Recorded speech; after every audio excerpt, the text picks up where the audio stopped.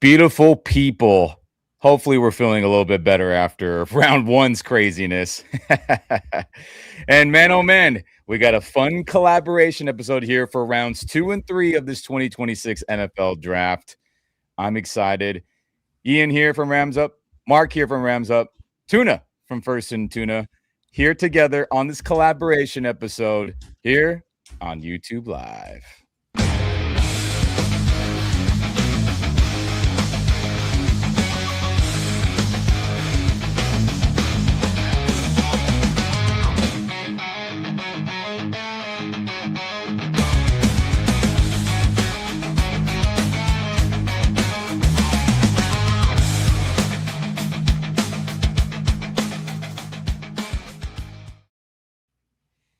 What's going on, everyone? Welcome back to the Rams Up podcast and the First and Tuna podcast as we got another collaboration episode. And, gentlemen, I'm glad we're all here together because shout out to all the Ramley I was with yesterday at the block party. But damn it, the energy was wild for all the reasons you can think of. And look, I feel so much better being here with you guys. Jesus. Yeah, we'll try to get. This is a rehab session, and hopefully some good things happen in the second and third round here. And by the end of by close of business tonight, man, I hope we feel better about things. But we'll see. Yeah, we'll see. Rehab? Is that a Rams thing this offseason? Lots of rehab? Is that what's happening? I think from the depression of losing the NFC Championship, and then the highs of McDuffie and Jalen Watson being added, and then sprinkled in there Nakua kind of craziness. You're thinking, it's okay. Then him being sued, and then rehab and rebuild, all that stuff.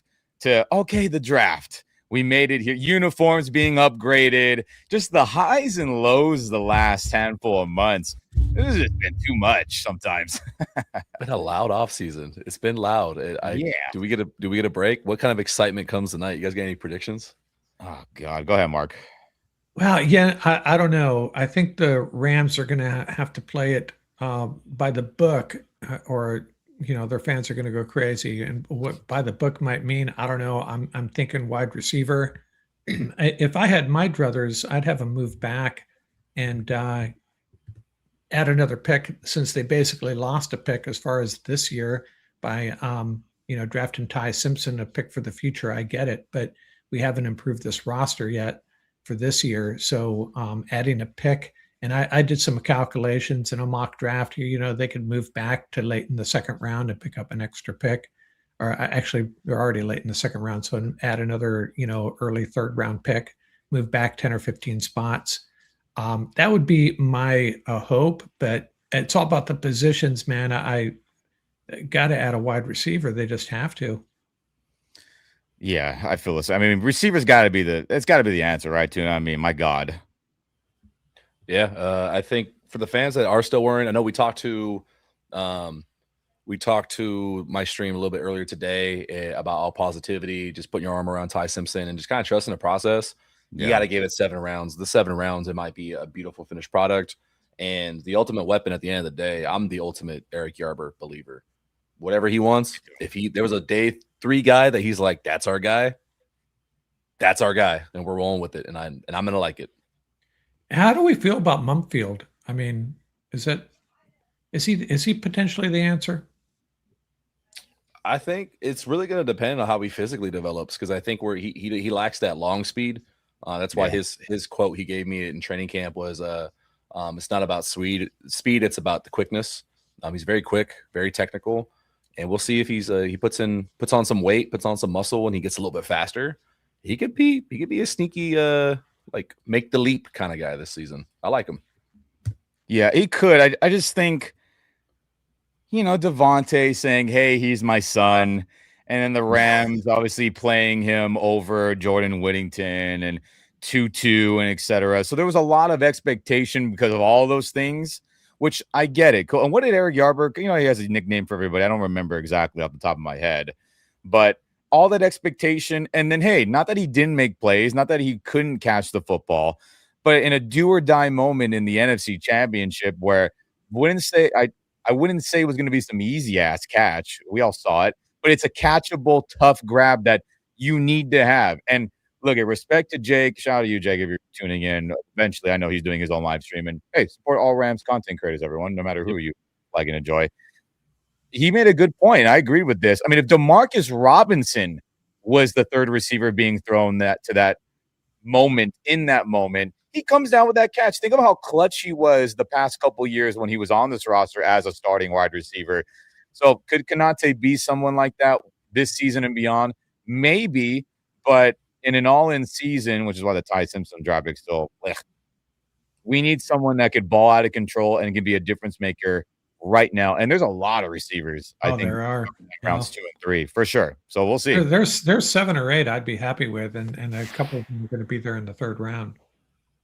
Yeah, 100%. So, I mean, shoot, guys, is there any receiver off the top of your head? I mean, look at Denzel Boston. I had a 1st-round grade on, which I'm kind of shocked. I mean, his spectacular catches, guys. If I had my notes now, I put it on my computer because I just took pictures of it so I can pull it up easier instead of going through stuff. I mean, the spectacular catch, right? The catch radius, the jump ball stuff. I mean, the holy shit, very similar to T-Mac, Tetairoa McMillan. He would be a home run in my opinion, but I think he's probably going to go in the first 10, 15 picks. I don't know if the Rams will get a chance, but he'd be like my number 1 guy receiver-wise, right? Anyone? Yeah, they'd have to move up for him though, right? Feels that way. Yeah. I mean, what about you, Tuna? Anybody that you're like, we got to get that guy? I'm gonna actually cue one of my regulars, probably one of your regulars too, Muad'Dib. Muad'Dib, tell him how we feel about Denzel Boston, and hopefully he doesn't exceed character limit here. That was my pick. I was 13, trade back. If you can get Denzel Boston, you can get Jeremy Bernard. I love all those guys, but Boston just brings a different element. We're like, that's a big 6'4" guy. Like, and he's not as stiff and slow as people think. I think him with Yarbrough would be incredible.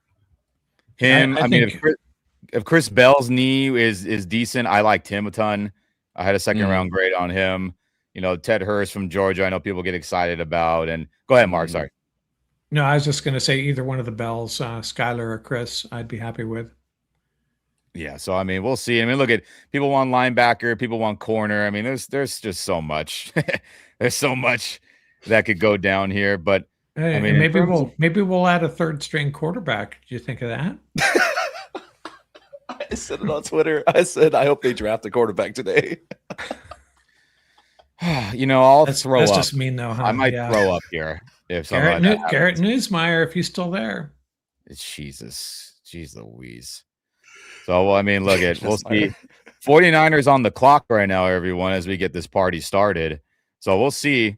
Pick 33. We'll see how that goes. And look, I ask everyone in the chat, if you see it before we react to it, just hold your horses because I would like to not be spoiled. If you can just wait an extra 10 seconds, if you could do that for us, everyone, I'd appreciate the hell out of that.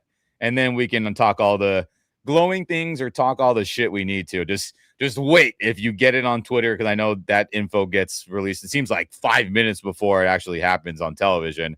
Just hang on for me, please, and us here. Yeah, and that's the one saving grace as far as taking Ty Simpson. If you could see him as a luxury pick, they can still come back and get a really good wide receiver here at 61 without moving. And I just hope that's what they do. They're so unpredictable at this point, though. Yeah, it is unpredictable. So, I mean, look, we talk about receiver. I mean, Tuna, do you feel like linebacker needs to be a priority in rounds 2 or 3? I'm kind of wishy-washy depending on the guy. I want somebody who has a lot more coverage ability, but I know that's not perfect for rounds 2 and 3 with a lot of guys that are left. They're good football players. Not that they can't become that, but is there anybody that you're thinking like, hey, he'd be worthy round 2 or 3, inside linebacker I'm talking about, that you say, all right, that would make sense? Inside linebacker. Yeah, it kind of, because there's different makes and models. It depends. I'll equate it to cars. Do you just need a commuter? Do you need a guy to carry a big load in the run game? Do you need a guy to stop in coverage? Do they want a Kyle Lewis who's a hybrid? Oh. Do they want a Josiah Trotter to stop the run? Do they want like an upgraded version of Omar Spates? I think the answer is yes. I just don't know what make and model they want, because I don't know what Shula and Jimmy Lake are going to try to roll out this year with the new additions. Yeah, that makes sense. So the pick is in for San Fran. They haven't announced it yet as I'm watching it live. Shout out to NFL Network. What a good crew. I like, look at no disrespect to the ESPN guys. Pat McAfee is obviously part of it. He has his own separate thing. And I mean, everyone's got a stream now. Look at us here. But the NFL Network guys, I think, do it the best, truthfully. Rich, Daniel Jeremiah, you got Joe Klatt on there. Rappaport's tuning in. Maybe Jay Glazer makes his face shown every once in a while.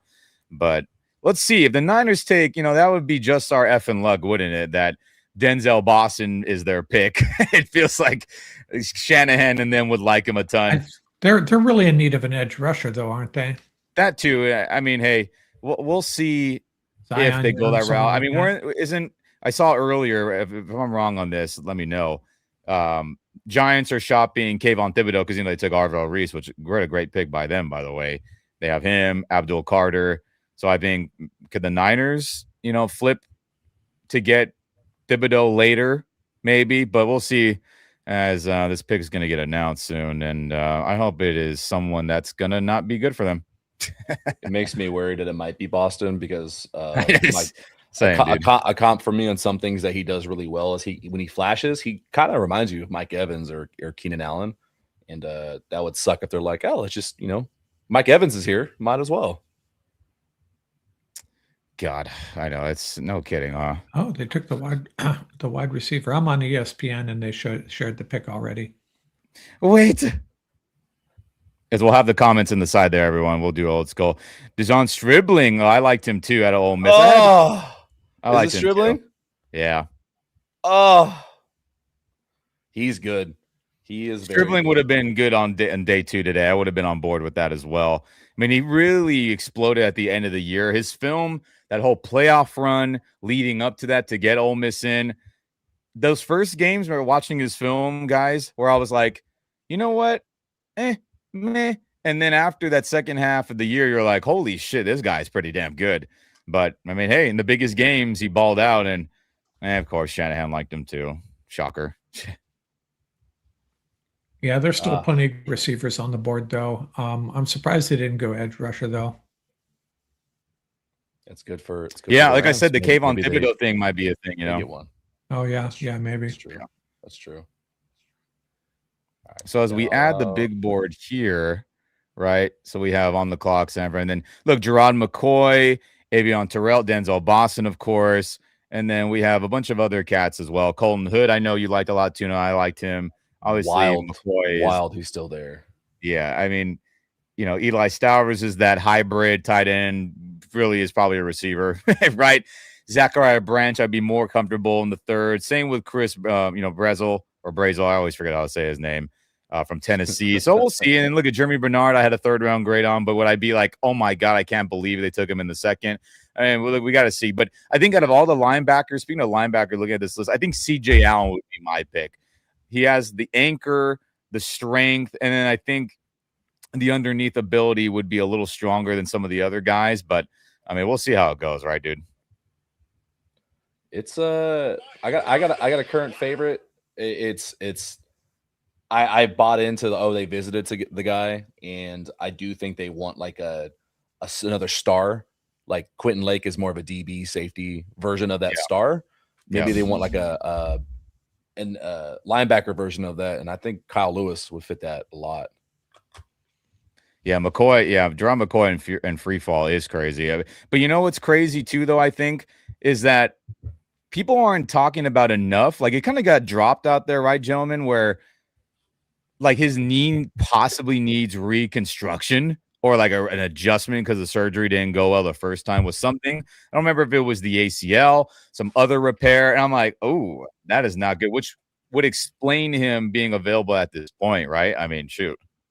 It's kind of whack for him. I do hate that. I thought he'd go 1st round because I thought it would. I didn't think it was that serious until that last report came out where it could be something where it keeps him off the field for a bit of the season. I thought the Cowboys would like him because they like Siobhan Revell. The Cardinals pick is in. Yep, and they take the guard out of Texas A&M, Chase. God, I can't remember. Bisontis. Yeah, I was like, hey, they didn't give us the name cards on how to pronounce them, so you say them however you want. You're right. true. Oh, you don't know how many times I'm about to talk about a player and I'm like, I don't know how to pronounce this guy's name. So I just take my best guess and I get it wrong more often than not. Yeah. So I mean, look, Arizona, they want the guys with LaFleur being there now, which is annoying, by the way, that they took Jeremiah Love, that they're going to be running our same offense and have the same philosophy and know our coaching staff and know what Sean likes to do and our defense. That's just annoying as hell. So, look, they're going to be running a lot of the gap scheme stuff with Jeremiah. I mean, they'll do the mix of zone and gap like we do, of course. But, hopefully, again, we wish all players well, but I hope it doesn't work out selfishly for the Rams' benefit. so we'll see. But who's up next? Buffalo, pick 35. So, we got some time. But, I mean, guys, I know there's a lot of the Rams fan base that thinks we should trade up, right? ESG 80-52, where they're saying, hey, there's not going to be receivers left by the time the Rams – or let me read that correctly. There's going to be no receivers left by the time they get to the Rams. So with that in mind, I mean, good cueing there, Mark, as well. Should they trade up? There's a lot of people saying they got to trade up, right? Well, you're going to have to give up a heck of a lot to move up into that range. And you're probably talking about a 2027 pick plus 61 and 93. So, to move up a significant number of picks anyways. So that's why I'm opposed to it. But if they're, if it was for Denzel Boston, that'd probably be the only player. Yeah, I'm kind of on board with that. Do you think Buffalo goes Denzel Boston right now? Their pick is in pick 35 overall. And I mean, yeah, the Rams, we got a ways till they get popping here. So we'll see. I don't know if it'd take I wonder how much it'd take. I looked at a lot of like first round comps. I'm unfamiliar with second round, like off the top of my head. But if you want to move up, let's say 15 spots, and you really want to go get Denzel Boston and he's there, like, what's to say, like, you don't just pick swap and give him your second next year and you're like, cool, we got our potential future wide receiver 2 for the next 5 years. We love Denzel Boston. He's our guy. Would that make you guys mad? I'd be okay with it. Are you saying we keep the 93 in that scenario? Yeah, you just swap with 61 and you give him the second next year. Yeah. Yeah, I'd be okay with that. I think it's going to be more expensive, though. I guess it depends on how desperate the partner team that you're trading with is, how desperate they are to get out of that spot to add a pick. Yeah, I mean, Tuna, I had a first round grade on Boston, so I'm on board. Like, absolutely. He would be part of the trio. All the Stafford back shoulder jump ball stuff like that he was killing it with all his time. It would make way too much damn sense, dude. So we'll see if he lasts. I mean, we got a ways away, and maybe the Bills pull that BS on us right now. So we'll see. As Bills selection is in, Mr. Shane Conlon is reading it, linebacker, and they go edge from Clemson, TJ Parker with the selection there. I mean, and with the edge kind of conversation, do you think the Rams should spend a premium draft pick on that in rounds 2 or 3? I mean, I consider rounds 1, 2, 3 premium draft picks, right? Those like impact players that should play. Well, I would if we had gotten a wide receiver or another position in the first round. But at this point, Ruben Bain, you mean? Is that what you're talking about? Yeah. But I mean, at this point, edge rusher would be, I think we're okay at that position. I guess who's there. I guess it depends on who's there, but I still think we need to add help at wide receiver, cornerback, and I think backup tackles are a big concern for me. I mean, we got a Lyric, and we have Warren McClendon, and then we have David Quisenberry and AJ Curry, if I'm not mistaken. And we've seen what happens to this Rams offense when we lose key offensive linemen. So I don't know, man. That really concerns me. I wouldn't be surprised if they went tackle here soon. No, I get a Muad'Dib, baby arms, pain, pass, which, something to do with him falling.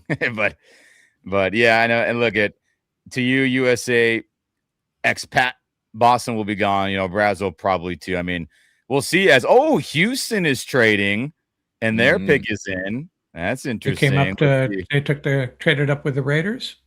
Yeah, I believe so. Correct. So let's see. Cause I know the Raiders, they had a couple second round. Oh no, they just flip-flopped with Houston, I believe. As I was looking away real quick.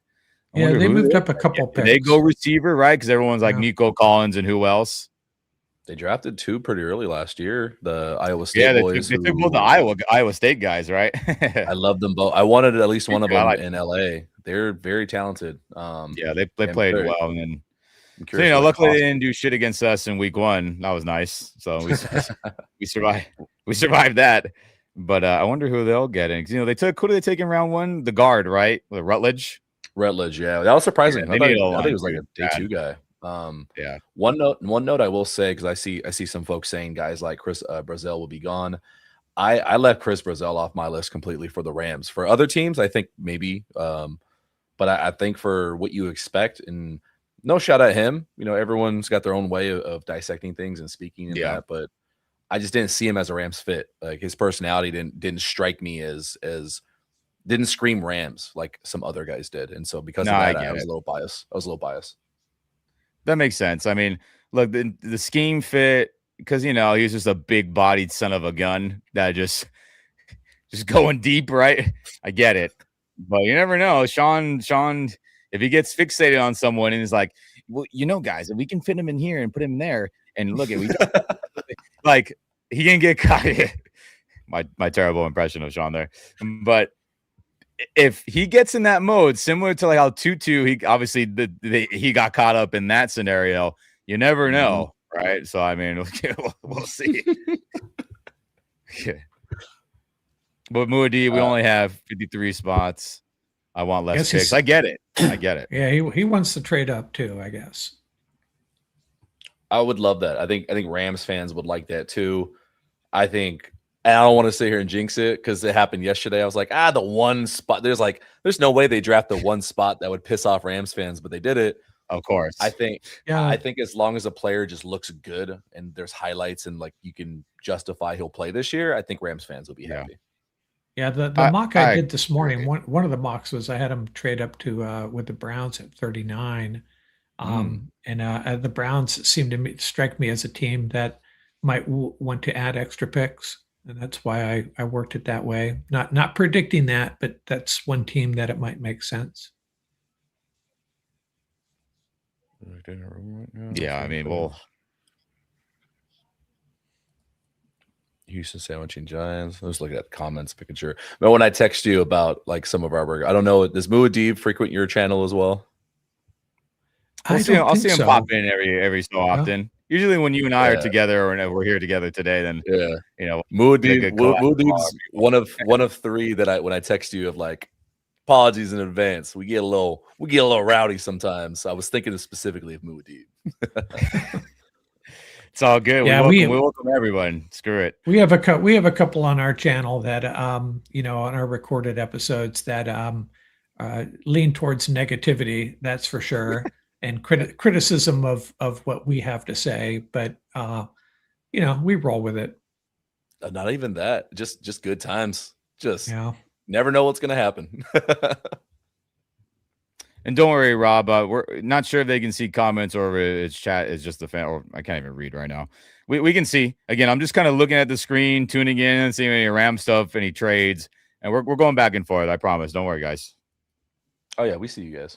Yeah, we're going back and forth. Hey, you got a fan there, Ian. Someone liked your impression. Great impression. Yeah, you know, just give me another 5 times, and I'll get the tone. I'll get his tonal colors of his voice right. You know. Caden McDonald was on one of the boards I had. He was in the top 15 rated players, and they're getting him here. So that appears to be really good value for Kalen McDonald, D tackle, Ohio State, right. Going to Houston, right? Yep. Yeah. I had the team and the player right. Just the complete. That's cool. Spot. At least he's there at the facility. I mean, not the facility. He's there at the draft stage. That's cool. At least he gets to go up there with the commissioner, cool. I believe, and hold the jersey. That's cool. That's every time it's not a wide receiver being selected, that's a good sign, I think. Hey, no shit, Mark. That's the truth. Yeah, like we're in a good spot. Come on, Giants, just keep it going. Cleveland took Casey Concepcion right in round 1. I was in a pissy mood at the end of the round 1. I'm kind of the whole last from pick 14 onward. I was kind of in like a fuzzy blur, you know. So. Hey, how would you feel about a Tavon Austin coming out there and calling Brennan Thompson's name. You know, look at Brennan Thompson, this another speedster guy. Or look at no, thank you. Or Zachariah Branch. Yeah. Zachariah Branch in round 3, I can get on board with it. Absolutely, round 3. Again, depending on what happens, because we talked about him, Mark. Tell me if you disagree with this, and let me know in the comment section, everyone. He could be the rotational receiver for the moment, be the explosive guy. He's a bigger, stronger guy. He can be the punt and kick returner. So he has multiple, I guess, what do you want to say, layers of productivity that could benefit the Rams immediately, right? So I think that would be something that I could be on board with in round 3 for Zachariah Branch, for sure. Yeah. What about you, Tuna? I mean, am I tripping on that? I was lower on Branch until I feel you. compared my notes with I watched Steve Smith's breakdown. I referenced him a lot just to see what I was being biased on, and he's got so many plays where he just zooms away from guys, and he does a lot of the cool things over the middle that like Stafford would like. I legit am just low on slots because of McVay. Nothing against the guys, just McVay. No, I get it. Just McVay. Yeah, I know. There's, I always say the McVay special, the McPass special. I know Farboad here at Rams Up says all the time too, which sounds better. You never know, and then you're like, "Hey, Tutu, 10 million, what's up?" And then we just never see him again. It's like so. But I think Zachariah Branch would be a better version. As Paulie's not referencing the comment you had highlighted there. Real quick, if the rumor that McVay is bailing when Stafford does, F his feelings. Well, of course I agree with that, but who knows? I mean, I guess we'll find out one day in the future. I don't. My original take on that whole deal was, hey, McVay drafted a quarterback of the future. He's sticking around, and that was before I really ingested that press conference, and I was like, oh, this is not a good look. All right, guys. While that's being brought up, I mean, let me ask you, gentlemen. I shared a lot of my thoughts on Twitter X about all that, and I screened or shared a clip of the draft call that's now available to watch on the Rams YouTube, the Rams Twitter, Instagram account now, and so many people were in agreement with me. I was like, yeah, that don't sound like a coach that was on board with the selection. I mean, what are your guys' final thoughts on that? Now that we've had a day to kind of absorb that. Tuna, let me know. I know you and I are in a similar mindset originally. Have you changed on McVay's feelings? Yeah.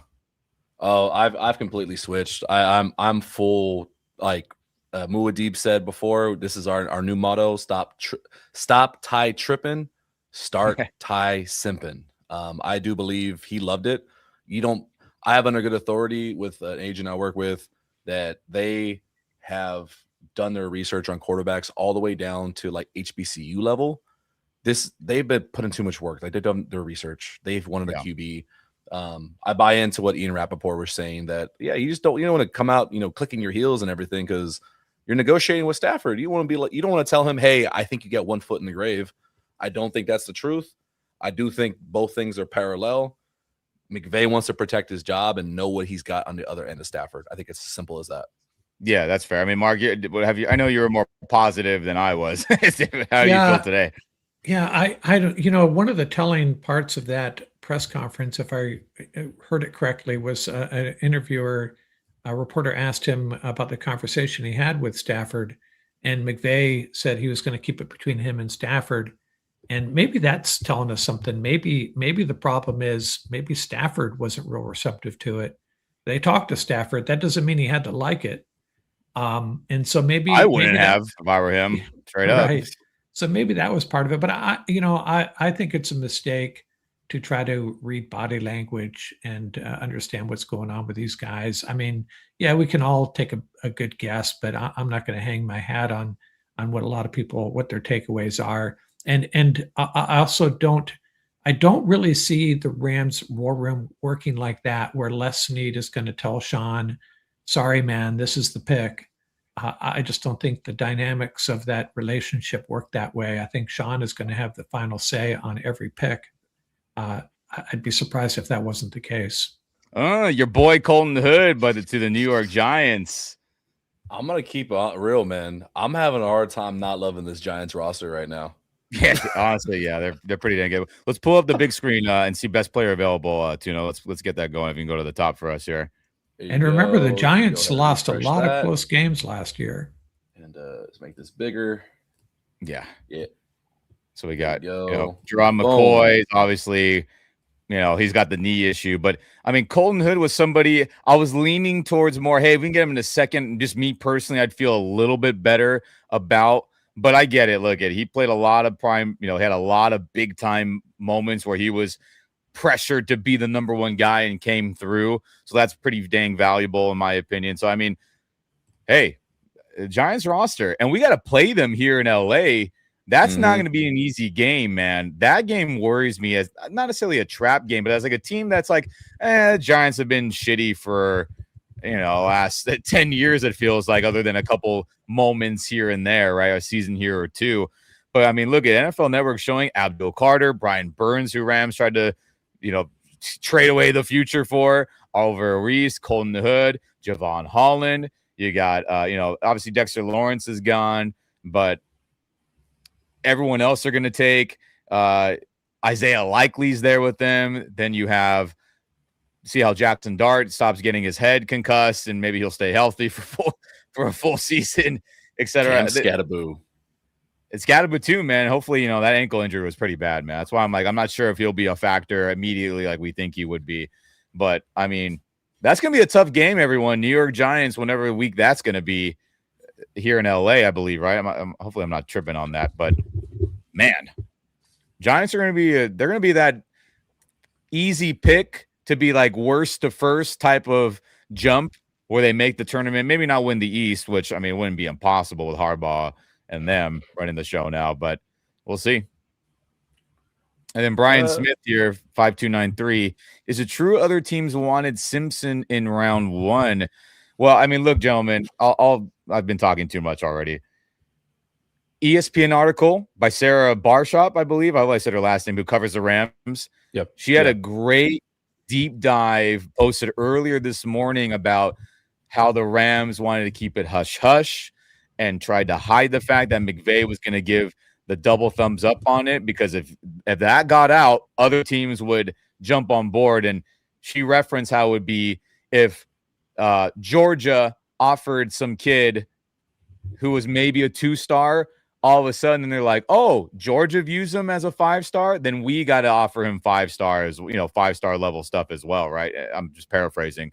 So that was really the sum up on that, Brian. As we look here, Traden Stukes, the safety from Arizona, Mark. I know we've had some mock drafts where we liked him a bunch as that hybrid safety nickel guy. Good for Vegas, man. I wouldn't have been mad about that either. But Raiders roster looking a lot better too. Shoot. I'm hopeful for them. I don't want to see the Raiders bad. I think the Raiders are one of those franchises, like, we can give them shit all we want, but to the same degree, I will say the same thing about the Niners. I love to hate them, and I dislike their fan base, but I think the NFL is a better product when teams like the Niners and the Raiders are competitive. I think it brings so much more competition. And to second what you were saying about answering that question of where other teams in on him, I'm fully invested and bought into what Dan Orlovsky said weeks ago.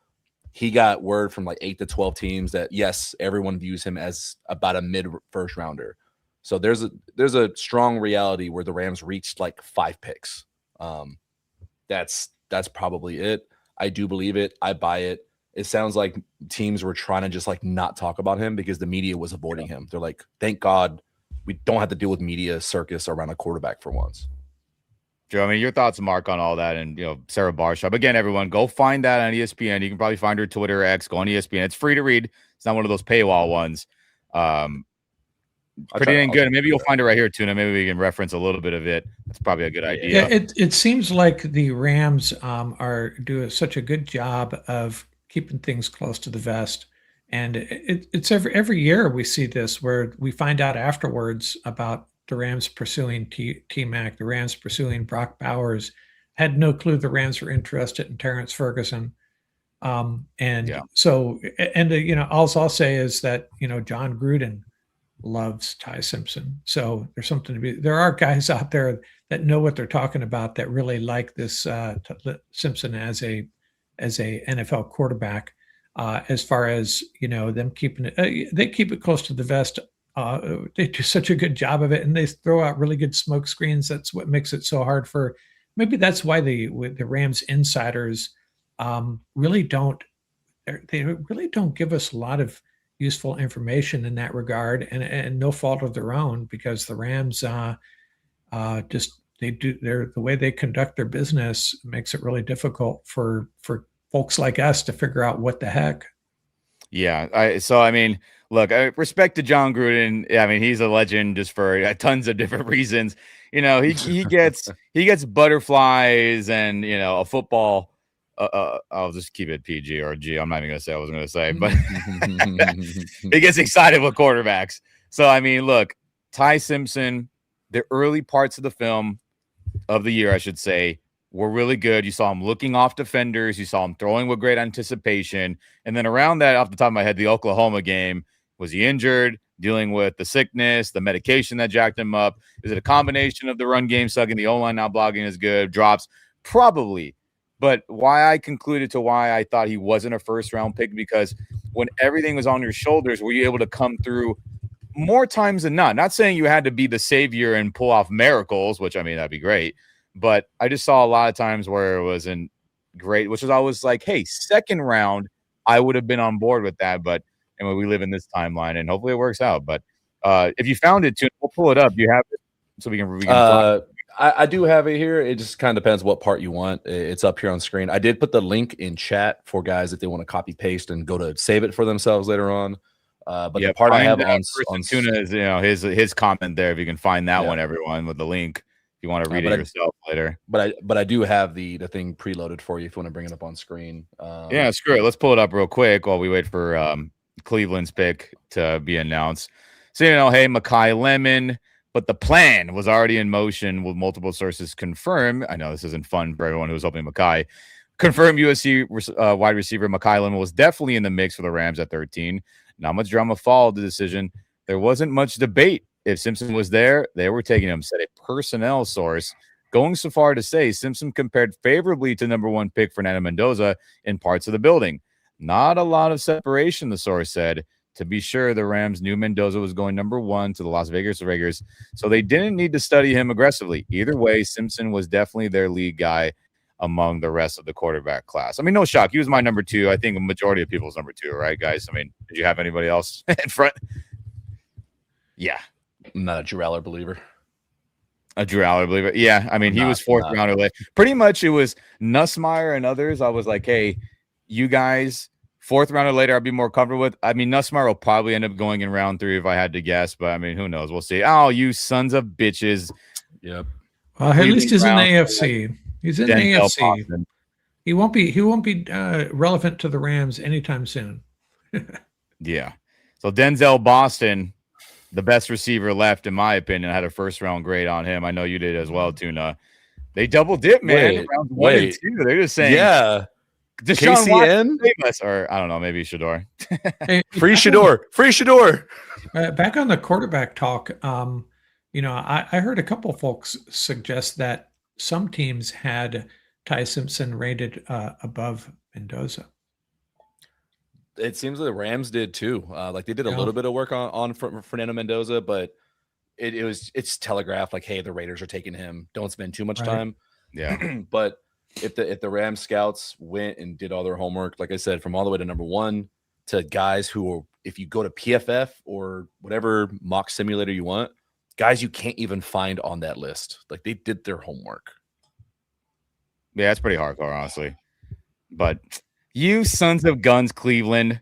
So I mean, hey, look, let's be real about it. Shador, Quinshon Judkins, Casey Concepcion was their 1st-round pick. Denzel Boston, Spencer Fano. I mean, hey, they're shaping up with who's their head coach now? Who was the coordinator for Baltimore?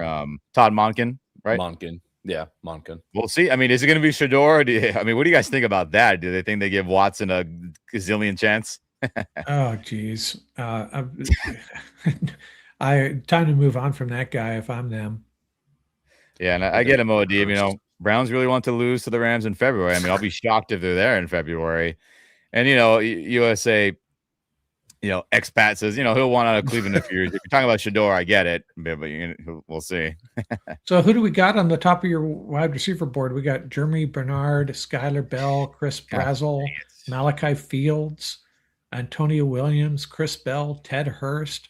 Yeah, let me bring this up. Yeah, I'd look at Chris Bell would be cool off the top of my head here as I'm kind of just going through my notes. I'm trying to just there you go. I got the list. I got the list up for wide receivers if you'd like as well. Yeah, let's pull that up too. Yeah, I'm just going off my personal list. But hey, go ahead real quick. Edge defender Mason Thomas from Oklahoma is the second round selection for the Kansas City Chiefs as they're trying to get more D-line help. All right. Well, go ahead. Sorry. Is Chris Bell the one coming back from an injury? Yes. Yeah. Correct. Yeah. I liked him. I liked him a lot, actually. I really did, honestly. I thought the explosion, the holy shit factor, right? Because I think that's what you want in rounds 1, 2, or 3. You want a holy shit factor to a player, right? In these, quote unquote premium draft picks. But I mean, we'll see. I mean, look, if the knee issue is a thing similar to McCoy, then I can't hate on the Rams passing him up if he is available and there's no other option, right? I don't know. It's Chris Bell is like a freight train, man. He may not be as agile in small spaces like Jeremy Bernard is or other guys, but if you just catch it, like kind of like the Deebo Samuel effect, you throw him a slant, you let him build momentum, you're not taking him down. Like he's just gonna someone characterized him as Deebo light. A little bit. Yeah, I mean, I have my notes on him. I mean, guys like the strength, the speed, I think that's just so valuable, right? Like he just plays big and strong. The yards after catch is filthy, right? Power, speed, runs over guys. You see it. Does the route running need work? In my opinion, yes, based on my notes here, but I think he would be one hell of an addition and he'd be a playmaker. I don't think that would be a question, but again, that's one of my flavors, I guess. That's somebody that I like, but I mean, who knows what the Rams decided. We didn't think Ty Simpson was going to be a thing. So, my God. I gotta turn my Twitter notifications off because I'm finding out stuff that I don't want to react to on screen, and it's pissing me off. Woo! I know that's what I'm saying, man. All these insiders just be burning it out. Like, damn, guys. Like I didn't know this. Let me know in the comment section if you guys got burned out too, and let me know too, gentlemen. Jay Glazer, I guess, when Dallas was getting Caleb Downs, he was already announcing that Rams are going to take Ty Simpson. I didn't see that. I didn't hear that. I was staying off my phone and all that. But apparently, he was putting tweets out when Dallas was selecting 2 before ours at 13, saying that, Rams are going to take Ty Simpson. Like, what? Damn, brother, just wait. Like, yeah, I know. They just want to be the first, but they don't realize they're kind of spoiling the show. By the way, did you guys catch what happened with the Eagles and the Steelers with the Mekhi Lemon phone call? Yeah, isn't that crazy? Yeah. Do you see that too? You know what we're talking about? Oh, where Pittsburgh thought they're like, we're gonna give Mekhi Lemon.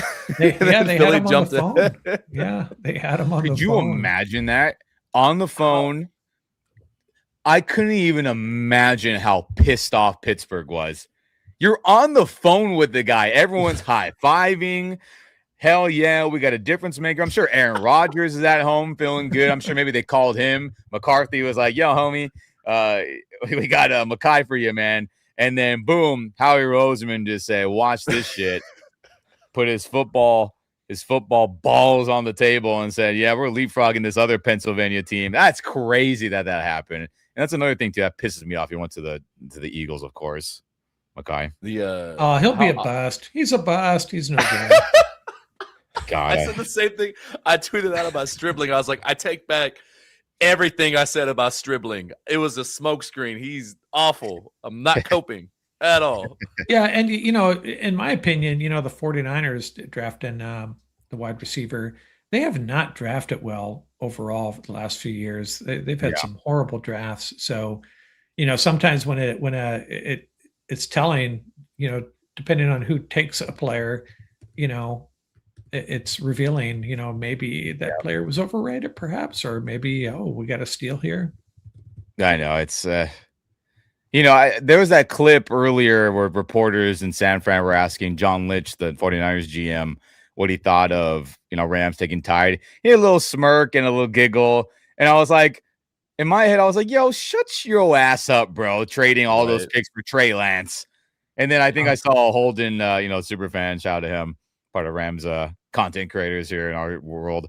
He was like, yeah, says the guy who traded the three first rounders for Trey. I was like, yeah, come on, give me a break. Yeah, and Brock, he wants to giggle at it. Sure, buddy, you got bailed out by Mr. Irrelevant saving your ass from being fired. Let's be honest. Yeah, Brock Heward, I'm saying his last name right. He's a Seahawks guy, ex-quarterback, and he was celebrating when the Rams selected Simpson. So we'll have to save that little video for a couple of years and shoot it back at him maybe. Yeah, and then I know he's ESG here. Lemon fell because of his character. Maybe I know the interview stuff was a little funny, but he's got that little hood quality to him. That's what I'll call it. And I mean, hey, he's a baller. Rams obviously wanted him on that ESPN article. Again, go read that. And nuisance, respect, brother. The daily content team, all in one. Yes, we're all here. And then Moadib, this is a funny one. Lemon never lived outside Orange County. He's gonna drop every pass in December, maybe, but. You don't win the Biletnikoff because you can't catch. So I mean, I don't know. Yeah, so we got a bunch of good linebackers still on the board as well. Yeah, and again, I think we're still early in the second, but the pass coverage stuff isn't as desirable, in my opinion, watching a lot of these guys film. So I mean, I can see them more in round 3, which I'd be more comfortable with for some of these guys. But we'll see. We'll see. And then Cody, I'm a big Kyle Lewis fan myself. Yeah, I feel you on that. Yes. The way I look at it, you got the casual fan. I don't mean that as a negative. People got lives. Like, you don't need to be watching football 24/7. Go hang out with your kids. But most fans, I hope they do start learning a little bit more that there's good players outside of the first round. Just because a guy's taken in a late third doesn't mean he's not going to turn into a very damn good starter. Like, I get very excited about rounds 2 through 7 because of that. Like, just and then there's a flip side. Sometimes we get overly excited about first round picks, and you go back and look at a draft 3, 4, 5, 6 years ago, and look at all those first round picks and how great everybody felt about those picks, and then consider how many of them have really made an impact. A lot of them have, but a lot of them have not.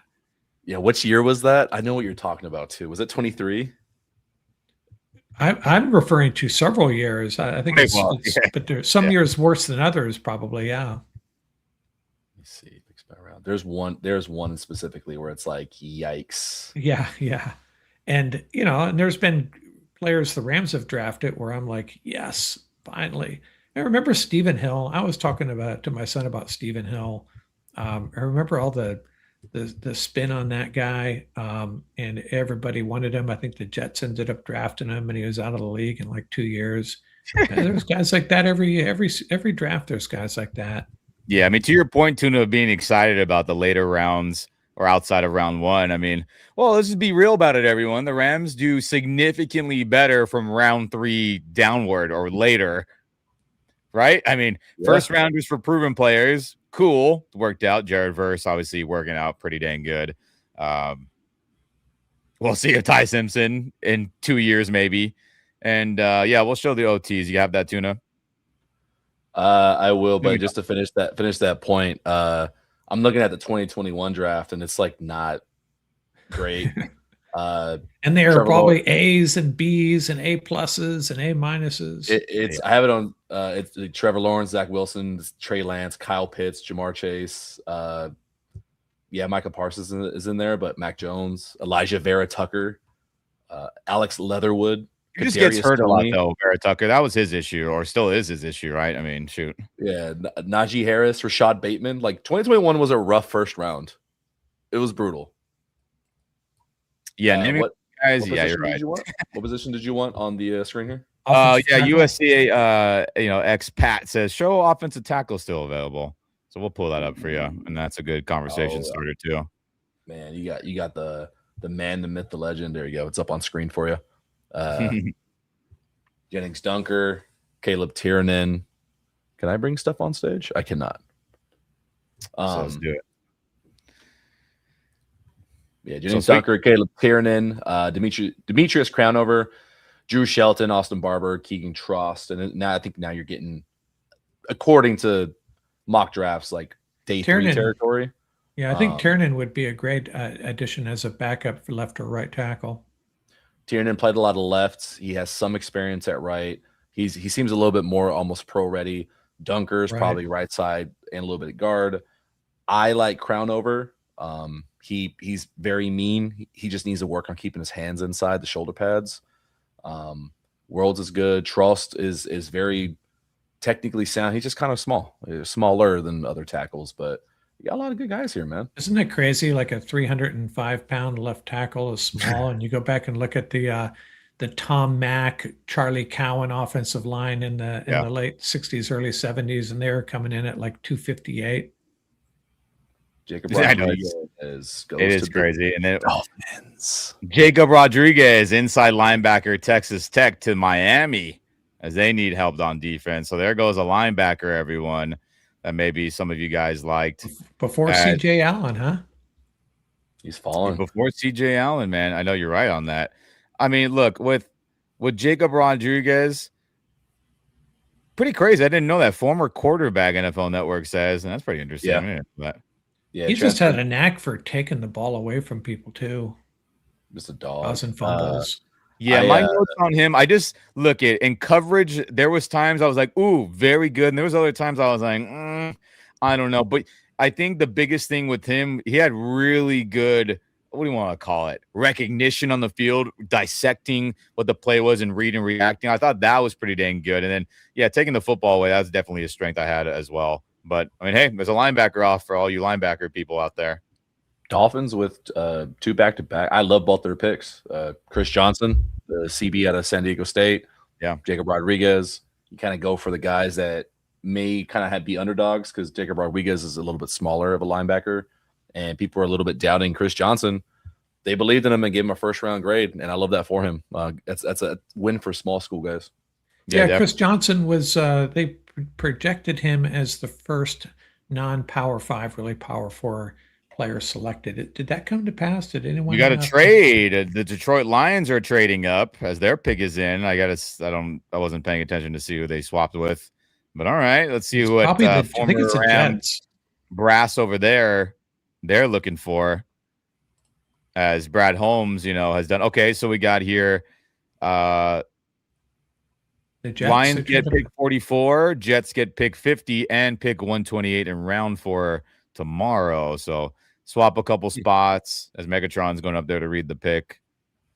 Former Stafford favorite, or one of the favorites. I wonder who that is. Let's see who it's going to be, everyone. As Brad Holmes has a similar flavor to what we like a little bit. Obviously more Brad Holmes, Dan Campbell-esque.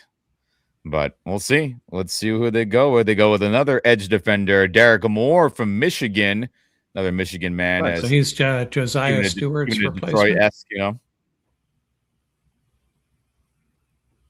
Say that again. What? I was just saying that he was Josiah Stewart's former teammate, I guess, wingman, whatever. That's true. Yeah, that's true. Oh, nice. I like Josiah Stewart a lot, man. I really think he's going to take a leap this year. He played well, man. He was one of those surprise third-round picks to me. I thought, could he go round 3? Sure. But, he just the production and et cetera, et cetera. But, look, he was a factor for us, and I'm excited about him too, Tuna, for sure, 100%. I think the Ravens are a wide receiver threat here. From talking to a few Ravens fans, try to get a weapon, maybe a tight end, try to replace what you're missing from Isaiah Likely, pair him with Mark Andrews, depending on what Jesse Minter wants to run up there. Yeah, you look, Claire and other guys. I mean, look, I thought 3rd round would be the tops for them just because the lack of production. It wasn't necessarily their fault, all those tight ends and, Roush that I like from Stanford and other guys. We'll see, but I mean, look, cool. Just keep funneling some receivers for us, everyone. As I'm banking on Peter Schrager's insight this morning, a bunch of times earlier today as well. Kind of doing, what did he say? He was doing the Wendy finger. He's like, hey, Wendy fingers, watch out, and then referencing Matthew Stafford. and that whole situation, talking about Sean's body language and all that. Jeez Louise. He said, everyone, in case you haven't seen that clip, I've retweeted on my channel or my Twitter X. Like, hey, Matthew, we used a first round pick on Trent McDuffie. Don't worry, we're gonna get you the receivers. So I mean, like, hey, Peter's pretty tapped in. For him to kind of slide that receiver comment in, referencing Stafford and his mindset, I expect that to happen. So yeah, I mean, if the Rams tight end, yeah, Ravens, please. Yeah, if the Rams have 4 or 5 wide receivers that they'll be happy with at 61, they know they're going to get one, right? One of them's going to be there. I don't know which one, but yeah, I think that's why you can pass on the wide receiver in the first round. Still don't know if that was what I would have done, but we've been saying all along, wide receiver in the second or third round, if you want to do it that way, there's going to be someone there. Yeah, there'll definitely be people there. I mean, I know there's a lot of Ted Hurst people from Georgia State. I had more of a third round grade on him. I'd be more comfortable there if they went that route. But anyway, it just depends on the flavor, and who knows if Sean McVay gets into a frenzy watching someone's film, as my my crappy impression earlier. So yeah. And one thing that we probably haven't talked about enough is, we're fretting over the wide receiver situation. I'm as guilty of that as anybody. But, yeah. If they're going to be going a lot of 12, 13 personnel, they got the group to do that. And, the tight end group looks really strong right now, especially if Terrence Ferguson takes a step forward. And, maybe the wide receiver room, if they do run 12, 13 personnel more, the wide receiver room would be just fine. I mean, let's talk about that. Terrence Ferguson, he's been on my mind recently, or since yesterday, thinking about just draft picks. Sean was like, hey, we definitely would have taken Terrence Ferguson in round 1. Well, imagine if he was a first round pick last year and how little he played and got opportunity in the injury. What a disaster that could have been. I mean, he made plays. He made big time catches. I mean, I think we're all in agreement. If he got thrown to more, I'm sure he would have had more of an impact just of how impactful those catches were, right? Mossing dude, touchdowns, big third down the field. So I mean, he's got to ball out, man. Like McVay's got to don't Tutu Atwell and Van Jefferson this man, or Darrell Henderson or Cam Akers, right? Gerald Everett, whether it's not used enough or some bullshit happens. So I mean, please. You talking about Terrence? Like he better be the primary target in passing situations. Shout out to Colby for making a lot of plays. Shout out to Tyler being clutch as usual. But like Ferguson's got to be a guy that gets featured more because we've seen it in the small sample sizes in big moments. Like that matters. I don't know. I think it was. Go ahead. No, that's fine. Go ahead. I think with Ferguson, the one thing I noticed when I was doing like film recaps after each week, it seemed like Ferguson, when I compared him to the other tight ends, like when he was inline blocking, it wasn't that he couldn't hold his blocks. He seemed more hesitant and unsure on like the angle to take or the player to take. And so I think that kept him off the field more. And you know how it is with football. You got to be on the field. You got to get into the flow in the field. And so it took him longer. Yeah. I'm hoping second training camp, he gets a grasp of it because we all know McVay's offense, 1, is complicated, but 2, the tight end position, it's kind of like 3 positions in 1: receiver, tight end, and extra tackle. Ravens pick about to be announced here. That's true. Yeah, I've never seen him ball out, Mark. That's all I gotta say. I made a joke on punter for the Ravens. Let's go. I made a joke on the podcast this morning, and if you look at Sean McVay's face, it almost like the face of a guy who was told by his dad he's not getting a new toy, and that new toy might have been Kenyon Sadiq, knowing McVay. Yeah, he was going to draft another tight end, and McVay and Les is just like, no, Sean, not happening. Mark Ingram announcing the pick. I love that. That's crazy. I mean, everyone thinks of the Saints days where he was balling out with Kamara. Trust. Hey, Mark Ingram whipped our ass in 2019 when I was at that game when Lamar won MVP that season on a Monday night. We just got absolutely annihilated. Marcus Peters picked us off after we traded him recently, right after we got Ramsey. He was a good player, man. Like an underrated Heisman winner, right? Like a Heisman winner that like worked out in the NFL, but like maybe wasn't this, oh my God, like Derrick Henry, but he was good, dude. I thought he was good. Love Mark Ingram, man. It's Mark. Boy, I say Mark Henry, hey. not the WWE wrestler. If I said that back. I was thinking Derrick Henry, Ravens, and then Mark Strongest Ingram. man. Hey, I got a random. Since you mentioned WWE, are you a WWE fan at all? I'll just see highlights. I mean, I was younger, definitely, and I think as like wrestlers retired, and I just become more and more obsessed with football. I just was like solo on that for a long time. But I feel But I have a random anecdote wrestling from my life about 3 days ago. Zion Young to the Ravens. I had lunch with Mick Foley the other day. No. Yeah. Where? He's a very likable guy. Shout out to a good friend Isaac. Isaac is in. He's a working actor. He met Mick Foley a bunch of years ago. Like they're friends. And I guess Mick was in town this week doing something, and he connected him with a friend's pizza place, and he invited me. I thought it was a meet and greet. It was just me, my buddy Isaac, and Mick. We just had lunch, and so I got to just shoot the shit with him. I heard some stories. He asked me some stuff about LA and all the protests and whatnot, and got to spend like an hour with Mick Foley. It was pretty cool. That's legendary, bro.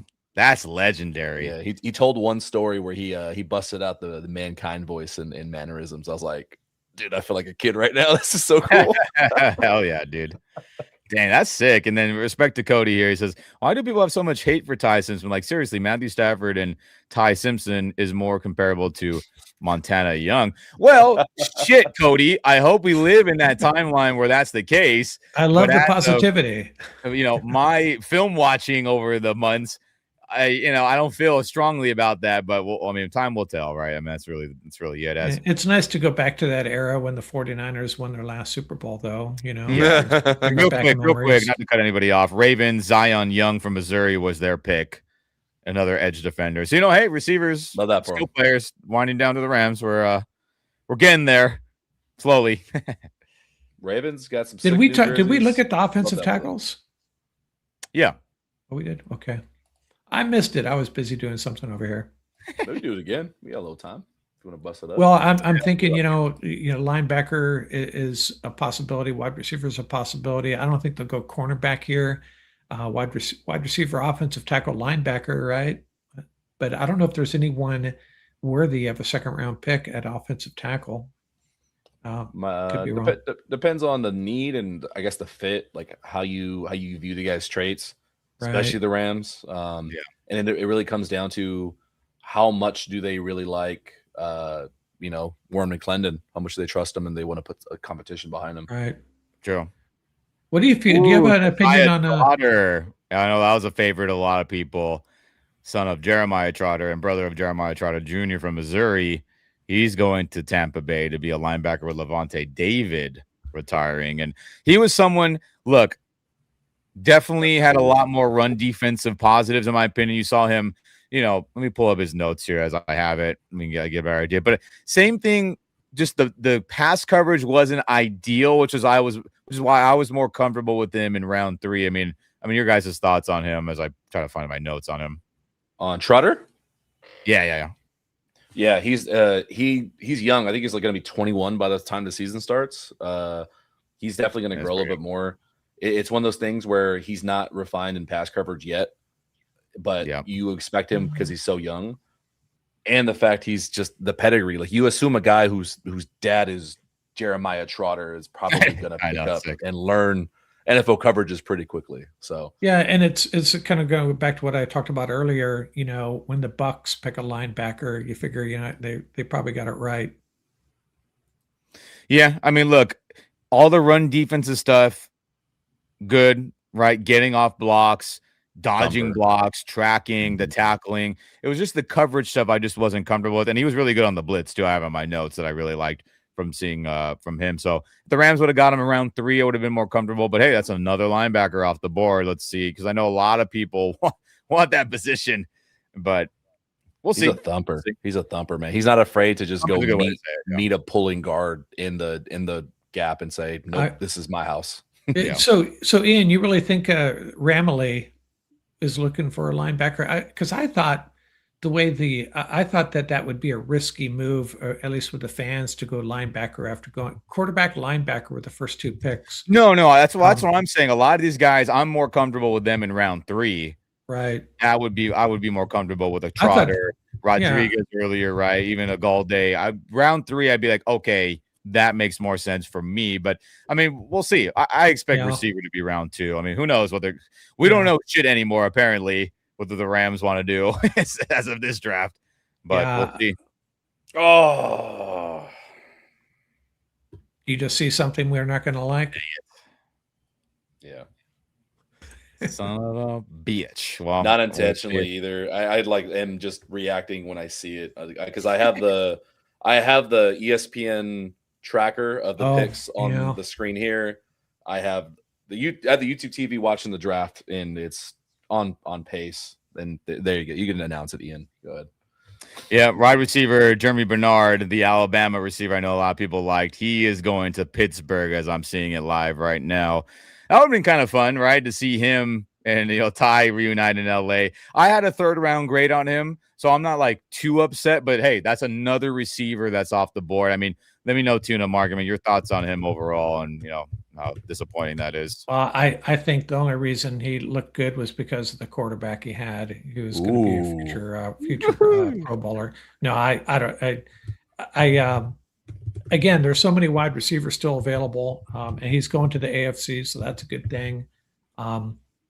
Just hopefully there's not a run on wide receivers here. I mean, with Jeremy, look, trade up. He didn't have any, like, I'm going on my notes here. There wasn't like these holy crap spectacular catches. He wasn't the fastest guy based on the film. The yards after catch wasn't anything crazy, but he was a tough son of a gun. He played strong. I didn't think, his route running was crazy. There was times where I thought he looked really crispy, definitely good about finding the soft spots in zone, but I didn't think, oh my God, like I feel some of the other guys, which is why I said, hey, more round 3 for me. So I'm not too upset, but hey, that's another receiver off the board, right, Tuna? I mean, hey, I strongly, with love, I strongly disagree. I think as Alabama fans put it to me earlier, Ryan Grubb is a terrorist, according to them, as their joke is, paraphrasing. I think, Ty Simpson made him look pretty good, but also their concepts were not the strongest. And him not being in Bama for multiple years and everything, I think I would not be surprised in 5 years if we look at these guys' careers and Bernard is the best performing receiver from the draft. Oh, it's very possible, yeah. He's boring, and he reminds me of Amari Cooper. Of like, he's just perennially good. Yeah, perennially good, does everything you want, just like there's no flash, and he's kind of reserved. And so you get bored with him watching him. I think it's kind of that sentiment. No, no, you know what? You're not wrong. That's a good comparison. I kind of like that, but I just didn't see enough like holy shit, right? Like my whole point, I'll probably keep saying this all stream here. There's got to be some holy shit for me to be like, boom, premium draft pick. Jeremy would have been more round 3 in my opinion, but I mean, hey, shout out to Pittsburgh. They got another tough guy receiver, right? So I mean, I got hey, Corn Doggy with a fun comment. Grubb was not great. Let's pull that up real quick. Yep, can confirm. Grubb was not great, Corn Doggy. There is Niners relevant news actually that I'll leave you with. I got to step away for a hot minute. The Niners traded D. Winters to the Cowboys, per sources. Oh shit! Fred Warner going to be healthy. No place to play him, maybe. Yeah, I mean, hey, with all that film, D. Winters and others put in place, right, when they were filling in for all the injured guys. Dallas needs defense. I wonder, Mark, find out the compensation for that, if it was just, if there was any other assets involved with that. But I mean, cool, keep sending out players away from from the Niners, my God. And Corn Doggy, hi to you as well. What up? As well, we'll wait for Tuna to come back as we'll take his screen off. We'll be respectful of his space as he'll rejoin us shortly. But I mean, Mark, I'm very curious. I mean, the Rams are how many spots do we have left until they get pulled up here? Let me make sure. I believe it's 14, if I'm not mistaken. So we have here. Let me get this correct. Sorry, I'm trying to find the trade details offline here. Yeah, of course.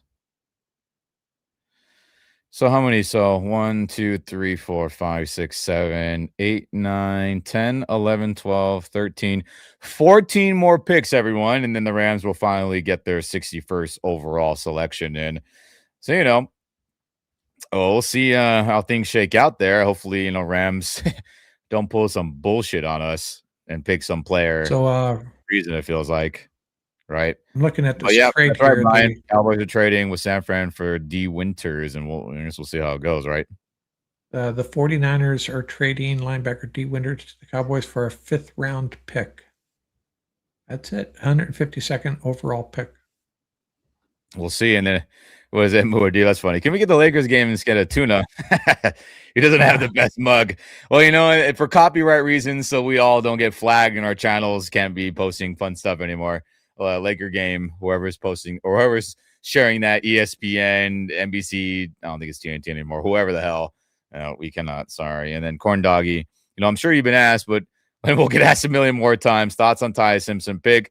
To sum it up, should have been a second rounder. Would have been fine if he was pick 61 for the Rams coming up. Would have totally been on board and would have accepted it. Too early for me.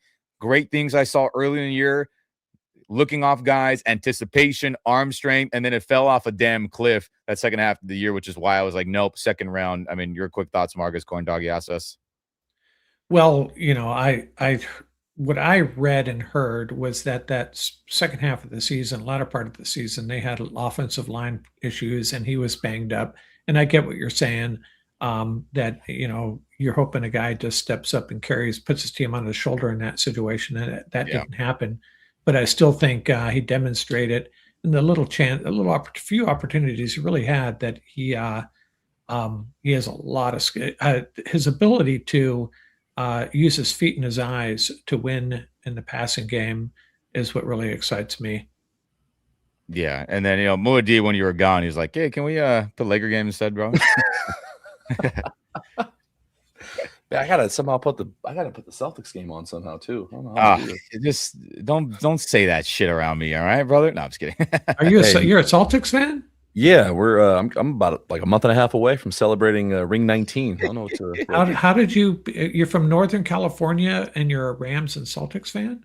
Yeah, it's just Rams fandom came out of Niners family and just me being petty and hating. Yeah, that's kind of how I am. Yeah. The Celtics one, when I was in middle school, was playing a lot of basketball at recess. And I was like, I want to watch basketball on TV. And Celtics were on there. And there was a man named Paul Pierce. And I just never saw my name elsewhere. So I liked green. I saw my name. I'm like, that's a cool team. I have no idea where Massachusetts was. Yeah, Ray, I agree. Boo Celtics. Yeah. That's all right, Ray. That's all right. We come together for Rams, so that's fine. And guys, this is a cool pick right here. Atlanta's 48th overall pick, Avion Terrell joining his brother on the Falcons. That's pretty crazy, man. Is that an ideal situation to have siblings on your football team? I mean, if they're not troublemakers, I don't know.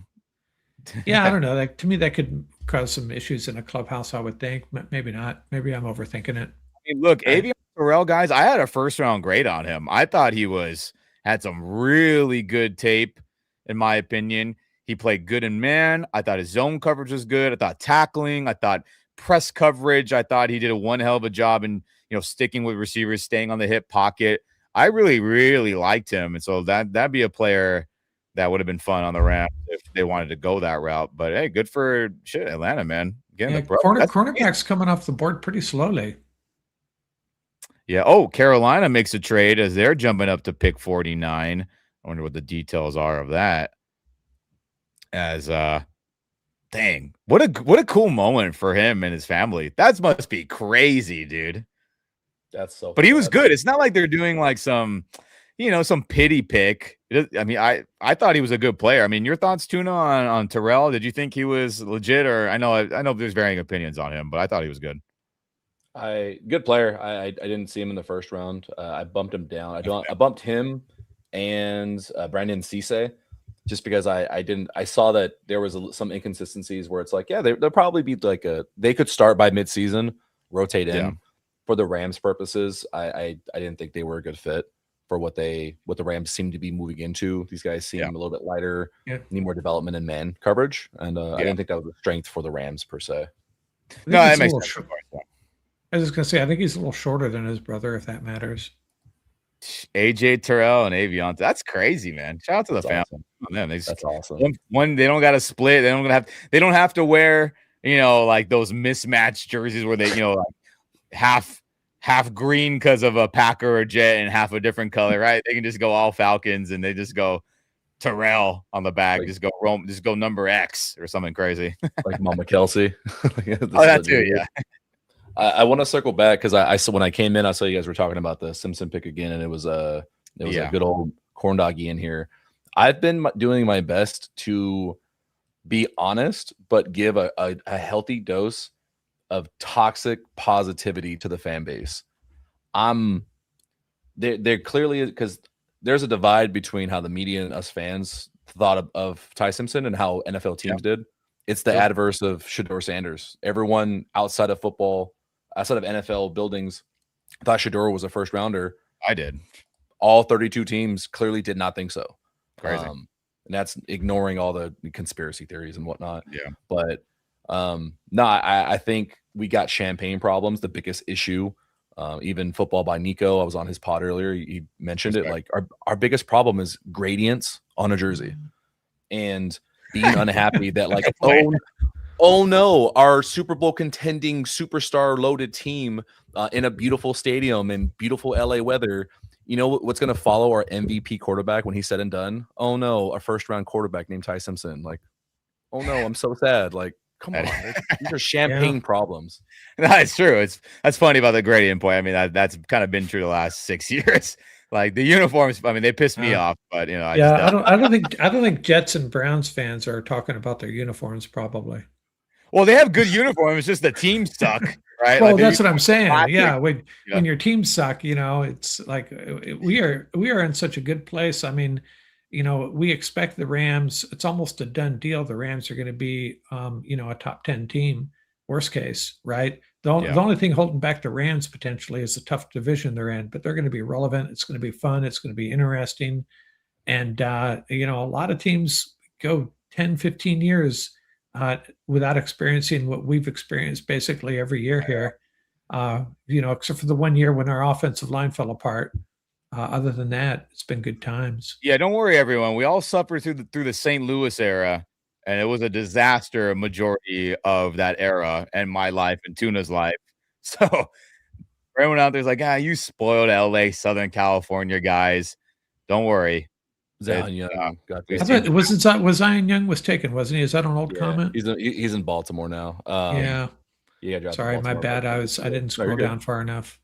But real quick, I didn't announce it earlier. Lee Hunter, the D tackle from Texas Tech, he went to Carolina, and then Jets are on the clock now, pick 50 overall. So a lot of trench warfare going on right now with a lot of teams loading up there. I'm not mad about it. That's awesome. I would say to the Arch Manning stuff came up. He showed some cool things and he's got the name, so he's probably going to be a first or second rounder just because if he plays semi decent, somebody is going to buy into the upside. I do believe that because he's got all the physical qualities as opposed to Shedeur is a little bit smaller per se. I do think there's a reality where if Ty Simpson stays at Bama and he balls out, he's a 1, 2, 3 type pick guy. And if, let's be real, the goal is for the Rams to get pick 32 next year, they're not going to be able to maneuver from 32 to 1 or 2. It's just not going to happen. You get your guy now and you hope for the best and you hope it works out. That's what Peter Schrager said in that clip that, I've reposted and shared a bunch, and hopefully maybe a lot of people have seen, or Rams fans. He was like, the Rams have no plans to be in the quarterback market next year, right? Winning a championship, not worrying, not giving a damn. Matthew Stafford, Super Bowl MVP, right? Like, great. So, I mean, I get that mindset, and to your point there, I mean, we'll see what the hell happens. And then to your comment you highlighted earlier too, Mark, shout out to you, Brian, San Fran's new DC and our former DC, Raheem Morris, knows how to coach McVay. We saw it in Atlanta. Yeah, all these NFC West coaches that used to be on our staff, screw that shit. And one more time, boo Celtics, like we put it earlier. We just want to highlight that again. Sorry. Totally agree. I tell you, Yeah, the I mean, it would Celtics. be to your point, but Niners only hired Morris to beat the Rams twice a year. Yeah, it feels that way. Jesus. I tell you, Tuna, some of my best sports memories are those Celtics Lakers games back in the Magic Kurt Rambis days. It may have been before Oh your man, time, but man, that a was little some bit. good stuff. I mean, we had them in the late 2000s. I mean, how epic were both those titles? It You sucks know, that we lost them on the Kobe, but I who's no, grew I grew an incredible amount of respect for Kobe during those two finals. Where like you got to give respect, man. He did it shackless. He carried the Lakers. Him and Gasol like just figured hey, it out. so real quickly, let's go off on a tangent here. Who's the NBA GOAT? NBA go. I always divide it into eras. You're like that's the Larry statement. Bird. Come on, Yeah. man. It's hard. It's undeniable what Jordan and LeBron have both done, but the ceilings that LeBron is crushing, like the dude's what 42 and he's Yeah, doing that's right. reverse windmills right now in the Yeah. playoffs. When he's up 2-0 and they should not be at all. They should not be. I don't care if it's just Houston. They should not be up Yeah, 2-0 right now. I just think KD tonight, apparently, if you're all you Laker fans out there, he hurt his ankle supposedly. So I mean, get it done, Lakers, for God's sakes. Yikes. Yeah, I we'll get off the NBA, but I just have to say, just counting titles is a really bad way of determining who the greatest player was. Because I'll argue that Steven Jackson was one of the best running backs of his generation, and he didn't win squat by no fault of his own, right? Yeah. Could you imagine Steven Jackson with a Rams organization that knew what they were doing? I mean, my God, how many times was he the focal point and still, or the focal point of a defense? Let me rephrase that, and still balled out. I mean, he missed the greatest show on turf era and then missed the next wave of the LA era. Well, that just sucks for him, man.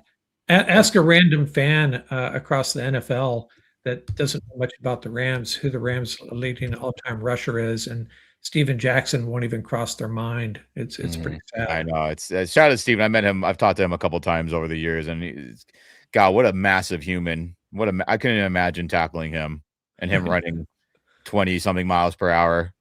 It's Fun fact. I know one of the coaches that was in the building during Steven Jackson's days at Oregon State, and you know who else came from those days? A little slight overlap, I do believe. Eric Yarber was in that building too.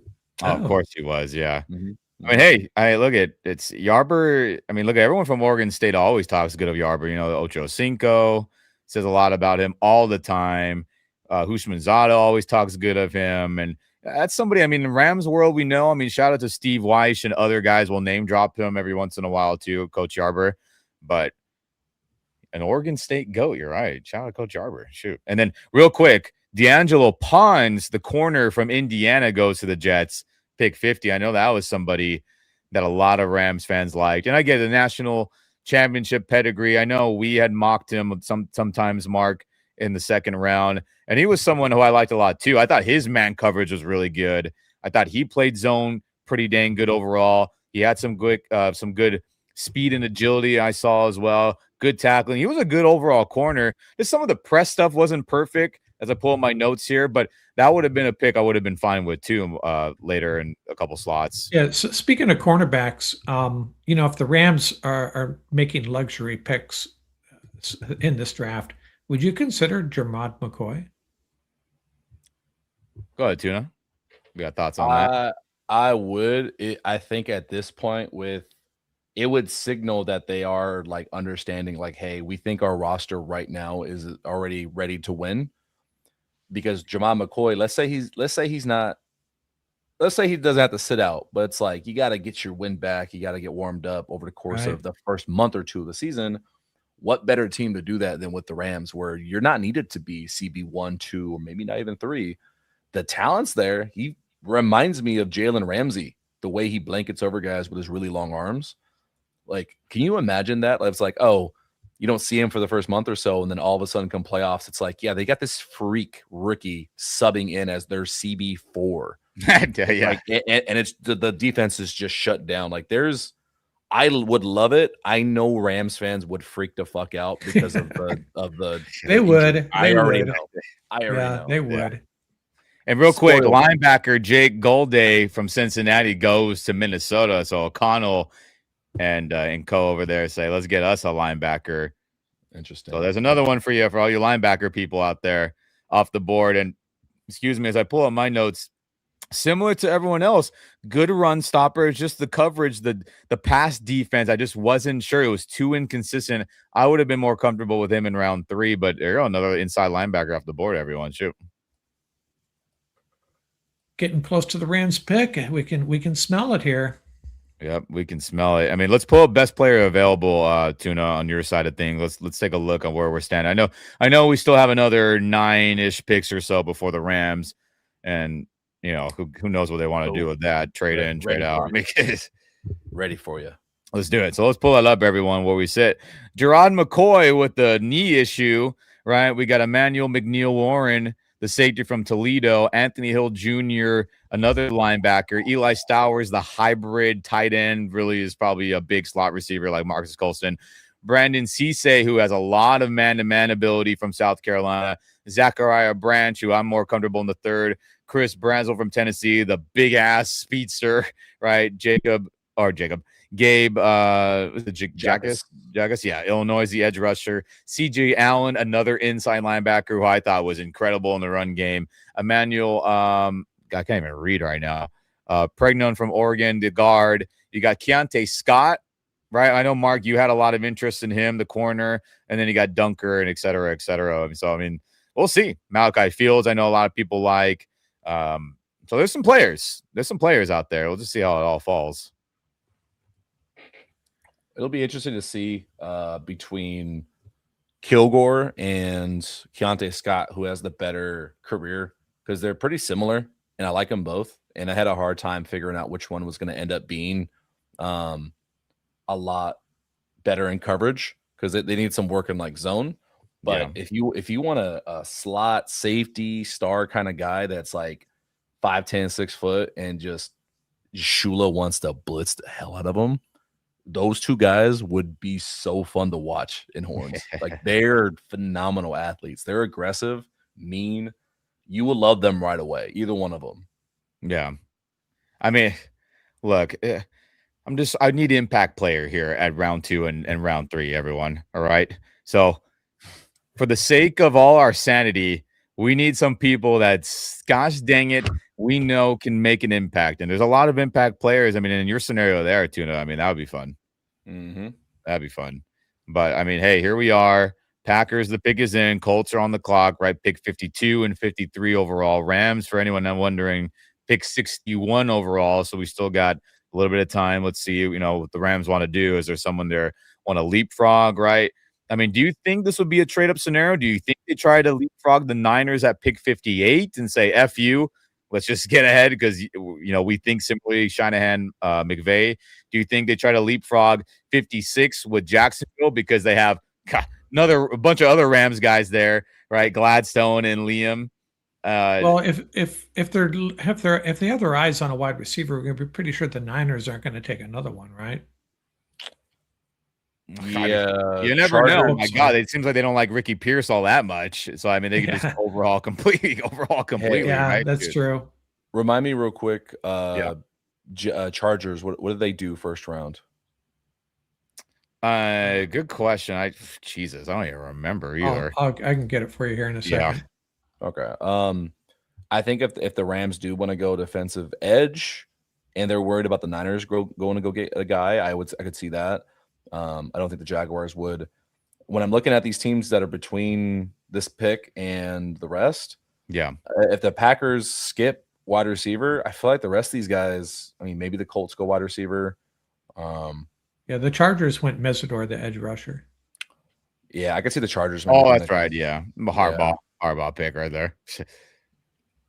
Yeah, I think if they get past the Chargers and a wide receiver they like is still there, maybe they leapfrog just the safeguard. But yeah, Bears, Texans, Niners, Bears again, and Eagles, I think, are safe from picking a wide receiver, I would assume.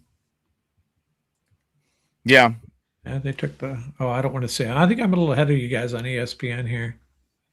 Yeah, we're Team NFL Network here, dog. You know, we don't want the mouse running the show. I'm just kidding. Disney. I'm just messing around. Packers selection. Who do they get here? I know who they picked. Yeah, give me 10 seconds. Oh, the corners. Speaking of corners, Cisse coming off the board here.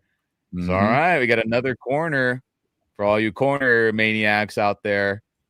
There he goes. Let me pull up my notes on Cisse. I gotta find him in this giant moss of scribbly pictures. I gotta get. He's really fast. He's just. I think he might have been the fastest cornerback in the group.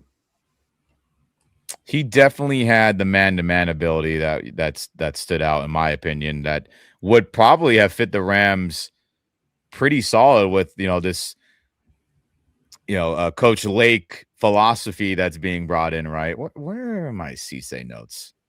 Gosh dang it.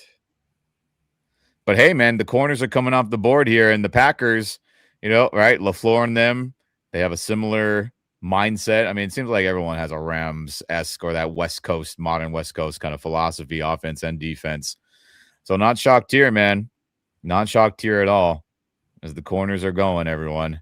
But I mean, hey, Packers always, be pissing us off, always having a way of beating us, just whether it be with Rodgers, with beat up Jordan Love and that roster a couple years ago. That game pissed me off how they blew that one. Obviously, receivers were hurt, no Kupp and no Nakua that time around, but Packers getting better. There's a comment at 5:30 from Anthony that we can kind of refresh about. Tuna, did you guys like the pick from my Dolphins at 43 with Jacob Rodriguez? I got to be honest. Yeah, man. Reacted to it when you guys made the pick. Definitely. I think between that and Chris Johnson, I think those are two damn good football players. Like I think that's hard to really be mad if you're a Dolphins fan. You just need impact guys across the board. Those are two guys you can build around that'll seemingly be good players for the next 3 to 5 years. So that's pretty exciting. That's awesome. Yeah, my take on Chris Johnson is that he's just a complete cornerback and just do just about everything really well. I love it. Yeah, finally I found my Cisse notes. My God. Yeah, someone who definitely had the man-to-man ability. Zone, not so much, but, he played physical and, good on them. I just want to end on that comment here. But Colts selection here. Let's see who they go with. Pat McAfee's going on and on here. Yeah, it is McAfee, right? Who you got, Mac? I'm sure he's going to be hyped. Surprised he's not doing the stream right now. Oh, they only do round one. You're right. Never mind. Or I'm right in my head. Who do they got?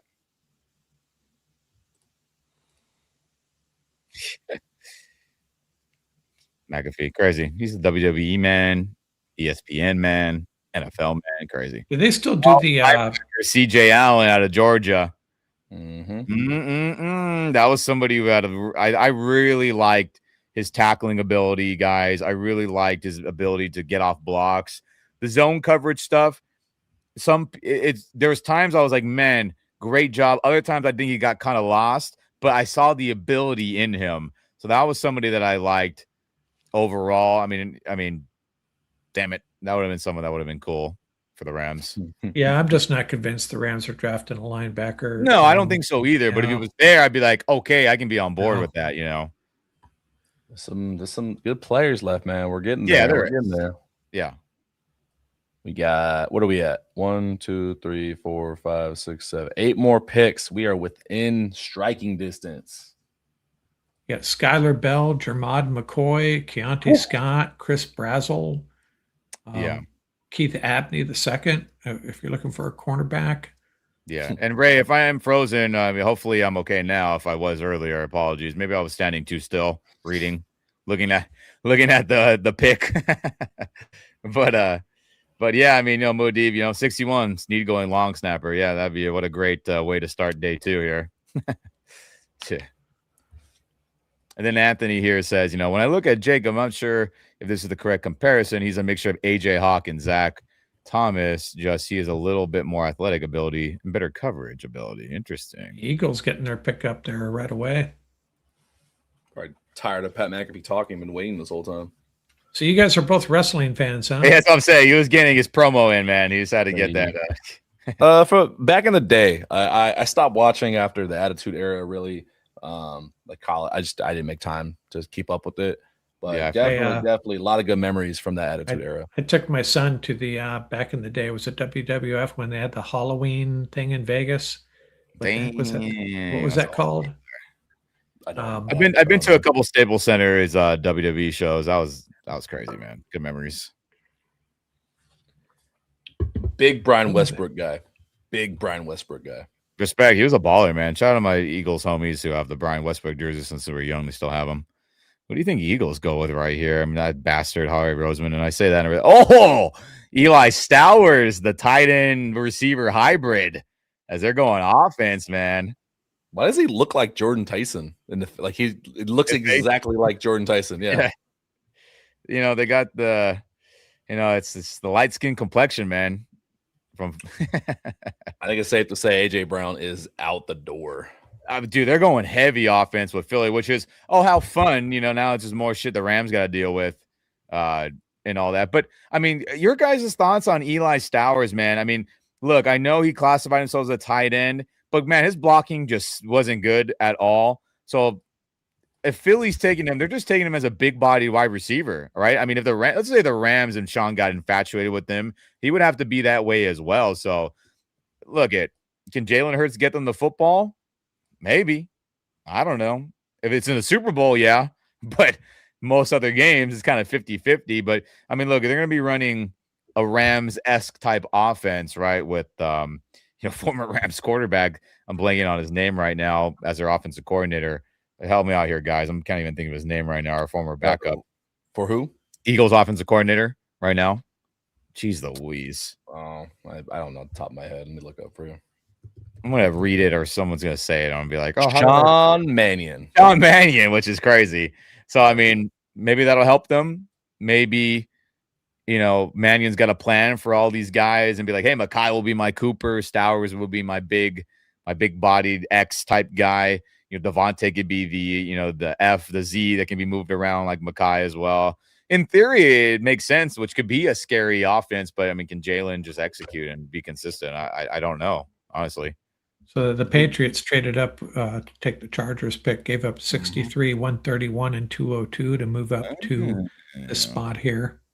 Vrabel, pre cheater rehab, making moves. Yeah, how'd you get that scoop there, Mark? How'd you? It's on the ESPN. They flashed it. Are you sure Diana didn't? No, I'm just kidding, brother. you and Vrabel were real close over there. I see. Yeah, to me that's way. That's insane. All that. I mean, that was crazy. Which is why when you and I last streamed together, Tuna, when the AJ Brown stuff was going off like crazy with Diana and her being like, "Hey, Patriots and Rams," and so. Well, my take on that is I was really, really surprised when Vrabel got fired by the Titans. It just made no sense, and now I'm wondering if they were on to something. And it was like, hey, we don't want this guy in our room anymore. It had to be a known thing, right? Maybe, but I mean, if I were Vrabel, the way they were handling business, like the GM wasn't really in tandem with him when they were sending away AJ Brown and drafting Treylon Burks and doing other moves and et cetera, et cetera. I mean, it just seemed like the organization isn't in a good flow. So I mean, he should have wanted out. And look, you don't think he's happy he ended up with New England? Yeah. I mean, like, so you think AJ? One of you made a comment. You think AJ Brown is going to get moved then? Yeah, he'll end up on the Patriots. I don't want to flip flop. I think I wasn't buying the story as much back then because I thought it did feel like a play from like a push from outside sources to like create division in there, or just more BS from like just the Nick Sirianni camp. Yeah, but it does seem like, hey, it seems like they want to move on from him for whatever reason. And maybe it's the Rams. Like maybe the Rams are like, yeah, we actually are going to bring in AJ Brown. We're just going to have mad receivers. Like who cares? But yeah, that seems like he might be gone. To where, I don't know. And just because like it's not the Diana and the Vrabel thing, it's not that like the news was not true. It's the conflict of interest and the timing and you choosing to basically go on record for one coach. Like, Come on, man. We all saw the photos of them 7 years ago at a bar making out. And then them at a casino after Vrabel got fired, apparently, them gambling and probably spending. I mean, hey, man. But Bill says, hello, Mark and Tuna. Hello there as we talk NFL TMZ drama real quick. I really want to talk to her husband. Oh, like, what the hell?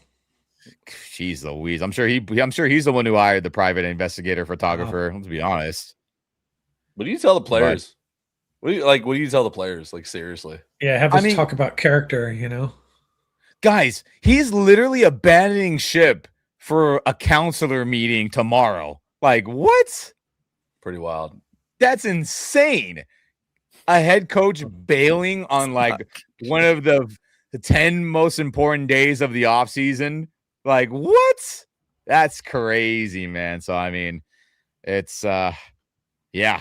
I mean, it's insane, man. Shout out to Brian. Almost there, boys. You're right. And, Dano says, yeah, Jerron McCoy injury must be bad. I mean, hey, man, again, people were saying he needed like another reconstructive surgery because the first one didn't go well. I mean, it must be, man.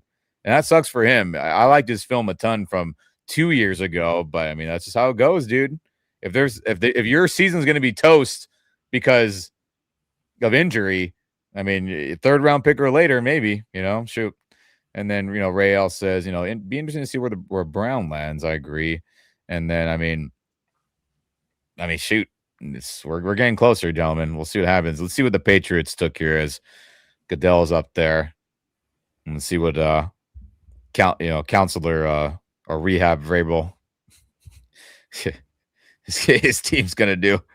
And they take edge rusher from Illinois, Gabe Jacas, like we talked about earlier, as they're going defense. So, I mean, hey, Rams still have a lot of options if you're feeling skill player.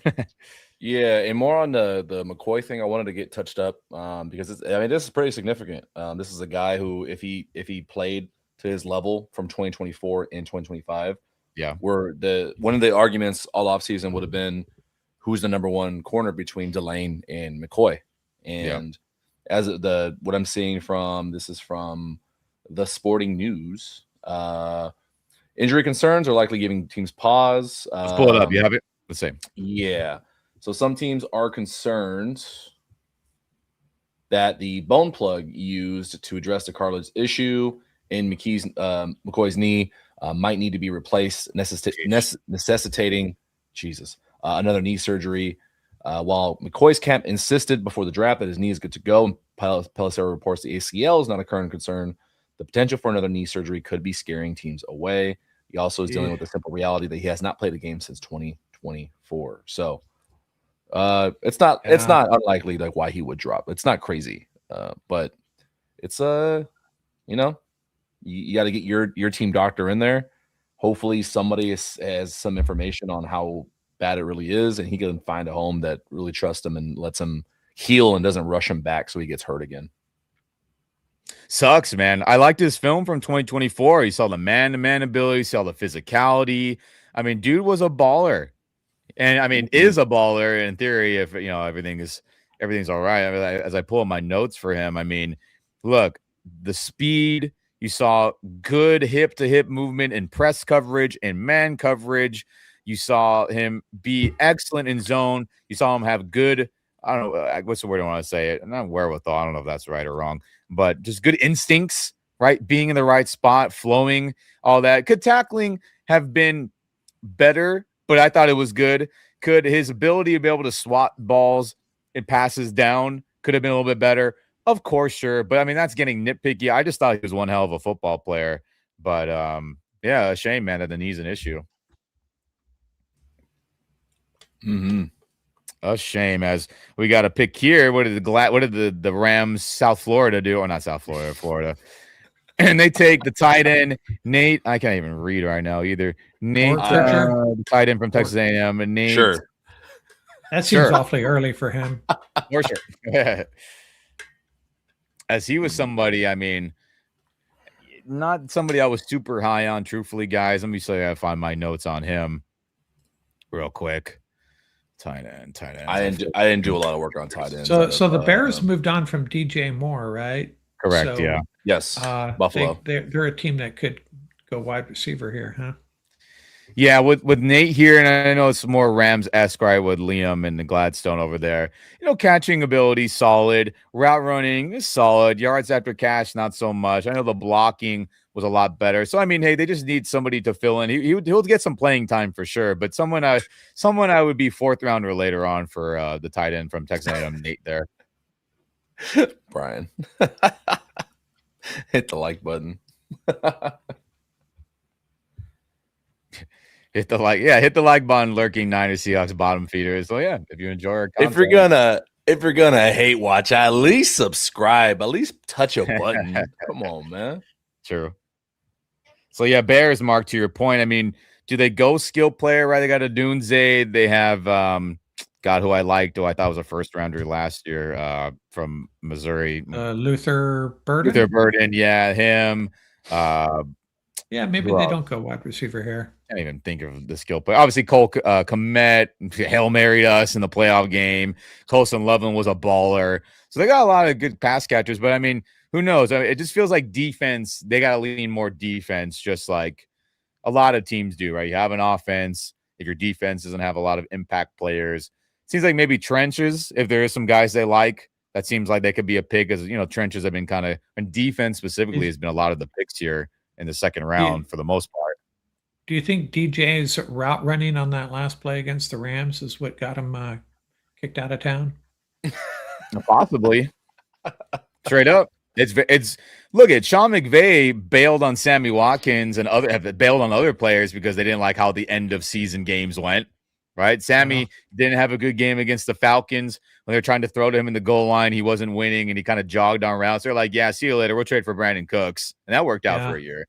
You know, so I mean, look at man, Ben Johnson is a no nonsense guy. That doesn't sound anything surprising to me if that ended up being the case. But hey, shout out to you, Cam Curl.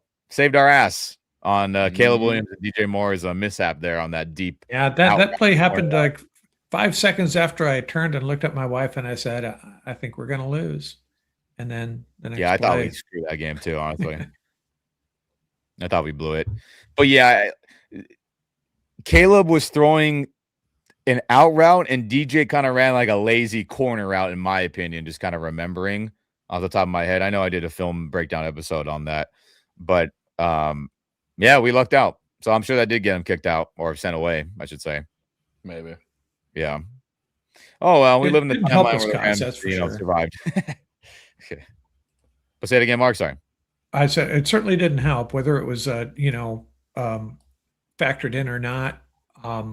It didn't help us, guys. That's for sure. Yep. And then Brian says, I think we'll go cornerback at 62. Are we 62? I think we're 61. But I know what you mean, Brian. That Kamal says, Toledo fell pretty far. I thought he was higher. Talking about the safety, right? On top of my head. Yeah, Emmanuel McNeil Warren. Yeah, McNeil Warren.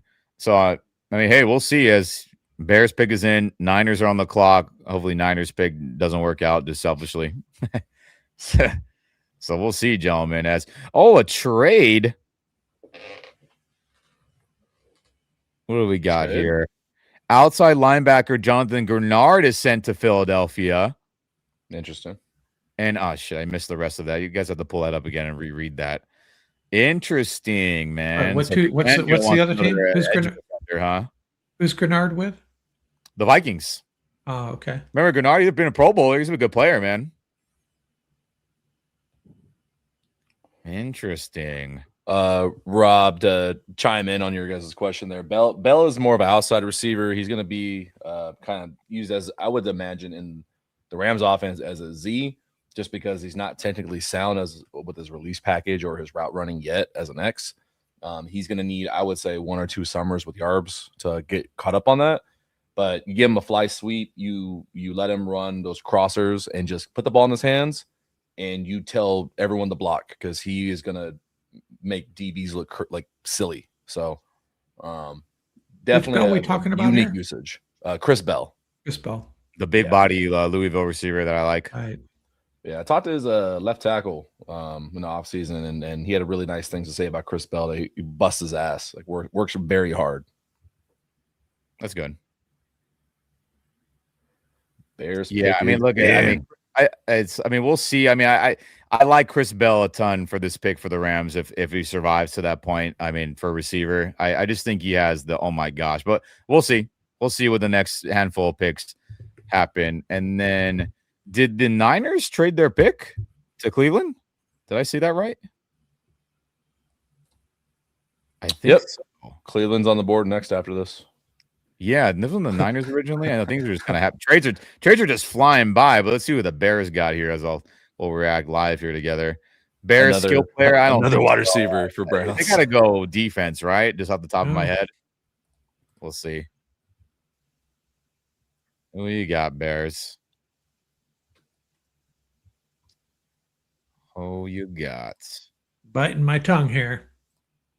Yeah, delay pause your stream and play it in another 10 seconds. Oh, center Logan Jones from Iowa. The Iowa boys. Those are I was Tuna, I was just gonna say that, brother. Those Iowa French guys they just always work out, right? I mean, it just feels that way. Whether it's the tight ends, the tackles, the linebackers, D linemen, it just seems like those guys, especially the linemen, though. Huh. I paused at 7 seconds. Let's see if that works. Some interesting comments I see from I mean, this is from yesterday. I thought it was, or from this morning, from Malik Neighbors. Did you see that about him talking about potentially them taking a wide receiver at 5 earlier in the draft? No, I haven't seen. No. Giants wide receiver Malik Neighbors on what would happen if the Giants took a wide receiver at number 5. Malik says, you're gonna pay him more than me, and I'm your number 1 receiver when he's in year 3 and I need a contract. You're gonna just trade Malik. Micah Parsons' reaction, welcome to my world. So I'm starting off fun for. Yeah, I'm sure Harbaugh's happy with that. As Brian says, I still don't know the difference between a corner and a safety in the Rams system. Well, hey, look, at your corner, like Cam Kitchens and Cam Curl are always pretty much playing up top, right? Traditional free and strong safety. Yes, Cam Curl will come into the box and play closer to the line, closer to the ball being snapped to help with tackling. You'll see him in big nickel situation, not big nickel. You'll see him in like those penny looking defenses. You'll see him in those 5-1 looking defenses every once in a while. But Quentin Lake is a safety, but I mean, he's a slot. He's a big nickel slot corner. For anyone out there, big nickel is like the old slang term for like a safety playing in the slot, guarding the slot. That's what Quentin Lake is. So he's the only one that's doing stuff like that. You know, I know Jalen McCullough is more of that dime linebacker, which was slang term for a safety playing in the linebacker spot for more coverage help, et cetera, et cetera. So hopefully that answers that question there as, the difference between corner and safety in the Rams system, as Quentin Lake's the only guy that's really that safety, true safety, bumping down to the slot. So, I mean, hey. They kind of want it. They intend it to be that way too. Yeah. You like the inability to know. I don't know if Quentin Lake is in free safety mode. I don't know if he's meant to be, the outside backer. Like they kind of want that, and that's why they're comfortable with having multiple safeties. On tap. There was a trade right before the Rams, so the Texans are on the clock right now. And then the next pick after is Tennessee now, who just traded up to jump in front of the Rams. So don't know if they're worried about the Rams, Broncos, or Chargers. I don't know exactly who they swapped with. Yeah, let's see. So Browns get that 2nd round pick. Niners get a 3rd and a 4th later for their swap that Cleveland got. So, I mean, man, oh man, Emmanuel McNeil Warren, the Toledo safety. There he goes to Cleveland. Stays in Ohio. Crazy, good for him. Hopefully good for him. I know. So we depending on how close you enough want to that take that, right? No shit. we close enough that we Alright. can make some predictions here. Yeah, we're 2 picks away. Hey, I gotta wake up. I gotta wake up a little The bit. Texans pick is in. Titans are on the clock right now. It's you, Texans. I mean, Woo! Jesus Christ. Look it. Woo! There's so many ways this could go. It's got to be either one of the Bells, I think. I think it's got to be the Louisville Chris Bell. That's who I would want. That's who I would want. I would be very, very happy with that. Or they take the gamble on Gerard McCoy or Jamad. I keep saying Gerard McCoy, but let's see if anything happens there. I'm gonna take a guess on 2 names. If it is receiver, I'm gonna assume it's Ted Hurst or Skylar Bell. So here we go, everyone. Officially, Rams are on the clock based on real time. So again, don't spoil it in the comment in the chat there, the comment section. As I'm watching live on the broadcast, they're gonna go with it. Oh, Texans go tight end Marlon Klein, the Michigan tight end. Interesting. We still got Tennessee. Tennessee's on the clock right now. Yeah, correct. Yeah. Well, Titans pick is in, and then Rams are on the clock as I'm looking at it now. So Rams are. But Marlon Klein, I mean, that was somebody. Look, I had again another 4th rounder later guy, but again, the tight end stuff was different because they're. A lot of these tight ends, man, like the quarterback play just wasn't good. Whether it be Stanford, Ohio State, Michigan there. So a lot of it's projection. So, I mean, hey, Houston's gambling on another Michigan man to be able to come through. And how would you guys feel about the highest linebacker on my board is Anthony Hill? Could they go that way?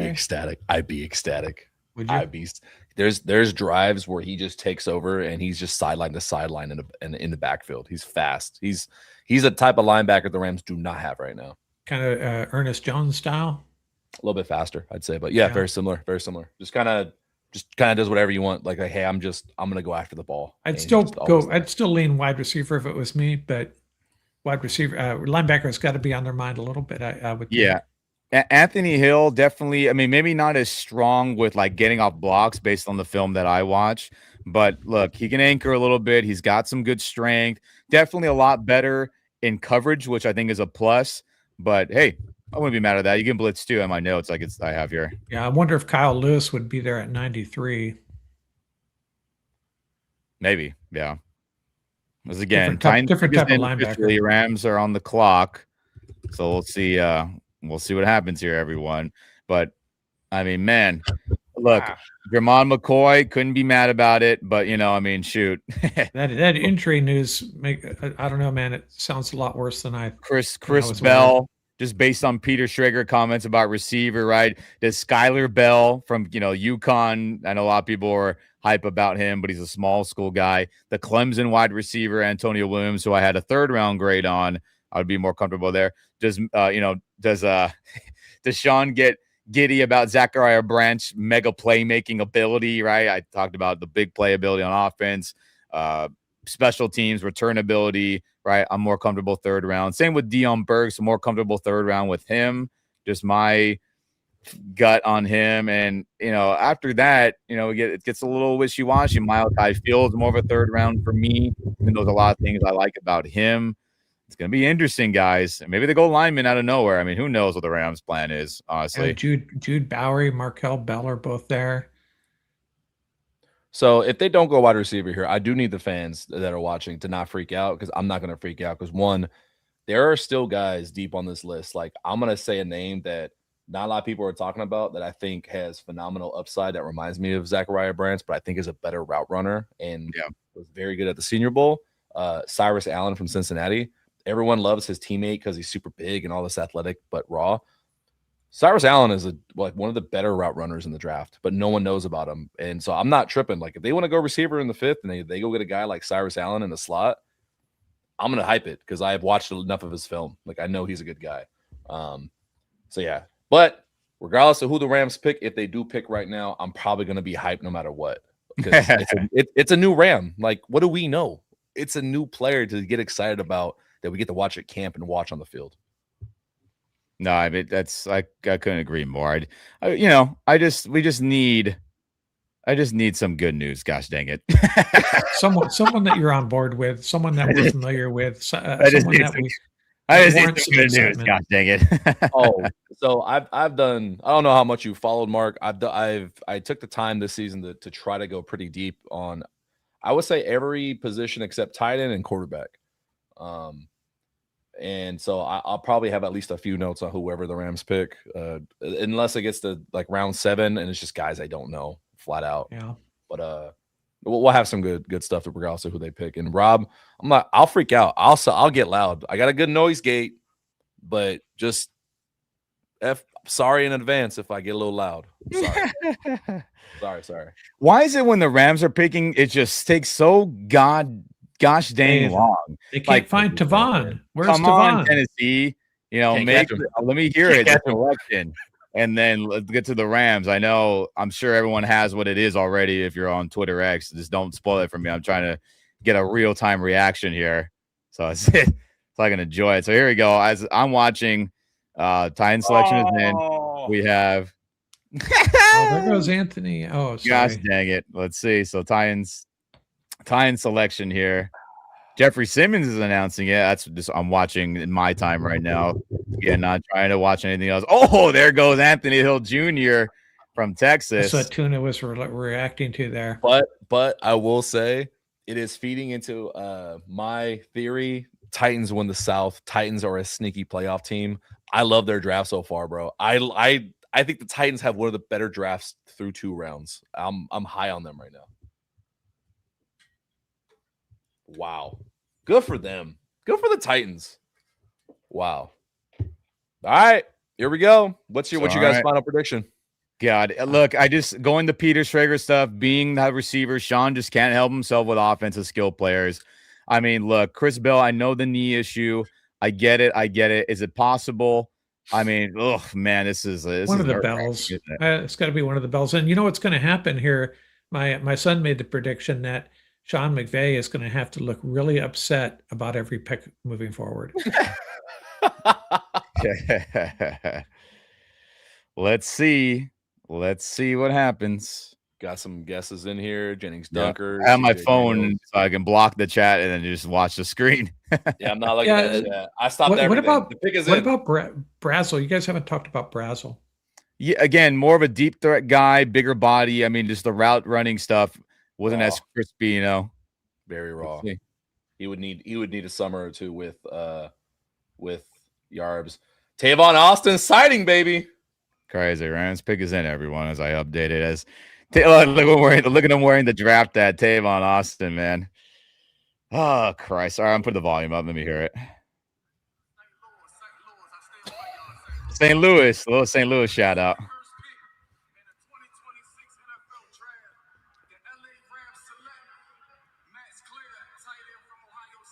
Oh, tight end. He's the McVay can't help himself, man. 16 personnel. I had a 3rd round grade on him, guys. Look, 3rd round grade. This is like I talked about earlier. Let me pull up my notes on him. Look, 3rd round, I would have been on board with this. Definitely would have been on board with this then.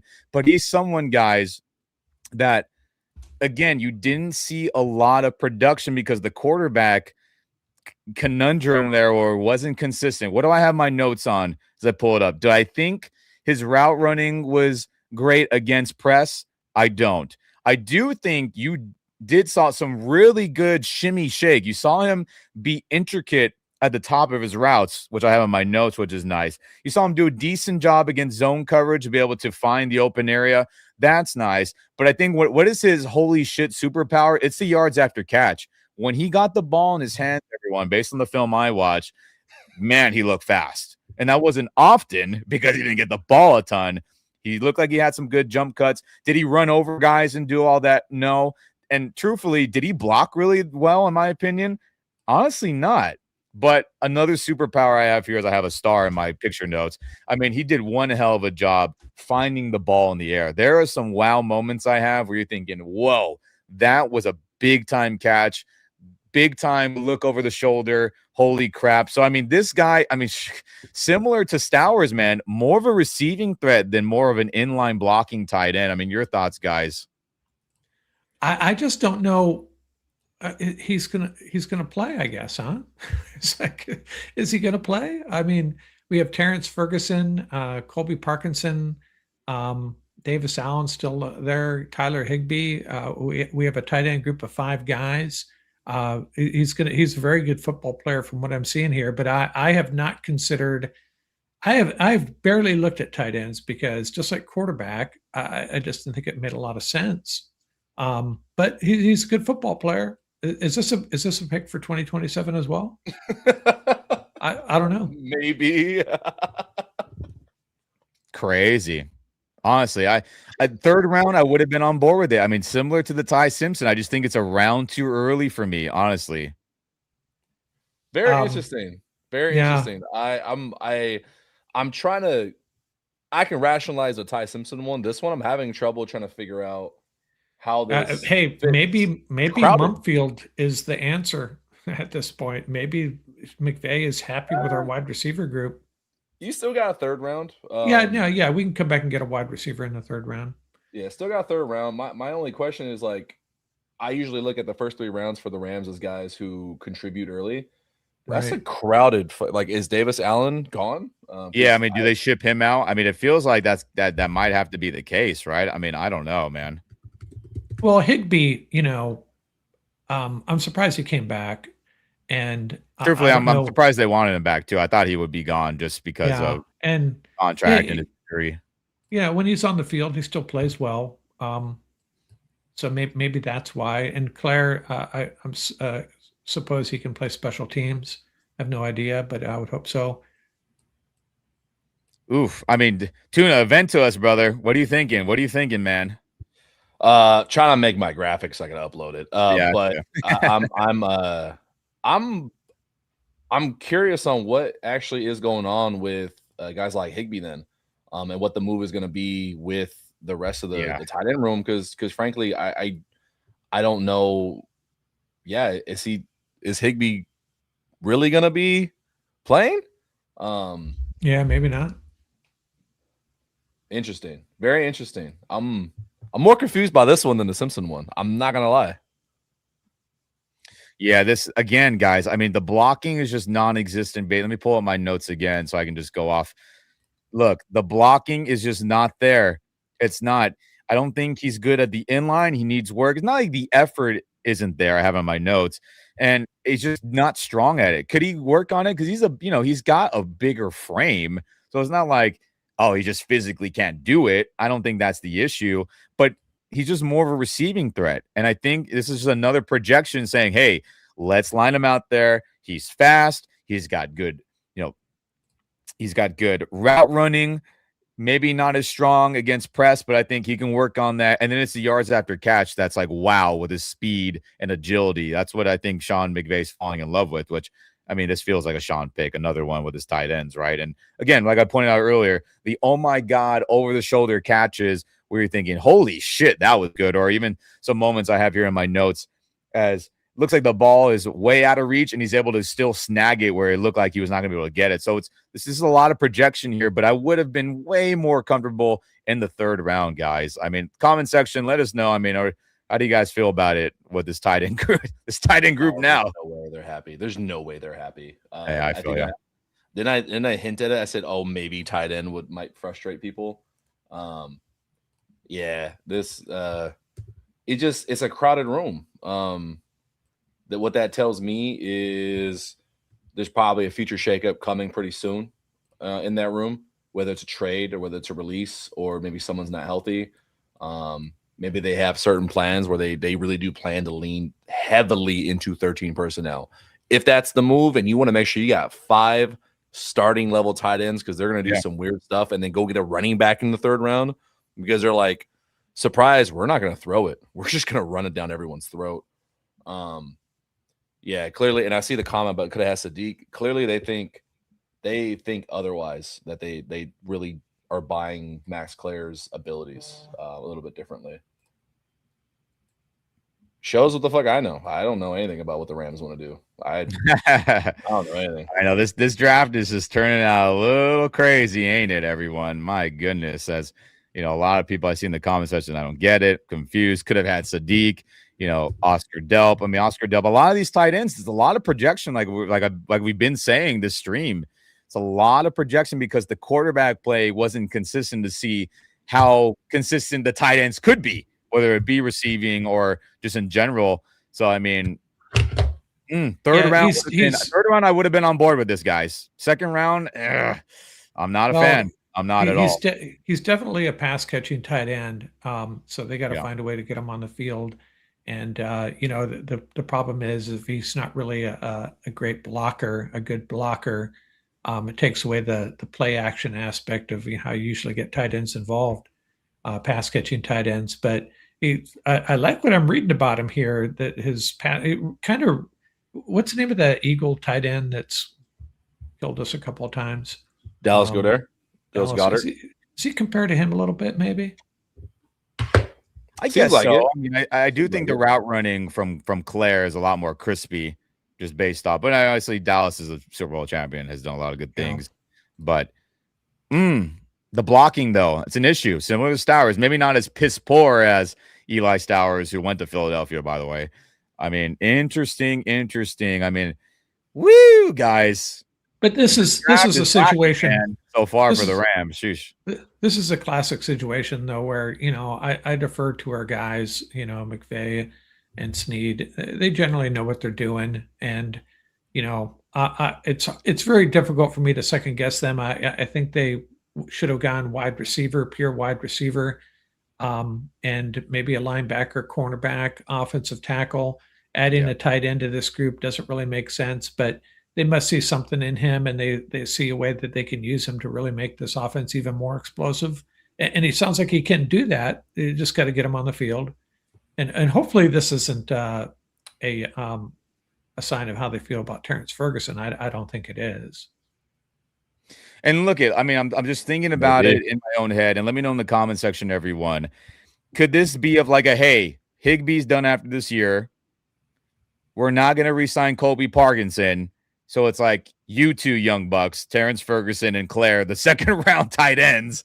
You guys are going to be the future for 12 personnel and just attacking downfield with, whether it's Stafford getting extended, which, Rappaport, alluded to earlier, or we do see Ty Simpson. It's, again, for me personally, I'll probably keep saying it a bunch of times. Apologies. Third round, I would have been comfortable with Max Claire. And if for anyone else was like, no, fourth round or later, I can't debate you too hard on it because of the blocking not being there. But look, I mean, Higbee gets hurt, then Claire will get playing time, right? If Davis Allen continues to drop passes like he did at the end of the year, then Claire will probably fill in. Let's be honest, even though I like Davis Allen's blocking ability. And then is Colby going to ball out of control, catching touchdowns every couple games like he did at the end of the year? I hope so, but is that going to be common? Do we get 2024 Colby Parkinson where he was a massive disappointment and wasn't clutch at all, right? So I'm trying to spin it and just convince my own brain of like, what are the Rams thinking of? And I know Sean McVay obviously just fell in love with the potential and the receiving ability and the route running, which is there. Like there is that wow factor, but the blocking, that's a round 3 player, in my opinion. Yeah, McVay tried to trade up for Dalton Kincaid a few years back, right? Yeah, Bowers, Kincaid. I mean, they had interest. There's an AFC scout. I'm pulling this from NFL.com. He doesn't have Dalton Kincaid's catch skills, but he could have that kind of production with how athletic he is. This is from an AFC executive. So maybe McVay has this thing for tight ends, man, and pass catching tight ends. Terrence Ferguson, Max Claire, Dalton Kincaid, Brock Bowers, and hey, maybe that's what happened. Maybe Sean was persuaded to not select Kenyon Sadiq, and then they come back in the second round. He says, "Well, screw that. I'm taking Max Claire now." Whether you like it or not. Look, in a perfect scenario, I mean, not talking about, sorry, I'm just thinking of things like Max Claire on a crossing route and he gets separation, he can run away from guys. So like that is valuable. So look at everyone. Maybe we're saying receiver and Sean's like, hey, we'll get this big body wide receiver that we can line up, and he has the speed and is faster than a lot of these wide receivers. And he's a bigger body. He's got the yards after catch. He's got the route running. So, I mean, I guess everyone, Tuna, maybe we have to view Claire as more of a big-bodied wide receiver, kind of similar to Stowers, right? I think if we look at it through that lens, and if the Rams and Sean McVay view him as that, then I can probably bite on that a little bit better. But I still would have been more comfortable third round, right? Or am I tripping? And it sucks because I intentionally kind of, I don't want to say bypass tight ends, but I waited until like day 3 tight ends because I felt like I had a hard time justifying, like, without knowing what the dynamic is in the tight end room. Is Davis Allen going to get shipped out? Such and such. Are they? We joke about 13 personnel. They're going to run 04 personnel. Hell, at this point, they might run 2 quarterbacks and 6 tight ends. And just subtract guys off the field. But I mean, they're calling. They just want to shore up shots. Maybe they really are doubling down on Konate Munfield, the development of Jordan. Maybe Xavier Smith takes another leap, or maybe there's a 3rd round, 4th round, 5th round wide receiver coming to add challenge in there. I first initial reaction legitimately is I'm not super familiar with his game. I hear what you're saying, regardless of what his skill sets are. It's kind of confusing because now that's 5 quote unquote starting caliber tight ends. Yeah, that like it's almost, you got too many chefs in the kitchen. Like, what do we? And Brian Smith said that has to be Bubba Ventrone's pick. Like, okay, like we're really letting the special teams coach like have say, and go get me this tight end. like I hope it works out. Because through 2 picks, you got not a lot of excited Rams fans. I would hate to be a lot of question marks, brother. Yep. Yeah. Is this let's look at this for a moment through a lens of beating the Seattle Seahawks and their defense.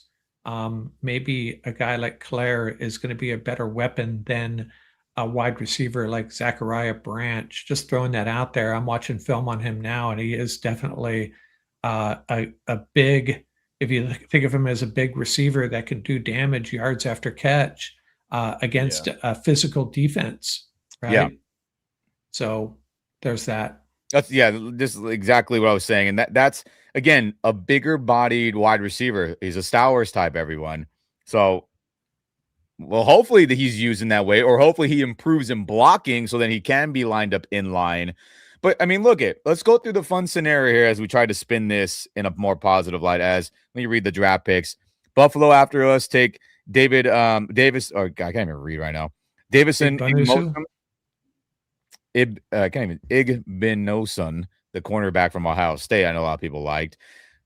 Chargers took the center from Florida, Jake Slaughter, and then Bud Clark from TCU. The Seattle Seahawks take him as he is a safety. Just want to make sure we get those off the board here as we go jumping around 3, probably right now. But I mean, let's go through this exercise, everyone. Rams come out in 13 personnel, right? Then they say, boom, shift. Terrence Ferguson, Max Clare, Puka, and then maybe Colby or Tyler Higbee. And they say, hey, you have a lot of big bodies in. Let's throw the ball. That could work on certain mismatches, right? Let's say we have bigger personnel in and they want to shift to a 11 personnel, a spread look. That could make sense, and that could be an advantage. I'm just trying to rationalize like how this could work just immediately off the top of my head, right? Be in 13 with Claire, Ferguson, and or Colby or Higbee with Puka or even Devontae, and then boom, flex out to a spread look, and let's run routes where you got linebackers and maybe smaller corners and throw to the big-bodied tight ends, or throw to Naku or Devontae, who are fantastic on back shoulder or jump ball stuff. That could work if you want to play that game, but I mean, I'm just trying to rationalize maybe what Sean is envisioning, Yeah, this could be a Seattle Seahawks defense pick. Yeah, right. I mean, look, you got to win the division. I mean, there's just no kidding about that. It's funny, people talk about the Seahawks, and no mention of the 49ers, but the 49ers are going to be right there as well. I think they're getting a little bit of disrespected by the national media. It's still going to be a 3-team race, I think. I mean, shoot, like I talked about earlier, man. Like Ferguson, I expect him to make a big leap, but I mean, who knows if Claire is gonna get passes, you know? So, let's go through some of the comments here since everybody's you know, been a little pissy about this selection for sure, right? Brian D plus on Claire. You know, Rams fans can never be happy. Yeah, so we get through. Aiden says here, you know, I get the tight end depth if we keep running 13 personnel, but you could have got it in the later rounds. So yeah, I agree, Claire. I would have been comfortable in third round for sure. You know, Bill says time for the McVay not impressed face, but it seems like his draft pick, if we're being honest. And then you know, Lucia says, you know, what are they doing? Trying to drive ticket sales down? Now, I think ticket sales will be just fine, everyone. But you know, Cody says as well, I can understand the QB, but the rest is a question mark. I get it. Not Bill Gates says I'm depressed. It's hang in there, man. Hang in there. You know, I the way I look at it is you know, I want Chris Bell. If Sean McVay wants Max Clare instead of Chris Bell, you know, I'm going to defer to Sean McVay. I get it, man. I know Chris Bell has a knee issue thing too, so maybe he'll be the third round pick. I get it. And then, you know, Kamal says, you know, at what point is it malpractice to not take a flyer on Jermon McCoy, the corner? I mean, look, that knee issue, like we talked about. I mean, I get it. And then, yep, third round is happening right now, USA. And it's happening. And then not Bill Gates says, you know, at least McVay was smiling for this pick. So, yeah, well, I think we all inferred earlier that this was his draft selection, right, Tuna? I mean, shoot. I'm looking. I'm trying to find something. Somebody mentioned look at his Purdue tape. Yeah, I've been looking at it. He's pretty good. I'm not always the biggest fan of going beyond past the previous year because that's like me going and looking at Puka's rookie tape. Like, oh, maybe, yeah, but look at Puka's rookie tape. Like, why can't I just look at the previous season? Like, that's more accurate, barring injury. Was he? I know I'm not the biggest fan of how Sayan performed at quarterback for Ohio State, so maybe that has a little bit say into it. Definitely, he didn't play well at all, which is why Claire was a hard evaluation for me. But there was a lot of splash moments when he got targeted, you know. But I mean, we'll go through the comments more. ESG says, "I hope he's really a wide receiver, not a tight end." Yeah, we talked about it. I know there's some comments a little, you know, further back in the past here.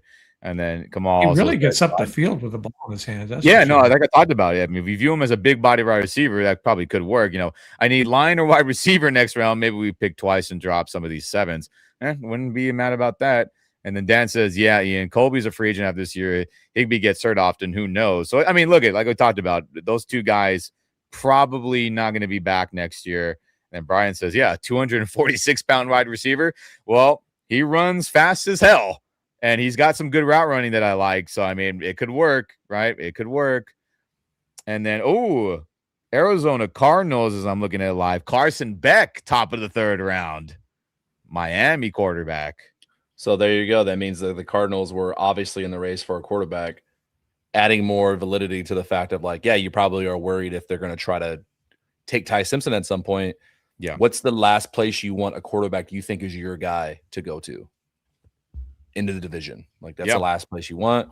So more validity there. I'm watching Claire at Purdue right now, just the highlights, just to get a little caught up real quickly on his Purdue highlight. His Purdue film was better than Ohio State just because Ohio State he wasn't getting thrown to, and like the quarterback play was meh. Yeah, you got to deal with Jeremiah Smith and Carnell Tate taking all your touches there. And I think Sayan needs another year or two to develop better as a for sure. Absolutely. Yeah, absolutely. He's not anything freshman, right? True freshman.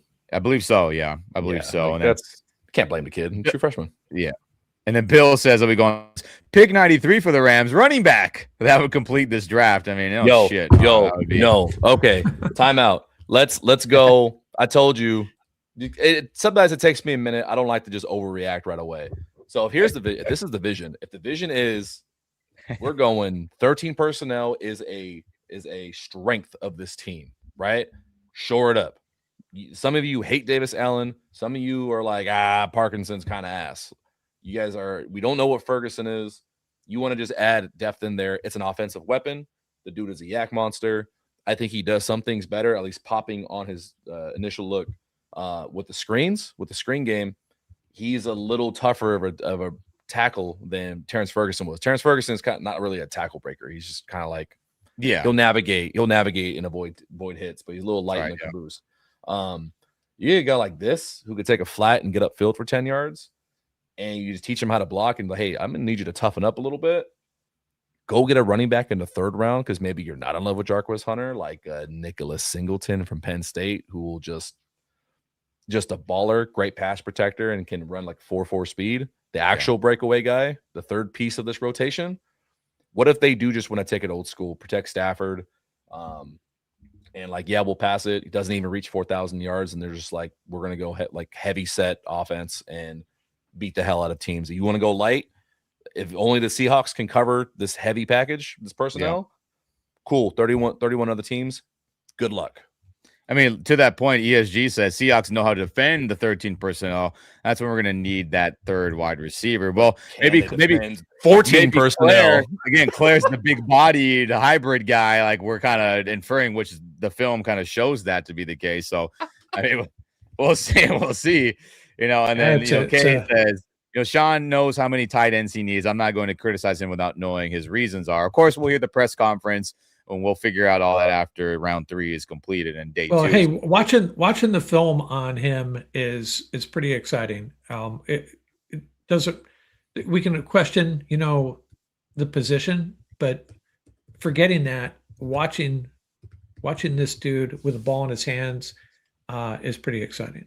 Yeah, that's a superpower. But again, to my point earlier, if we're classifying as a tight end, the blocking just ain't there. So the conversion to big body wide receiver, I think that's what it is. And then, N Family says, Rams are doing all Rams are doing is picking up depth. There's no weaknesses in this team, which sure, get it, right? If they had to play a game on the street in t-shirts and shorts, I'm sure they would do quite well, right? NFL street style, or for all you guys who love that video game growing up. God, I love that game. And that was good. And then, Brian Smith says, hey, Claire is a 6.30 graded player on the NFL scouting, which grades out to be an eventual starter, which I get it. A lot of his projection. Cool. I mean, that's good that NFL.com thinks highly of him. And, we'll see. ESG said, with all that being said, we were a Ferguson drop away from going to the Super Bowl, which, the pass wasn't perfect, when on that 4th down. I mean, could, Terrence have done some more? I guess. And Bill says, yeah, I can't wait for the press conference. Yeah, we'll see what happens in round 3. So we'll see, honestly. Cade Klubnik on line 3. That's so funny. I'm doubling down with that. You thought 13 personnel was cool? Yo, 14 personnel was even cooler. No running back, no receiver. Just take off one important skill player and just be like all pass catchers. That'd be kind of sick. Just go empty backfield, right? Empty backfield and just have no running back. It'll just be all tight end and receiver. Well, that'd be hardcore, man. Well, now we have to wonder though, would the Rams still go wide receiver at 93 at this point? I mean, look, if running back now. Yeah, just for the chaos. I mean, geez, I'm here for it. I don't care. Like, what do I know? Yeah. That's so fun. That is so fun. Linebacker. And look, I get it. Shout out to Jerome. Hey, he will be the X, right? Claire is sneaky good. Look at the tape. Purdue. He is a yards after catcher as well. Yeah, I mean, we've talked about it a ton. Shout out to you. We're getting to this these comments a little later. Apologies as we were discussing a bunch. But yeah, I mean, as a receiver, I can buy into that more than just a tight end playing in line and having to block. It wasn't there. And, Corn Doggy, y'all overreacting. Les and Sean are like top 5 front office in the NFL. Of course they are. I mean, we agree with that. Corn Doggy is just, the value, right? It's all about, I guess, the value and how, again, everything is subjective clearly, but I just had more of a 3rd round grade. I know Tuna wasn't super high enough. Neither was Mark, but, I guess we'll talk ourselves into it if the vision makes sense, right? Brian, ranked 6th in production for tight ends last season in college football. Good. All those fun stats, fly over him. He says, we will be fine, boys. And I hope so too. Gosh, dang it. As we go down here. Lakers up by 11 at halftime, if you care. Say again? Lakers up by 11 at halftime. Oh, beautiful. Come on. I'm already forgetting about the Laker game. No Kevin Durant. They better win that damn game. Oh, is Durant out again? Yeah. I know for all my Celtics fans in the chat, Celtics are up by 2 with 4 to play. Sixers, I give them a lot of credit. Their young guards, man, are giving Celtics a run for the fucking money. Like they're too fast for our guards right now. It's kind of disappointing. What's with Durant this time? He had an ankle injury, Mark, or something. He tweaked it, or he was banged up. Okay, again, I heard you mention that earlier. I wasn't sure who you were talking about. Something like that. But you get through the comments here. Quest for unknown. I think first and second pick is talent, obviously, and hopefully there is good wide receiver, O-line, linebacker in later rounds they scouted and loved. Let's go Rams. I hope so too. Quest as hey, going all offense. Sean and Les saying let's continue to add to that group. As we go down the comments here, I'm not trying to think. Yep. Okay. To respond to the Cardinals pick, Carson Beck has a face you want to punch. as Dano says that. Yeah, it's funny. But hey, good on him. I had again 4th rounder later for Carson, but hey, LaFleur wants a quarterback to groom. And look, Carson's got arm talent. I just, again, just needs reps, needs more just experience. I guess no different than our guy, Ty Simpson. Jeez Louise. And then King says, no right tackle, no wide receiver. No, go get 5 tight ends who will probably never start on his whole rookie contract. So I know he's unhappy with that. And I get it.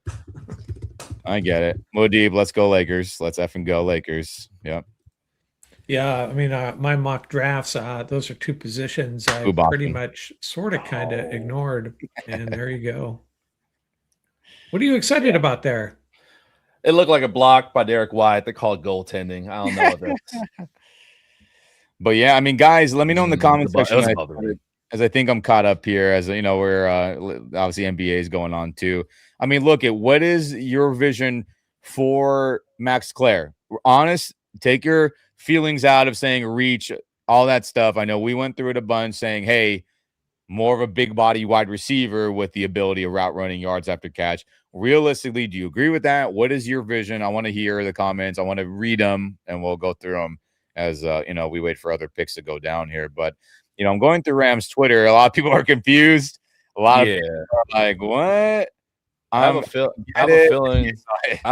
feeling that by the time tomorrow is wrapped up, I'm gonna do my best to, do defending of these young rookies because I feel an obligation as part of the media that like I'm not gonna let a majority of the social media that a lot of these guys are going to see just be completely negative. Like I'm going to go find like, okay, clearly the pick was made for a reason. Yeah. What's the vision? The vision right now is like, okay, there's still not a rookie that's going to start here. We're me wanting a wide receiver. I get excited because I watch so many wide receivers. Yeah. That just seems like the pick for offensive weapon. If they feel like tight end, another dynamic guy, and that it can mix and match. Like, cool. Is it 13? Is it 12? You don't know because is it Puka, Tay, Claire, Ferguson? Like, you just got really weird position groups that just throws people off. Everything looks the same. Is it play action? Is it outside zone? Like, there's clearly going to be a vision here. With this pick, it does excite me to get to camp. Like, I want to get to camp and see what this shit looks like with all the pieces together. Yeah. Regardless of how you want to cut it and how you feel about certain players at depth, the Rams have a lot of talent at just multiple positions that it's like, so what if Puka and Tay get hurt? We will run goal line down your throat and we will still throw for 300 yards out of goal line package from the 40. Like, what if they do? Yeah. I see a good quote here to kind of add to your to our hopes and dreams. Claire said, there's nothing better than 13 personnel.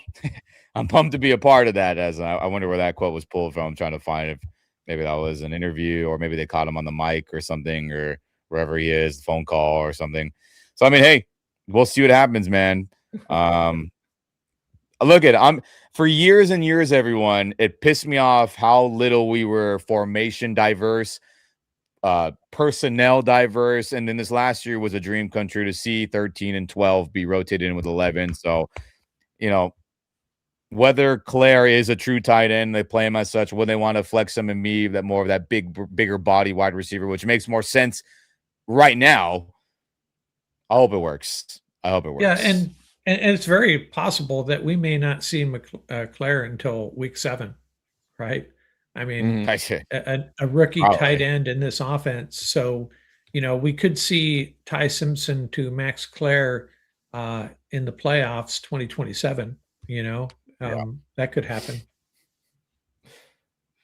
So let's go through some picks. I know we were talking a bunch real quick. I know Tuno, my bad on that. D tackle from Texas A&M, Tyler Onyedem. If I said his name wrong, apologies. He went to Denver. Kayron Crawford, the edge defender from Auburn, went to the Las Vegas Raiders. Markel Bell, the offensive tackle from Miami. I know, Mark, you had some infatuation with him a little bit. He went to Philadelphia Eagles. The other tight end, Sam Roush, who I had a 3rd-round grade on, he goes to the Bears to team up with Kolkamed and Loveland, and we'll see what's up with them. So I mean, hey, Bears fans got to be confused about that pick, huh? Hey, maybe they're 13 personnel heavy too now. Shit. I'll be copying this. It seems like everyone is going to start copying us too now. I mean, that's like a wave now, like bigger body, a little more smash mouth football, Big 3 from Jason Tatum. Big 3. I remember when the Patriots drafted Aaron Hernandez and Big Rob, Rob Gronkowski, and then the Rams came back a couple of years later and drafted Joe Kloppenstein and another tight end. It didn't work out for us. No, it did not. This I'm so sorry to sidetrack. It's all good. Damn, that's a great player. You got time to kill, dang it. This Celtics Sixers last 2 minutes is actually like there are some great plays happening right now. This is a good game. Is Paul George healthy? I don't even know. He's killing Jaylen Brown right now. I'm not. Is he really? Damn. Yeah, he is. That's how out of tune I am. I just pay attention to Lakers and like occasionally other games. That's so, but you see the 49ers pick here yet? I haven't. No, I'm waiting. I'm waiting for it right now. I'm on the TV. It says pick is in. All right, you damn. I didn't pause long enough. 49ers. Let's see what you got here for us. Good D. The pick is in. Who's walking up there? Who is that? No. I get very confused by NFL or NBA refereeing, man. It's very confusing. Oh, Andy Lee, the punter. Yeah, no, NBA refs, they suck sometimes. They're calling ticky-tack shit all the time. They place bets as well, don't they? Yeah. Edge defender Romeo Height from Texas Tech. 3rd-round pick for the Niners there. I feel like that's appropriate. I think every mock draft had him going in that area. I hope that he does not reach his upside in San Francisco. Sorry. I hope he make all the money in the world, man. But no, he very fast. I was trying to compare him with him and Cassius Howell for a little bit, trying to see if you see they had similar traits. Very fast. He's more of a speed rusher. So yeah. So there's all the Niner guys all smiling there. Boo. I'm still irritated they got Stribling. That's whack. Well, just remember, the way they've drafted recently does not bode well for any of their picks this year, to be quite honest with you. So what are they going to do with Michael Williams and Bosa? Is Romeo? Hopefully I'm saying his name right because he has double L in there. Or it could be Romello. I don't know.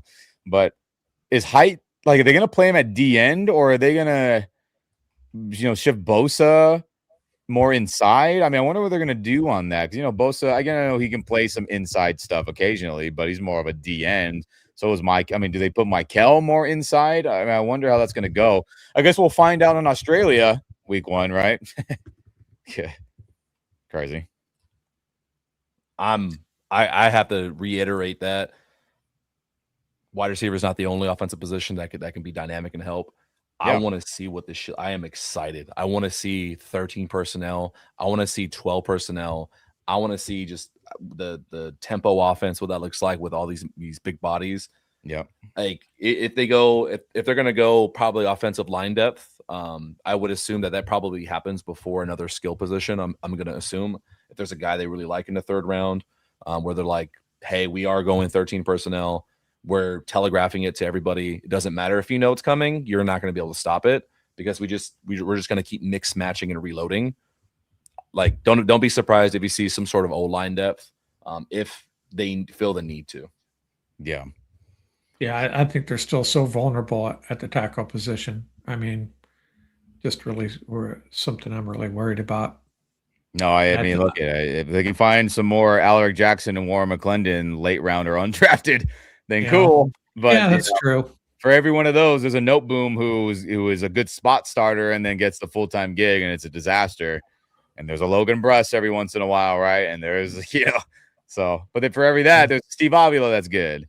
And then there is, I mean, others that I'm blanking on that have been draft picks that I worked with. So, I mean, hey. One good example I like to make about depth picks and them going from Les Need's comments of like the immediate to the emergency to the future, whatever. Bo Limmer. Bo Limmer was a 6th-round pick, not intended to be, because remember they had Jonah Jackson, Steve Avila. One of them was going to start at center. Bo Limmer has to step in, 6th-round guy playing deep into the playoffs. And then all I thought he played good, man. He played well. It's just so a reminder for Rams fans, sometimes the margin of difference in talent between a 1st-round blue chip guy like Jordan Davis, Jalen Carter from the Eagles, and a 6th-round, you have no idea who he is, in Bo Limmer, is one play. Sometimes it's one play, and it was one play in that playoff game.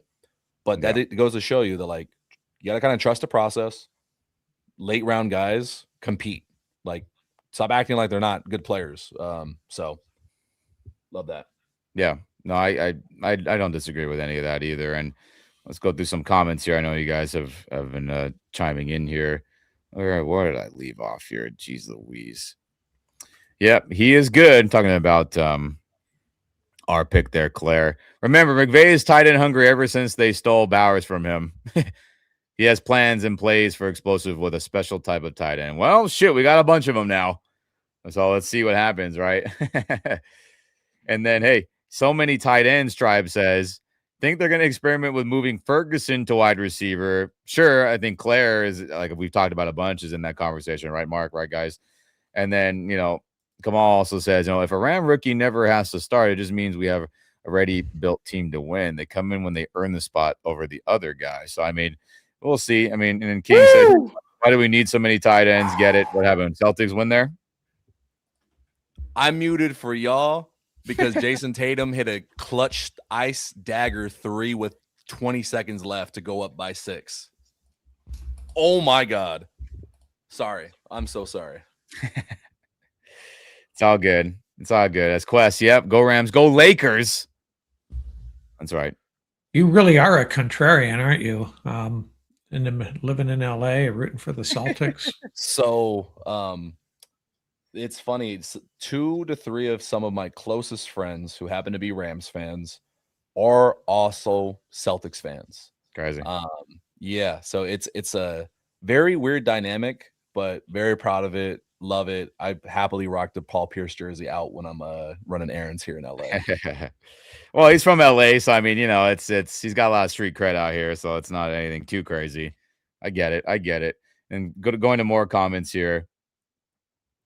Are we just using this year's draft for training camp bodies? Aiden says. I mean, well, feels like that a little bit, but hopefully there's a plan that makes sense. And then Dan also says, the Claire pick makes me think McVay wanted Sadiq. Yeah, you bet your ass he did. I would have been on board with Sadiq at pick 13 if they ended up going that route. Yeah. That article that we read earlier, the one that was co-written by Sarah Barshop. They said that guys like Sadiq, they're on the list for sure. But like when they got their run of the picks, like he was available, Bain was available, Lemon, they had who they wanted. They wanted Ty Simpson, and they got him. Like if they felt that highly on him, and they felt there was that big of a difference between Sadiq and Claire, like they're not sitting here going, "Fuck, we missed Sadiq. Now we got Claire." Yeah, they seem to got who they want. I mean, yeah, I'm down to see how it works out. I hope so too. And speaking of pass catchers, waiting for Washington. I think I got spoiled by accident in my group chat, but let's see if I read that wrong or right. You got it right. No, gosh damn it. Let's see what they got. I need you to be in lockstep with me, Mark. Gosh dang it. Yeah, I keep on pausing, but we're still ahead. It's okay. I just don't, I guess McVay could go wide receiver still, but Again, quarterback. my Louisville man in round 3, I think that'd be value if the knee is obviously not broken like Jermon McCoy's is. My God. Yeah, and if All they right. want to play, 12, 13 personnel and put someone like Debo Light out there as well with Yeah. your one of your 13 personnel with one wide receiver, man, that's a pretty rugged group, right? So there you go. Antonio Williams, the wide receiver from Clemson, who, again, I had more of a 3rd-round pick on him. So, I mean, that makes a lot more sense to me. Someone who, let's pull up, that would have been someone, if the Rams would have got him around 3, I could have been talked into that as well. The catching, right?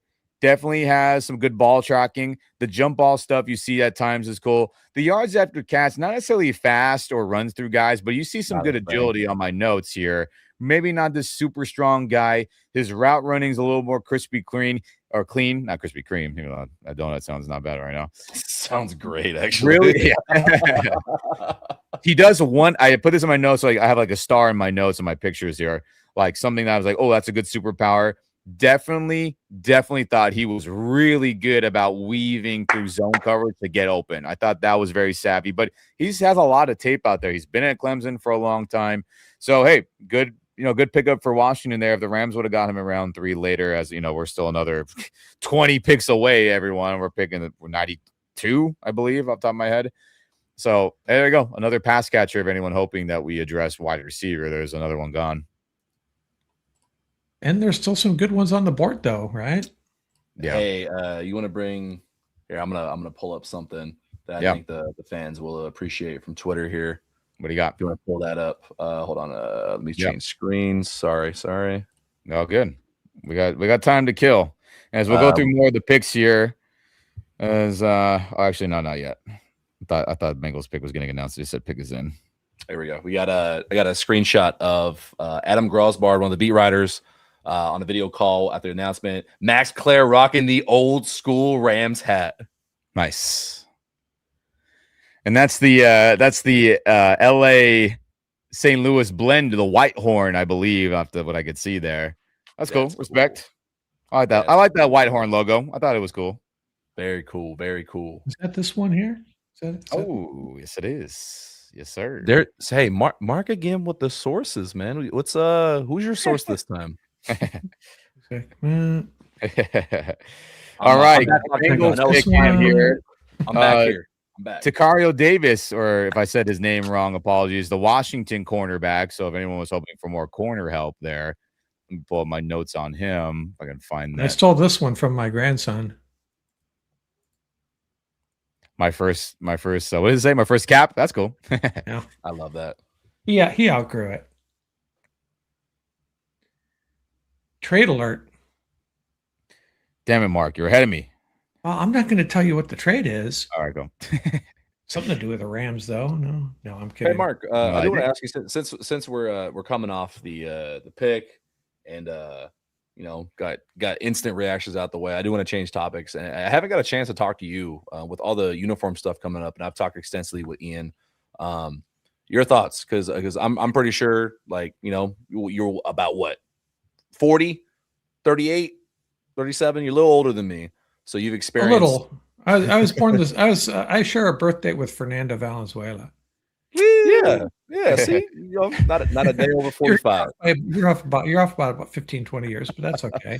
So you've been an adult longer to remember, the first LA rebrand, some of the St. Louis nonsense and drama. How do you feel about the second now change here in LA? And then with the rumors of, like, are we getting some throwbacks jerseys? Is that the teaser? Like, we don't know. Yeah. So what are your initial thoughts on the jerseys? Like, I never got to really hear from you.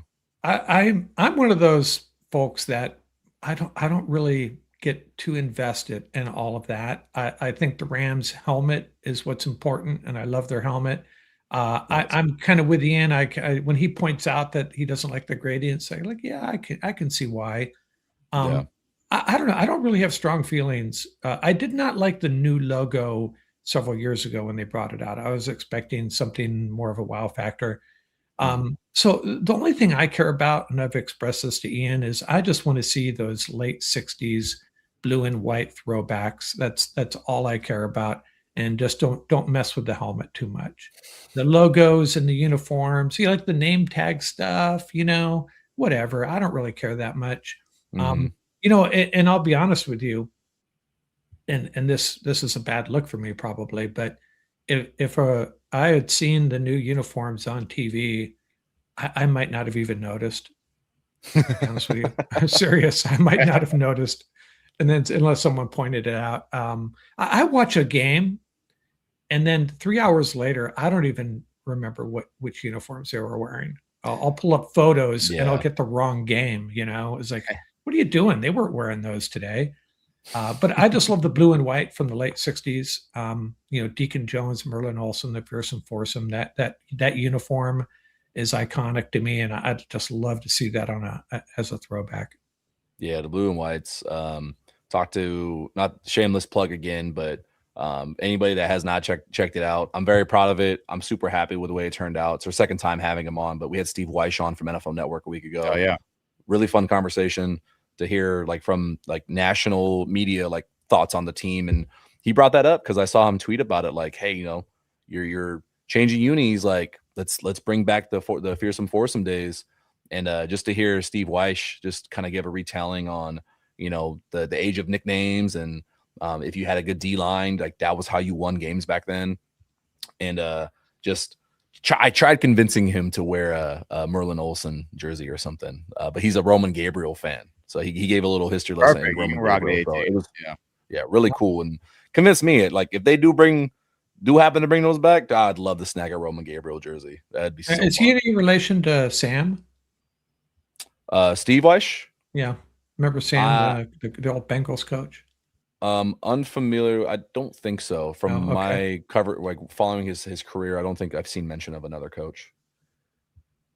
Yeah, the blue and whites, man. I have photos here in my man cave of the fearsome foursome. I'll grab it here in a second and show it to you. Yes. I bought it off of eBay or somewhere when I was decorating this room. Stand by. Yeah. I'll grab it real quick. And real quick, as we get caught up with the draft picks here, Oscar Delp, the tight end from Georgia, he goes to the New Orleans Saints. Everyone, Yep. I'm sure maybe you're caught up here. And who else here? Yeah, Malachi Fields, a receiver from Notre Dame. He goes to the New York Giants, right? A physical type of guy, very Harbaugh-esque. And as we wait for other draft picks to come in, so again, some more skill player guys coming off the board here. Malachi Fields is gone, and Quest for Unknown. Speaking of uniforms, agree. The Roman Gabriel blue and white is balling. They switched for that for TV in black and white. Then FYI, yep. The league said, "Hey everyone, you better switch the colors because we can't see that blue and yellow or that yellow too good." As you know, Tuna will rejoin us right now. And man, oh man, Mark, everyone out there, I do hope we get either the classic version, or if they want to do a modern version, right? Think of like our modern uniform as it is now, but with white horns, with a white face mask. I would prefer that. I did like the white horns, white face mask look we had when they came back to LA in the McVay era where they switched it, right? That'd be fine with me, right? White pants, white jersey, no yellow in it, white white horns, white face mask, blue socks. If they don't go full classic 60s, I hope they do something like that. And then also, if they don't go classic 50s yellow, specifically 1951, where they won an NFL championship, which is the 75th anniversary, the 90th anniversary of the Rams in general. I think we're going to get one of those, Mark, and if Tuna's there still. Classic yellow, classic white, or they go modern yellow, modern white. In that respect, we'll see. But I think we're going to get some of that variation, or maybe one or the other. But 2 uniforms coming out in the summer, guys. They're going to do something with a white and yellow for sure. Yeah, this is the one I was talking about. The I don't know if you can see right there. Probably doesn't show very good on the screen, but love that look. And then Fly Review says, "Hey, the blue and gold is embracing the Cleveland history way back when, and the blue and white is embracing LA history." Well, this LA 2.0 era with Kevin and Les and Sean, they don't even reference the St. Louis era much, other than the banner, the Super Bowl banner in SoFi. I wish they would hang the 1951 championship. I wish they would hang the God, Mark, you're gonna have to help me on this. 19, what year was that? 40. 8? When they left Cleveland, When they arrived won in. the first NFL championship when they were Cleveland? Geez, I think it was 48, which is a good time to mention, by the way. Is he trying to get back on, or is he? When this draft is over and everything settled down, I'll post those greatest teams ever series that I have prepared. And geez, I should know, but I think it was 48, 47, 47, 48. I can't remember. Tuna, what do you want for the uniforms in the summer? We're getting two. I just talked to Mark right now while you're off camera. Sorry about that. My thought, tell me if you believe this or tell me they're going to do something else. Sorry, I didn't mean to cut you off. No, you're good. Classic yellow, 50s, classic 60s, blue and white, like we're talking about. Or they go modern yellow, right, with our new template. They just do a yellow jersey of that. And they do a modern white version where they go no yellow, white and blue, right? Blue socks, white pants, white jersey. And they go white horn, modern, white face mask, similar to the 2017, 18, 19 Coliseum era, just with a modern template to it. Or do you think they go mix and match? Maybe yellow's classic, white's modern, or what do you think, Duke? We're getting two new ones. I think they're going to do one of the variations for sure. I think the only clearly it's not going to be like a dark color. We have the rivalries. They're here. Yeah, I'm missing mustard, man. I want one to satisfy the like the legacy crowd, the St. Louis crowd, the original Los Angeles fans. Yeah. I want one to satisfy them because they deserve it. This franchise has done pretty poorly with the branding. Do something good for those older fans. You need that. And then something for just have fun. Why not bring the mustards back? I don't care if the other LA team is doing it. Yeah, I want the mustards. They're so controversial because they are so loud. That's why I love them. I love black. I love loud colors. Give it to me. I want mustard. Yeah, I'm down for the mustard too. I just hope they do it with the white pants. The all yellow. If they go all yellow, at least go blue socks so it kind of breaks it up. Not that I super disliked the all yellow when they wore them, a handful of times. I was there for that Monday night Kansas City game. That was the craziest game I've ever seen. But if they do the all yellow, at least go blue socks. Don't give me the full mustard. But I think white pants, blue socks, yellow jersey to mimic the 51 championship team. And also when they wore the 94 anniversary, remember where all the Niners had it, Rams wore the yellow with Jerome Bettis wore that jersey, or the throwback one. I hope we see that. And I mean, who knows? Who knows? But or a few things. One, shout out Jackpot in the chat. I see you, bro. What's up, boy? Muad'Dib's commenting on my clothing. He pays a lot of attention to me. But or no one's talking about this. You thought they were getting rid of Bone. Bone's just coming back meaner. It's just a weird alter version of it. Don't say Jesus. I love Bone. Don't even get me started on that shit. Bone Zone, baby. My problem with the Bone, long story short, let me get caught up with draft picks here. So again, Malachi Fields went to the Giants. Caleb Douglas, the Texas Tech wide receiver, went to Miami. And then Steelers pick is in here. Let's see who they pick. I'm curious, and then we'll go back to my Bone hatred. as we'll see here, who the Steelers got. Who are they gonna pick here? Do they go skill? I mean, who knows with McCarthy? I mean, they wanted Mekhi Lemon and go, Drew Aller, Penn State, round 3 to Pittsburgh as he stays in Pennsylvania. I love Bone quote of the night. Thanks. I do I shouted out Jackpot. If you guys aren't following him on Instagram, bro, drop your Instagram username in the comments for everyone to follow. But Jackpot, I don't know if he just started this year or this season or what, but I do like his content. He's rocking on Twitch. We're gonna be Twitch bros soon. Jackpot's pretty cool, man. I like him a lot. Respect. Good dude out there. Follow him for sure. And look, I think I have the slide still. I got to pull it up to make sense of it so everyone understands. So look at the Bone here with the old uniforms, everyone here on YouTube.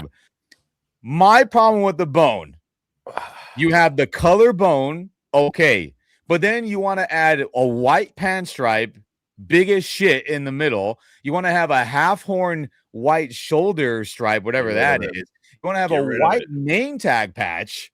Trash. trash. Get rid of it. Go. Go. Little highlights of yellow. That's why I hate the bone. I never want to see that shit again. Go solid. Go solid. Just blue numbers. And then give me, I don't know how you're going to do the helmet, but I need bone horns. I want them to look like that's the color of ram's horns. Like that's the actual color. I want that. I get it. Just you cannot add white in there like they did. Just idiotic. And now while this slide is open, I do hope we see the modern version of what I was talking about, right? Modern yellow, modern white with the white. Again, it's the modern template. If we don't get the true throwbacks, now that I have the slide here, the slideshow from earlier in the week.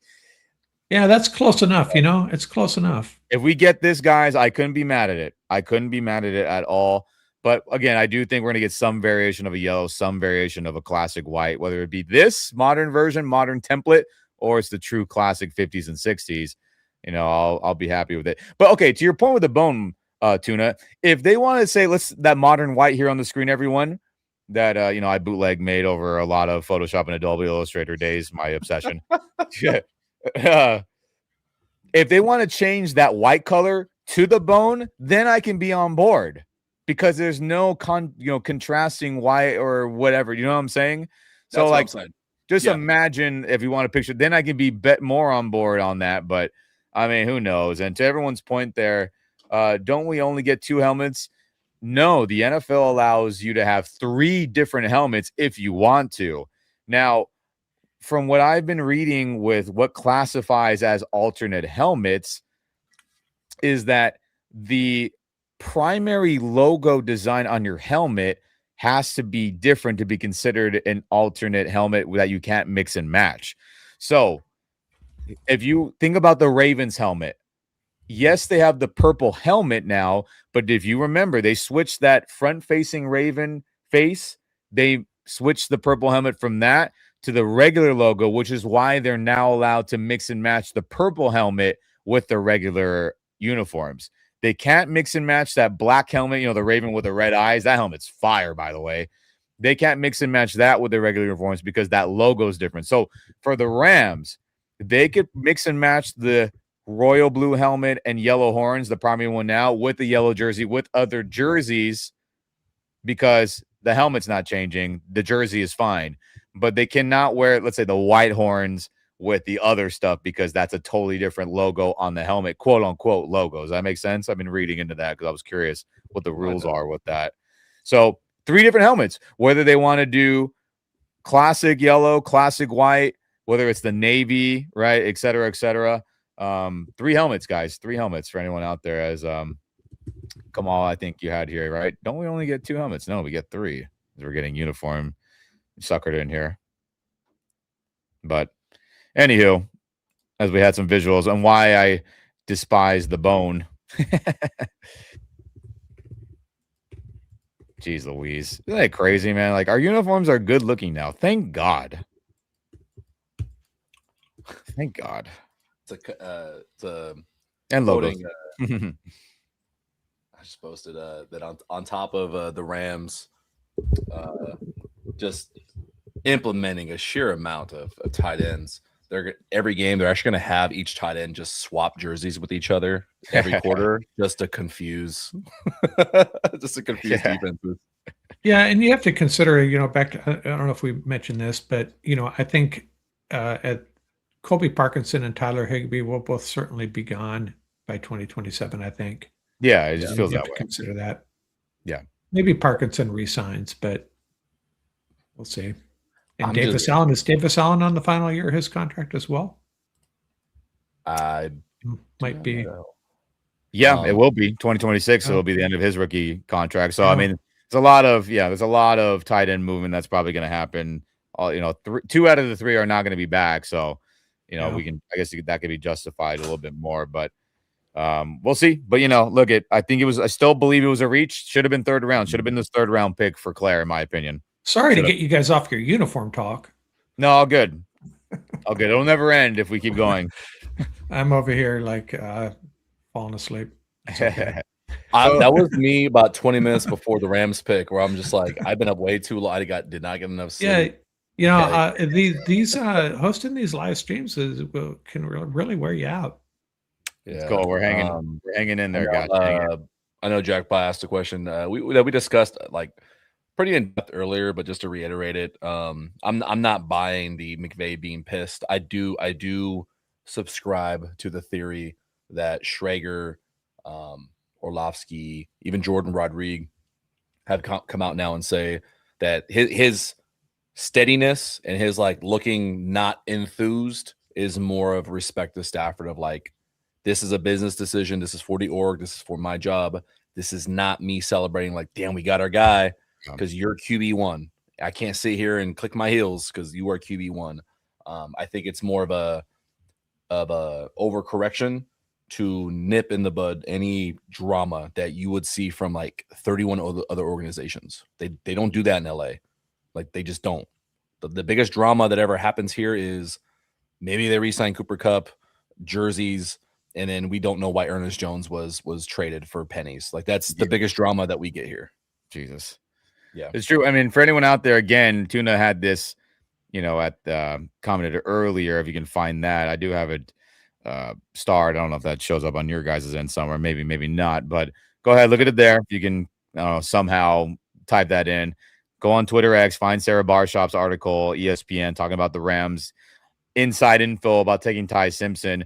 To your point, Tuna, as we talked about earlier in the stream, for anyone who missed that, they were trying to hide it. They knew, or they were afraid, I think rightfully so, that if Sean McVay's approval, which is what they're saying, Rams insiders and Rams personnel people, got out, then everyone will jump on board to say, oh, maybe we should like Ty Simpson too, equating it to being Georgia liking a 2-star player, giving him a 5-star offer, and then all these other schools out of nowhere start giving that kid 5-star offers as well, just because Georgia's doing it, right? They're like, oh, we're missing out. Sean likes him. Georgia likes that guy.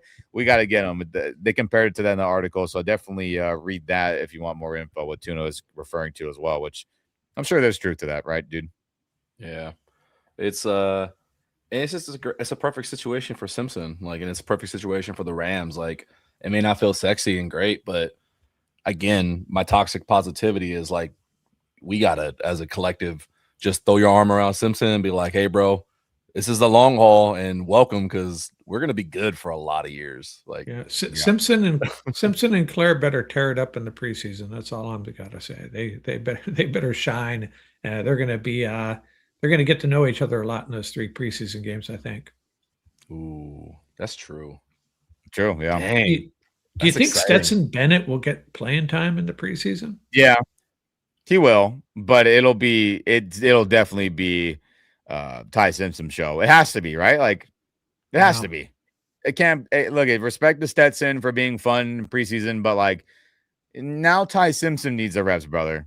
Like, sorry, like, and yeah, I know their normal thing, because like we would never see Jimmy Garoppolo in preseason. Because like they don't. By the time they get to preseason, they've already like established like, hey, we're pretty confident we know what our roster is. Yeah, the guys playing is either for a few reasons. It's like the last 5 spots on the roster for depth, like special teams. Like, rarely is a guy gonna like crack the roster outside of Sean Dolak and then the Chris Pupal situation. They're usually pretty like set. And so like by the time preseason rolls around, I wonder if they change that, because now you do have a QB competition and maybe you need to see live reps.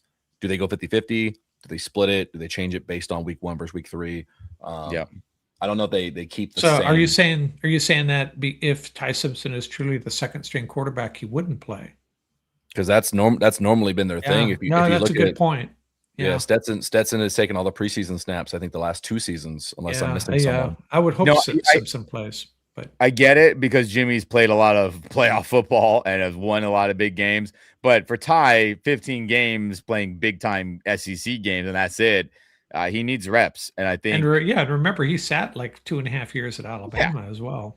Oh, Brian has a good question that I would love to try to answer, because I think I have a good grasp on it. I think about the potential disrespect, quote unquote, to Stafford. Like, why would he be offended?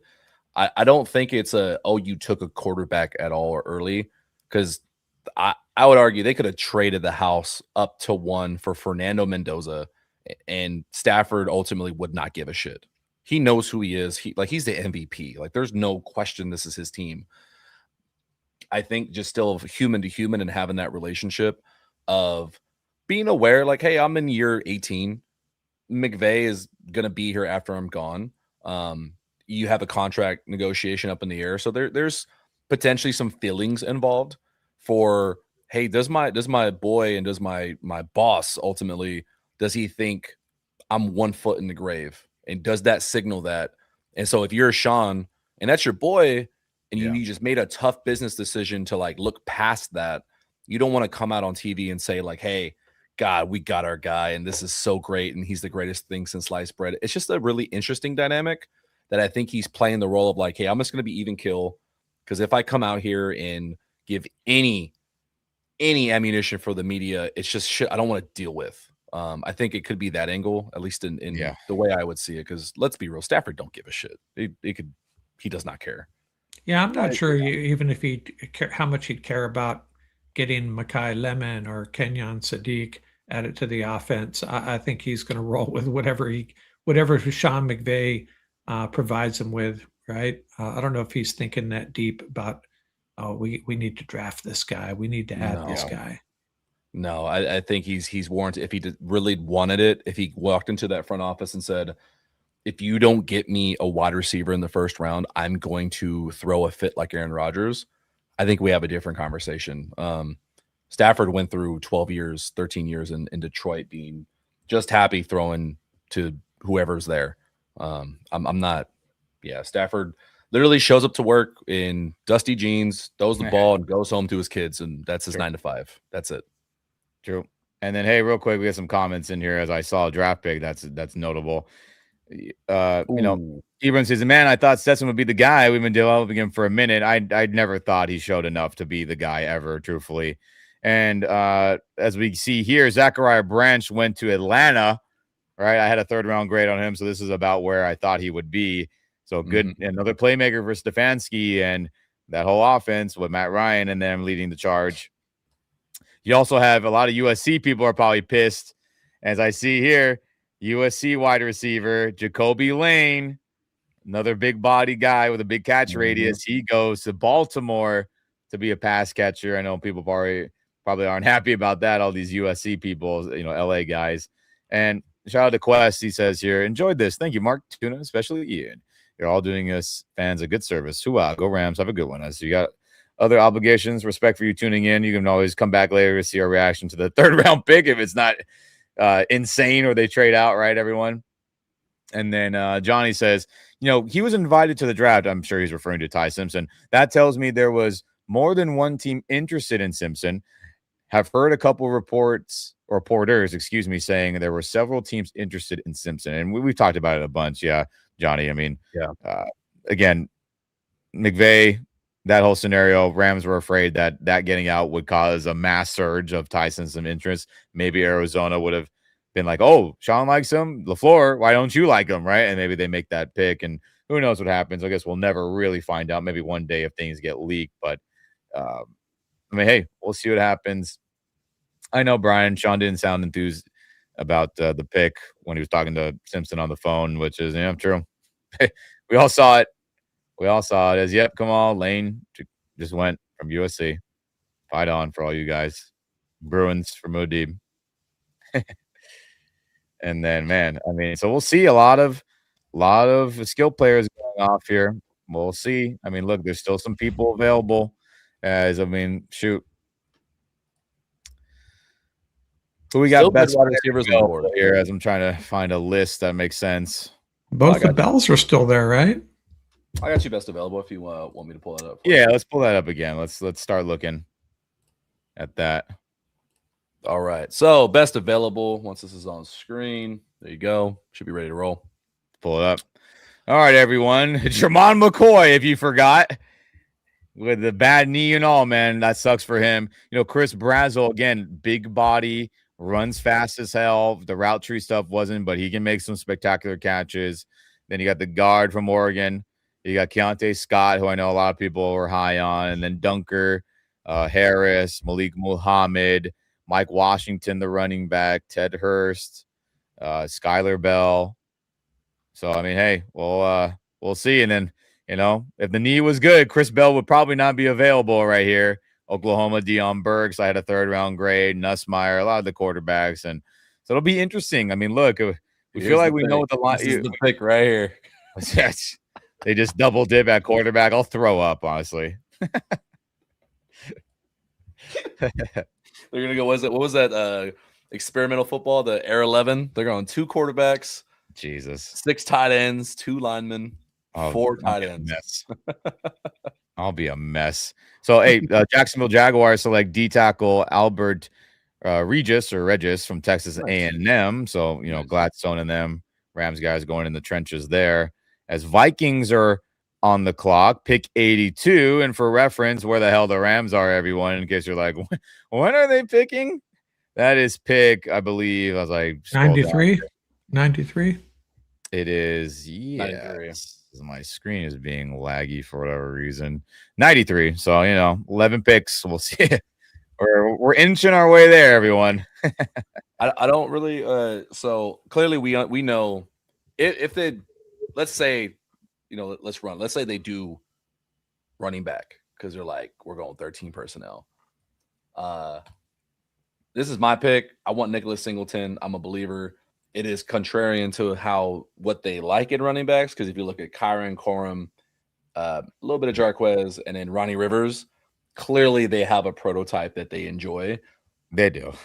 I'm hoping that they're trying to break a mold. Nicholas Singleton is a great pass protector and just breakaway speed, more fluid of an athlete than Jarquez Hunter. I would like that, but you know how these things go. I do. Yeah. So. Not bad. I mean, look, just based on how this draft has gone, I mean, I wouldn't be surprised if it ends up being that way. Jeez Louise.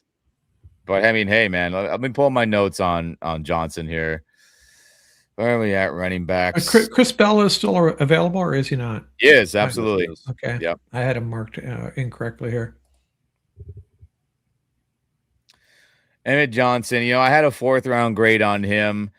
I think it was more of like the breaking tackle stuff. I just wasn't impressed. But, I mean, look, you do see him be shifting the backfield. I have in my notes. That was impressive. You see a lot of good jump cuts. I don't know if you saw a lot of that too, Tuna.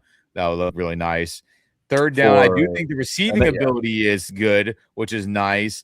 And then, hey, the gap scheme, he can do it. I just think overall, it's like, hey, if you want him to be able to run through guys and do that's not his game. But, I mean, look, I wouldn't be mad about it, but I just think the pass blocking isn't good.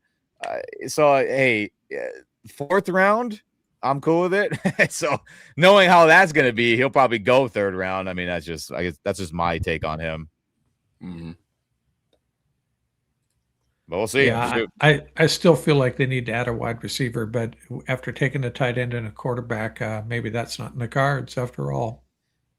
And look, let's talk about Chris Brazo real quick. Let me pull up the notes on him because obviously, he's a hot name for a lot of people. Let me find receiver folder and go to my picture notes here. Yeah, I want to hear how you guys feel about him, because I'm fairly confident I'm in a minority on not liking him as much for the Rams. Yeah, I mean, look, I have a 3rd-round grade on him. I don't think his route running is crispy clean, but I mean, in that Tennessee offense, they weren't even asking him. They were just saying, "Get your ass down the field." Right. And yeah, I mean, it was spectacular. I mean, I have a start, his superpower, incredible catch radius, right? I mean, just a big freak human reaching out, getting passes and all that. But did I think he was good in jump ball scenarios? Not really. He was okay.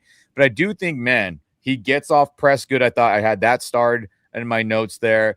But overall, he's just a downfield guy. Just didn't see enough. Is the yards after catch crazy? Is he like elusive? Is he running through guys? No. He's just more a big speed guy down the field. So that's the only thing, again, with that Tennessee offense, it's kind of hard to judge him. But, I would rather have Chris Bell, the Louisville receiver. That's just my preference for sure. Somebody said we need a long snapper. Forgot, bro. We got Joe Cardona, baby. the military man. So Chris Brazel, it's hard to evaluate them because they do have an interesting offense where it kind of schematically helps them get open a little easier. It doesn't require a lot of technical skill. If you're the elite athlete, then more times than not, it's friendly enough. It's quick hitting. I do like his quarterback a lot. I think it's, alternatively, like Mark said, Jeremy Bernard, he was high just because of Ty Simpson. Yeah. I do feel that way about guys like Brazil because of Joey Aguilar. Joey Aguilar probably won't get drafted. I love him. He's got some issues with his own deep ball. He kind of hangs him up in the air a little bit, like Yeah. bad trajectory on his launch point. But same thing. Like I feel like a lot of his jump balls were because he's tall and long. That like didn't really get up contact wise. Not technically the most sound guy out of some other guys that are here. And I just don't see the fit for a 6'4" guy that's going to rotate in and ask to do things like I see Jordan Whittington and Puka do, like on the interior. Yeah. That's a must. Like, it's non-negotiable, bro. Like you're going to be blocking a defensive end. We're going to have you go block a linebacker inside the box. I just don't see that being a strength for Brazil here. Yeah. I agree. That's why like, yeah, I think for other teams, he'd probably be amazing. But here, give me a little bit more physical guy like Ted Hurst. Give me a more compact guy who is on tape doing it in Skylar Bell. And in Elijah Surratt, if there's a big one, like, yeah, slower, but he just does the dirty work, the really boring shit that the Rams covet more. Like they'll take technically sound and they trust you to do the dirty work rather than the high end, the high end athletic ability. And I think that makes sense. They just told us that it's not even no point in talking about him because he's gone. No way, really? wait, yep. I'm behind you. Did he go to Carolina? Oh, he did go to Carolina. Yeah. Well, shit. There we go. Hey, Chris Brazel, we're talking about him. Not a fit for the Rams, blah, blah, blah.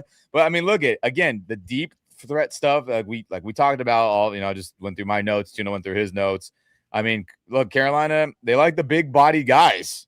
Clearly, how else he's gonna see him last year? Let's be honest. That's my quarterback. Right? You got to be able to see him somehow. I mean, no shit. That's a great point right there, Tuna. They had. T-Mac, Tetero McMillan, offensive rookie of the year. Coker killed us. They had Xavier Legette, a big body. Now they're adding Chris Brazel. I said his name wrong probably earlier. Chuba Hubbard. Who did they take? Monroe Freeling in the round one, right, I believe. Yeah. So, I mean, hey, Dave Canales in that offense, as they cooked us in the playoff game, looking like they're getting, more threats for the offense there. So speak of the devil, good timing. That's funny. That is funny, honestly. That's funny. We got what? 1, 2, 3, 4, 5, 6, 7, 8. We got 10 picks. We are now 10 picks away from the Rams picking at 93. Yep. Safe to say we're getting close to prediction range. We kind of looked at best available a little bit. Are you fellas are you getting heart palpitations towards a certain player? Or are you just completely upside down because clearly we have no fucking idea who the Rams like? Yeah, I'm thinking one of those top three wide receivers, Bell, the two Bells and Hurst. Kyle Lewis is still there. I'd be so happy. And offensive tackle wise, and they're probably going to do something completely off the wall here. Offensive tackle Jude Bowery is there, Cage Casey. And they're all in this neighborhood where they should get drafted. J.C. Davis out of Illinois. We've talked about him on some mocks. There is one player. Yeah, I mean, look, Chris Bell. I mean, look at him. He did not blow his knee out, everyone. He would have gone in the second round. There's just no way. There's just no way based on his film. I have a second round grade on him. He was just too explosive, too damn fast, too damn strong and big. Look at I know he had ACL surgery. When was that? December time. So how many months would it be until he would get back? Right. I mean, could he be ready by training camp? Maybe, but I think screw it. Gamble on that for a third round pick. I couldn't be mad about that. I really, really couldn't. Jermod McCoy, you take a gamble on him, but maybe his knee. I mean, his knee must be totally jacked for teams to really be passing on him. Or hear me out. Yep. There's a lot of good tight ends on the board. Oh God. I'll throw up if we take another. You thought 14 personnel was awesome? Let me introduce you to 05 personnel. Yeah, I'll say 05. We're gonna call it. Yeah, it sounds like we're taking a Stafford off the field.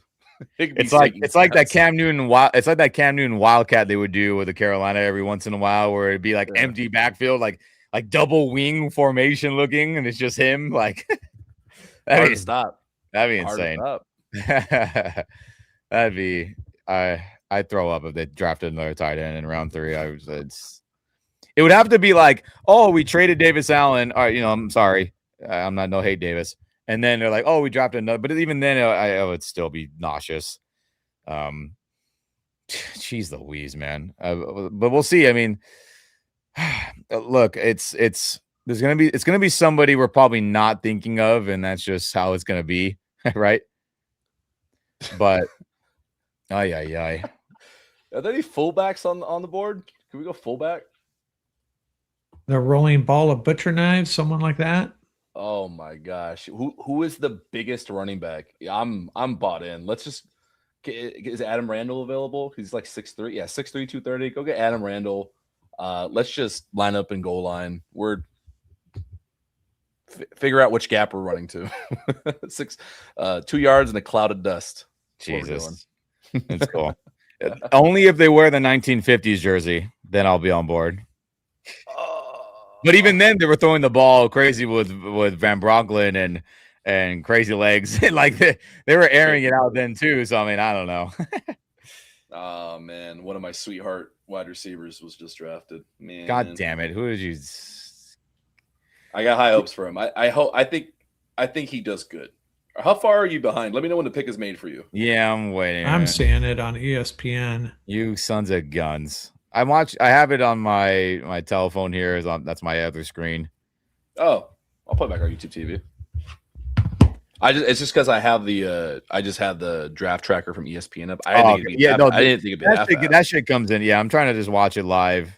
I mean, I could do the draft tracker too. I get it. I don't need to be fast. I don't care.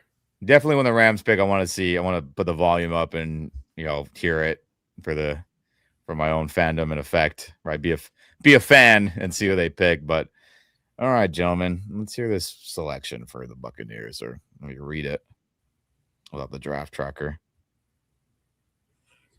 Ted Hurst, there you go. Georgia State, one of the receivers who, 3rd round grade on him. Let's pull up my notes on him.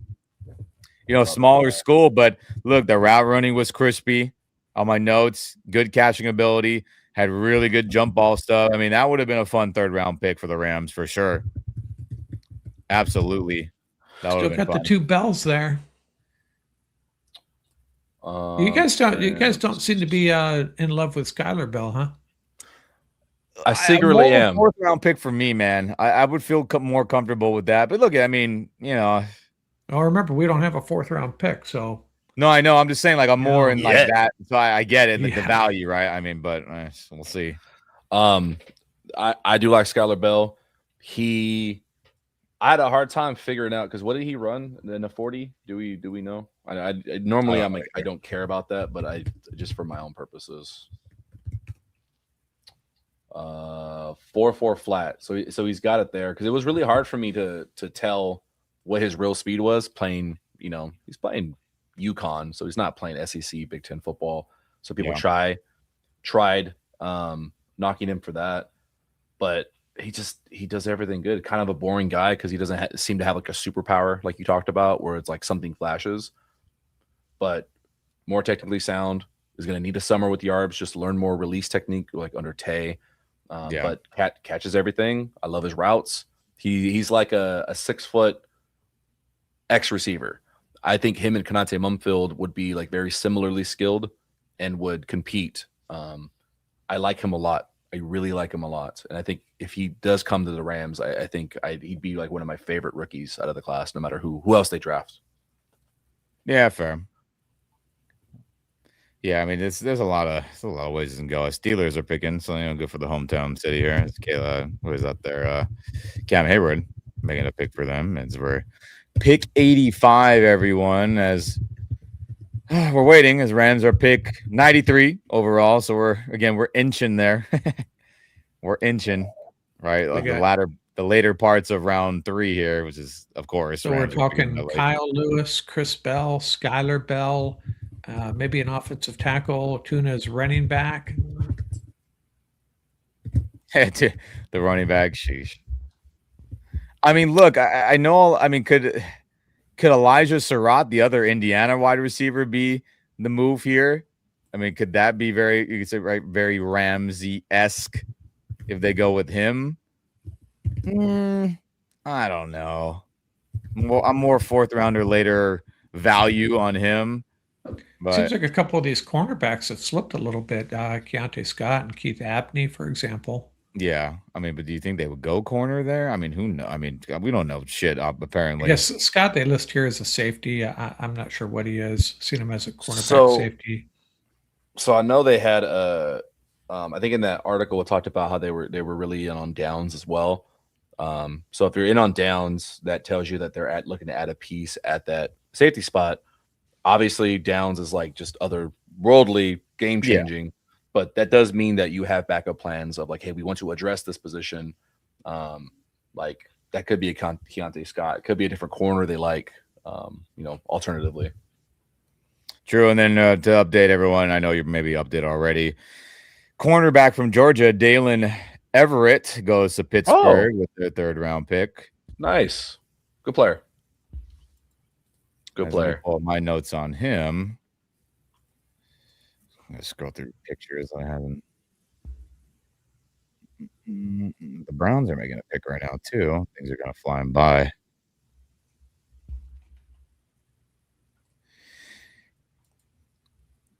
Yeah, with Dalen, I had more of a 4th round grade on him personally. Again, you could argue, hey, did you like all the the grabbiness downfield? I have that, man. He's really, really grabby. I have in my notes. Tackling, I wish was a little bit better, but I mean, hey, Steelers have a plan for him, so I'm not mad about that selection for the Rams not getting him. You know what he reminds me of a little bit? Because he's got those technical stuff he's got to work on, but yeah, for sure. Like the aggressiveness and the attitude, the way he plays. Darion Kendrick.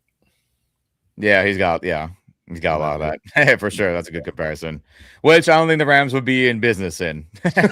Right, so I don't think they would be down for that. As Cleveland takes the tackle Austin Barber from Florida with their 3rd round pick because they traded in. They gave the Chargers multiple 4th round picks and a 6th round pick, as Cleveland went up to get that tackle as they're trying to revamp their O-line with Monken there. All offense really for Cleveland, man, for the most part, all these first couple rounds here. Offense. All right. Well, Todd Monken calling plays there. It makes sense. As Miami's pick is in, pick 87. Again, we're inching our way over there, everyone. As Rams are pick 93 again for reference. As we're waiting. Got a good question from David over from Rams House. He texted me asking, any chance we get McCoy here? Do you think the Rams would be in business of like, okay, cool, 3rd round, maybe we're okay with letting you sit for a little bit because you got to ice up, son. Yeah. But do you think that they would maybe take the chance on McCoy in here? Yeah, like we talked about earlier, McCoy or Bell, they're the injured knee guys. Screw it. Their film was just too good for them to be available at this point. Honestly. So the prognosis for McCoy is he's gonna. It sounded like a pretty serious injury, multiple surgeries that he's gonna have to go through. One of them he's already gone through, and maybe another. Is he? I don't know, man. It's not career ending. Then they do see him coming back and getting to his old self for the most part, or we don't really know. It's just a matter of time, or is there a big risk that he'll ever get back to his old self? I mean, yeah, it's true.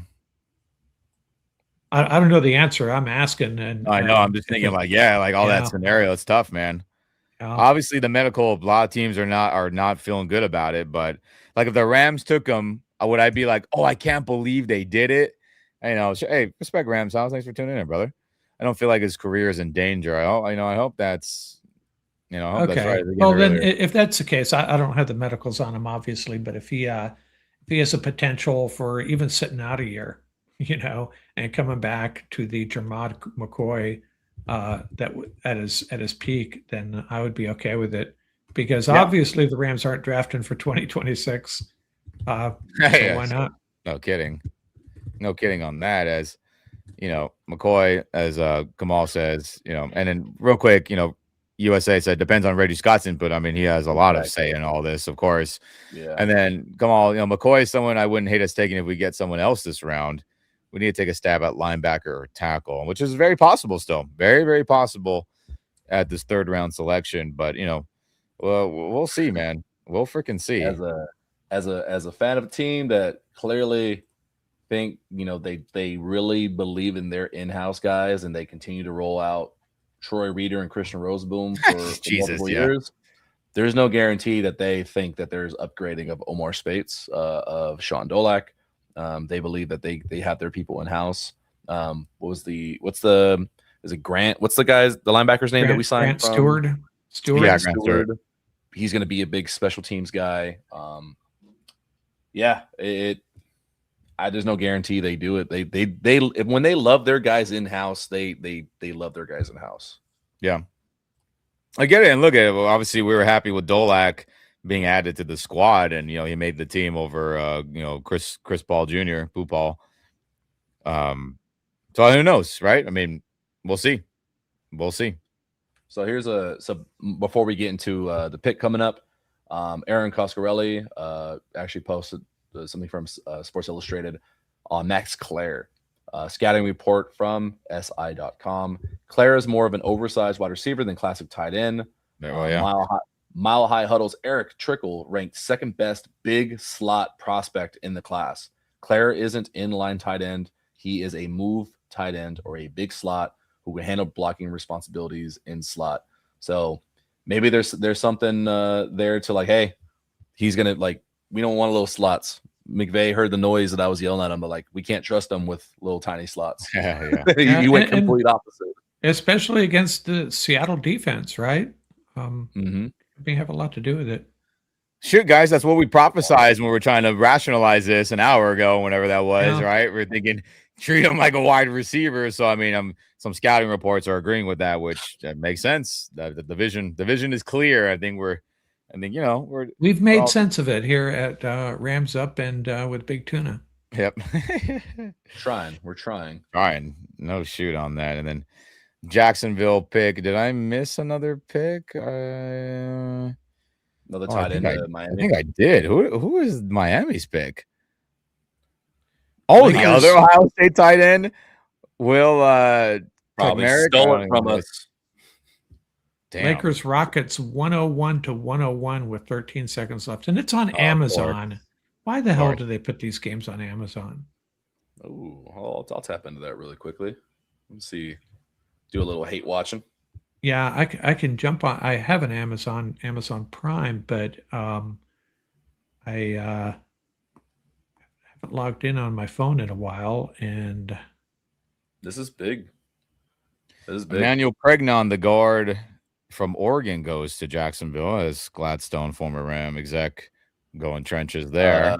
I'll narrate for you guys. Rockets got the ball, 4 seconds, driving in the paint. Defense and overtime.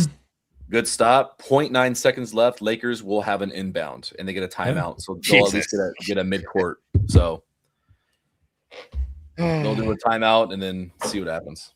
Jeez Louise. They need to win this game because Kevin Durant's out, and they need to find a way, man. Jimbo Covert. Wow, good D. He hit the side of the backboard. It wasn't even a good shot. He tried a hook shot from the elbow. Pick is in for Chicago as I'm watching here live. Let's see who they take, huh? Who's next up? San Francisco. All right, guys, we're winding down again. We're pick, what are we? 93. So we're getting there. Let's see who the Rams get. Do they want to take the gamble on the highly, touted, scouted receiver and or corner, or do they go completely elsewhere than what we've been expecting and predicting these last 2 days? We'll see. Yeah, it depends on these next elections. Let's see if any of the guys we're hoping for get snagged. Yeah, I'm over trying to predict what they're going to do. All we can tell you is what I hope they do. I can't believe I was incredibly hopeful. I would guess at least one Rams pick correctly, and I had no idea what I'm talking about. No. Wide receiver Xavier Thomas from LSU goes to the Bears. So the Bears are saying, yeah, well, let's add in some more skill player talent. That's one of my notes on him off the top of my head. Let's see what I got here. Oh, Lakers actually have 1.2 seconds. They're getting an inbound from their side of the court. Nice. From their Lakers end? Yeah, Lakers end. Marcus Smart gets to LeBron, gets a shot off. Missed. Almost. It was in and out. It was a good shot turnaround, Jay, for three. Damn. But so yeah, overtime for Los Angeles. Jeez Louise, of course. Yeah. All right. Where are we at? Xavier Thomas, interesting. I mean, look, I had fourth rounder later on him, so I mean, hey, what do I know? I suppose, right? But shout out to your Rams house, brother. Honestly, don't mind Jordan Whittington at wide receiver 3. I mean, hey, he's shown some talent. Flashes. Obviously, the Rams coaching staff don't trust him a ton. Is Mike Washington still on the board? Yes, the running back. I believe so. I don't think he's gone off. I mean, Jesus, that'd be Rams like this draft class, wouldn't it? Well, I say that because, well, you'll understand in a second here why I said that. Well, who do the 49ers take? This is going to piss me off. No, it won't. Oh, Kalen Black, the running back from Indiana. Interesting. Yeah, with Mike Washington still on the board, what do I know? I see Black as a 4th or 5th round pick, I thought, and Mike Washington solidly in the 3rd round. They just want people to be able to fill in for McCaffrey when he gets all banged up. I mean, look, Kalen Black, I had a later 5th, 4th round grade on him. Someone who's got some strength, can run the gap scheme stuff, ran a pro style system. You do see some good agility out of him, but I was definitely thinking 4th round or later I had on him. Just because a lot of the blocking was good. And look could he work out because Shanahan's system and all that? Probably. He ended up probably being productive, let's be honest. Yeah, probably. So we got 2 more players to come off the board before the Rams pick. Yep. So they're going heavy offense. All right, Stribling, Black, and they go the edge rusher or the edge defender height earlier. Yeah, they their defense is got the guys. Offensive. Yeah, their defense is pretty squared away. They get Warner coming back. They brought back Dre Greenlaw too, right? Yeah. Yeah. Gosh dang it. Not a fan of that. Yeah, me either. Those guys are getting old. Yeah, but the way they play with the attitude, the mentality, it's something that it seems it's a contrast to how the Rams seem to operate at linebacker, like Fred Warner and Dre Greenlaw, like that style of linebacker. I mean, when's the last time you seen that in LA? Like, it's kind of honestly a little bit jealousy. Yeah. I'm not gonna lie. They just value in that 4-3 scheme that they run. I mean, people call it the Seattle scheme, where it's like, hey, we're gonna just linebackers are just gonna be read and react and attack, and they're just less responsibility, and that it benefits them greatly. Yeah. And obviously Greenlaw and Warner, and they're just good to great inside linebackers anyway, which Yeah, traditionally, even going back more. So I mean, yeah, going back even to the 60s, the Rams have not had a great run at linebacker. Isaiah Robertson, James Laurinaitis, Jack Reynolds was with us briefly. But you talk about other positions: wide receiver, offensive line, running back. That's where the Rams had their. That's where they've built quite a legacy. Yeah, as we're winding down here, I'll be curious to see what Vegas does. Could they go? I mean, they can go defense, offense. I mean, there's a lot of ways this could go, man. A lot of different ways.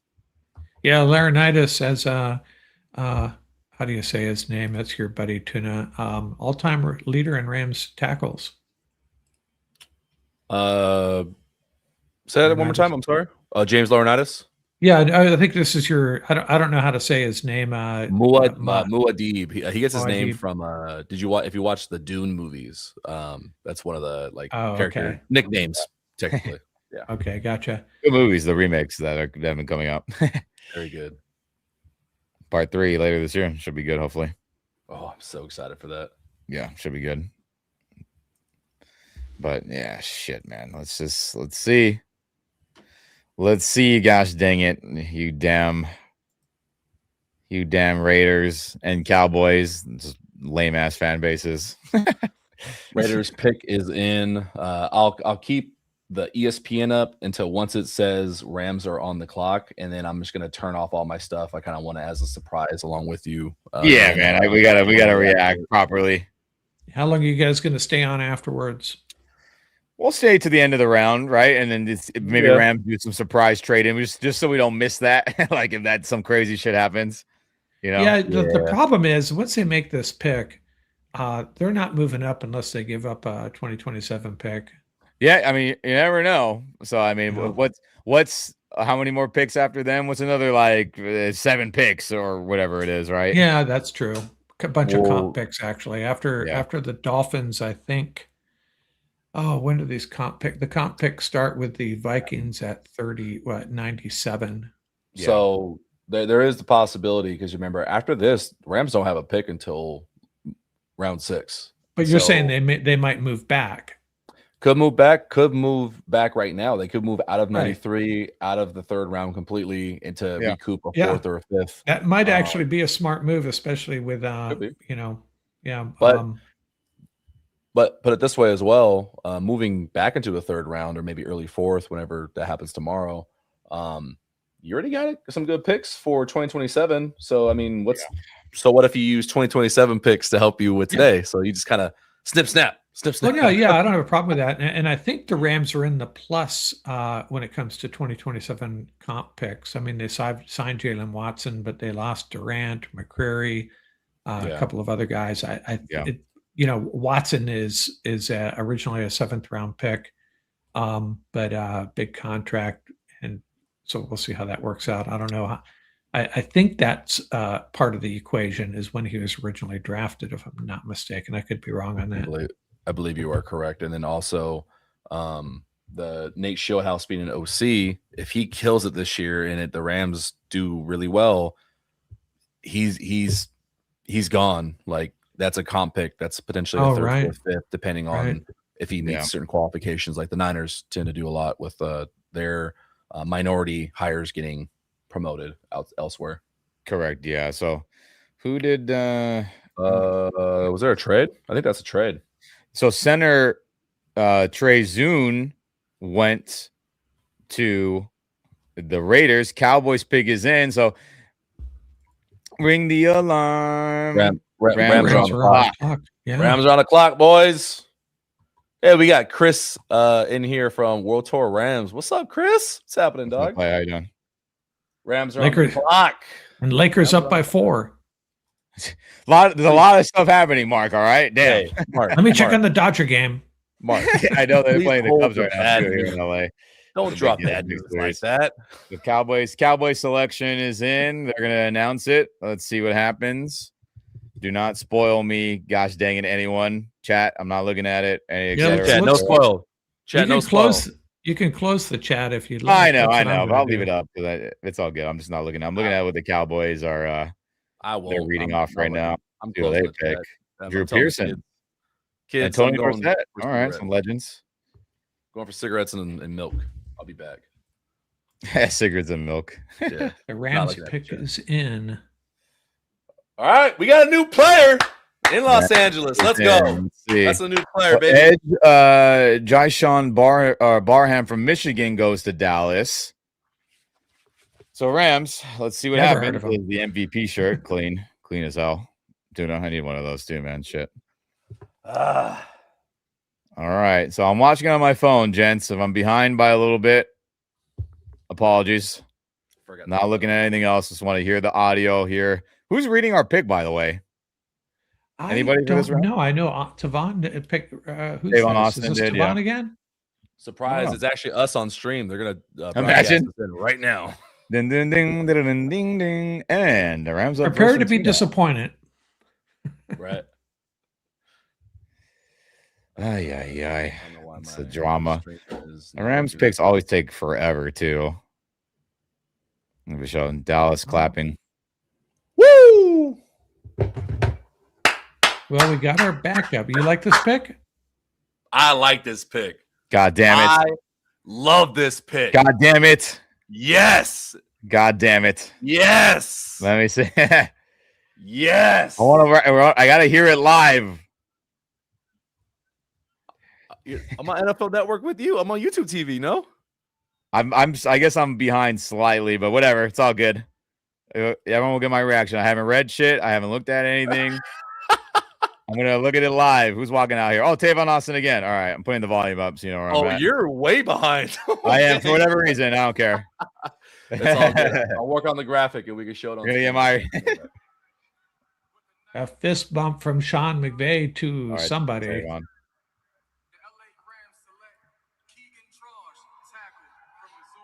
Missouri tackle Keegan Tross. He is So they go to depth, Mark, you were hoping for. Yeah, it makes perfect sense. Hopefully, I think he's. If I was watching this film correctly, they showed him playing right tackle. Yep. Hopefully, he can play. Can he play the left side? He'll probably more man right side, so he'll have a little bit more utility. He's not the tallest guy, biggest guy. He's the one I mentioned earlier that's a little, quote unquote undersized. So some teams said he should play right guard. I think he'll do just fine at right tackle. He is I think he was all first team SEC. I think this last season, maybe whatchamacallit, 2 seasons in a row. I can't remember if it was 2 or just 1, but technically sound. The guy is good. I didn't think he'd be 3rd round. I thought teams would let him fall. That's awesome. That's awesome. That's a great pick. So at least Sean's happy fist bumping people. Thank God. Yeah. So that begs the question: if a lyric goes down, who's the guy? You or me, brother. Jesus. No. Who is in there right now? Who's currently back up on the depth chart? You got Quisenberry, a Curry, and McClendon. Could McClendon play the left and Trost play the right if something happened to a lyric? I'm not a big fan of moving 2 players when you got 1 hurt. It just Right. it messes up with the cohesion. As long as it's not DJ Humphries, I do think DJ Humphries just was very slow. Right. But we'll see. Yeah, look, I'm unfamiliar with Keegan. I didn't dive in too deep into linemen. Again, it's a harder evaluation for me, truthfully, looking at linemen. I mean, you can tell if guys could block or not. I'll have to look more at his film. But I mean, Tuna, do you think schematically it fits? Gap scheme, pass protection? I mean, give me the info on it, brother. I'm not gonna lie. I'm not gonna say I watched this game to the point of evaluating Missouri's style of offense compared to that. When I'm watching linemen, I'm seeing how consistently do you just panic when you're facing a good edge rusher, and you just you try to just rely on athleticism and speed to hold a guy, and then you've got holding calls because you're reaching out here instead of on the chest. Do you lose your feet? Do you play too high? Just real technical stuff like that. Yeah, he's pretty sound. He's very consistent in being sound. Again, the one knock literally was, he might be too small. It's like the dude was all SEC. Like he was. That's good. That's important. I like that. Best right tackle in the SEC last year. So by all means, he does all the things you want. I think he's going to be a great player for the Rams. Like we'll look at it in 3 years. Like, oh man, remember we got a starting right tackle in round 3. Could be one of those situations. Sure. And look, Brian says McVay looked happy about that one. Yep, he did. I saw that too. Jerome says nice pick. Manuel says one of my guys. Hey, Jerome says look at Mizzou run game. I gotta look at more of his film for sure, definitely. And dang, somebody who again I was unfamiliar with, just being transparent about it. I'll have to look at his film. But like you're saying, Tuna, if you're first team all SEC, like that has big weight, especially being a lineman, and that's a good sign.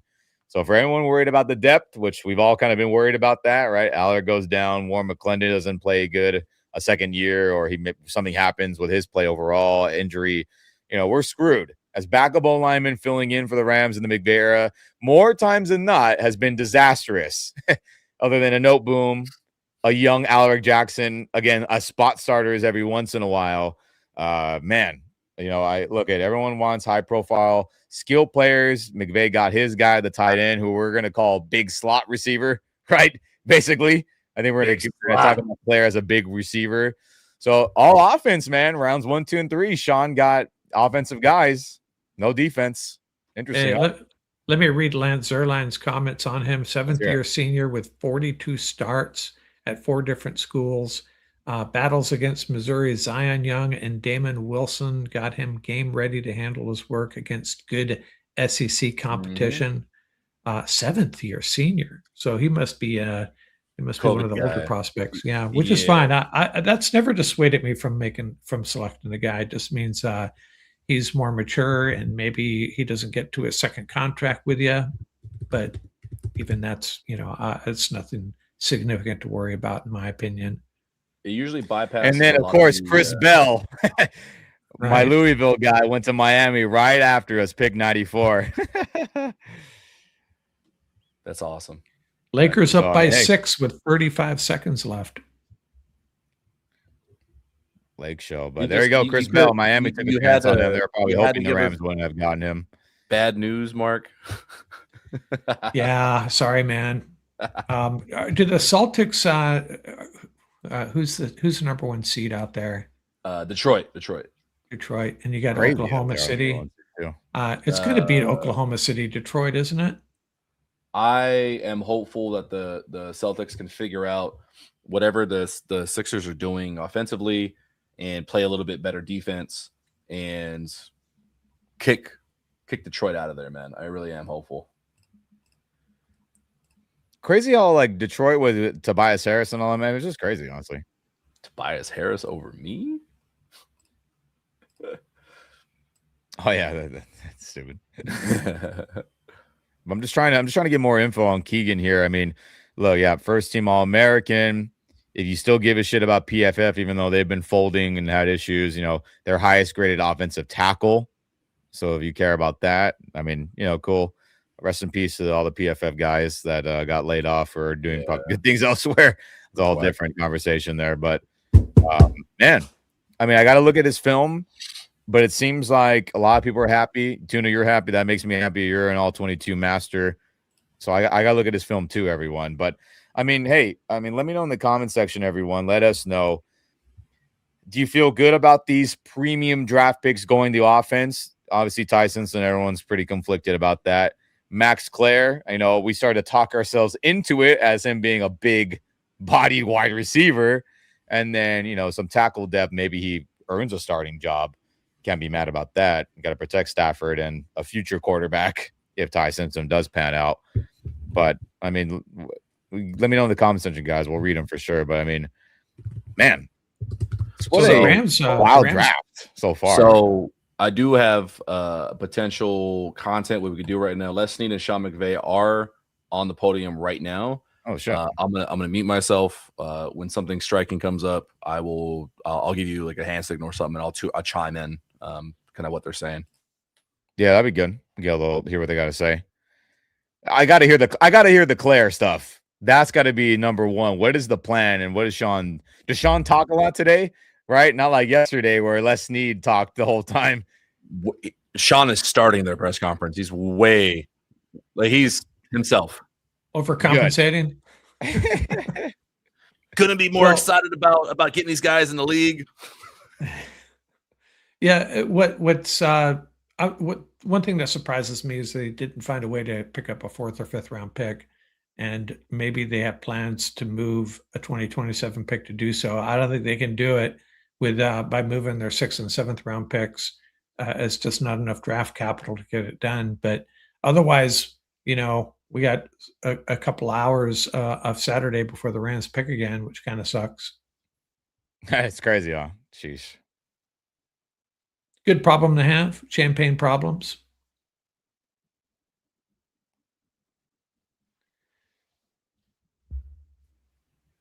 Shauna is addressing. He literally is saying, my attitude yesterday, the demeanor was respected Matthew Stafford It was stoic by nature. You're excited, but by no means want to change anything besides this is Matthew's football team. Interesting. Well, okay, Sean, but damn. Yeah. I want you to say more nice things about Ty Simpson. Be like, hey, he throws the ball really well. And we didn't get none of that. So, I mean, I get it, I suppose. Yeah, he probably should have practiced that routine. He obviously did not. How am I going to handle this when we draft a quarterback? For all the things he is great at, Lord, is that man bad at showing emotions at the right time. Yeah, and like Ian always says, man, the Rams lie a lot. They do, and Sean, and for good Sean reason. does. I don't fault them for that at all. And that's why the press conferences, sometimes I just find myself like, what the hell, man? Someone ask a real question here, and can we get a real answer of value? But oh well, that's just me. Sean is talking about Max Clare real quick. I got to hear that. So yeah, just kind of recap. Coach's son, his journey is a fun one he's been through. Adding 2 players on the offensive side of the ball today, it's really cool. They have a lot of depth at tight ends, but we're looking to build a lot of things we did well last year. It was a force for us. Got some good tape from Purdue and Ohio State.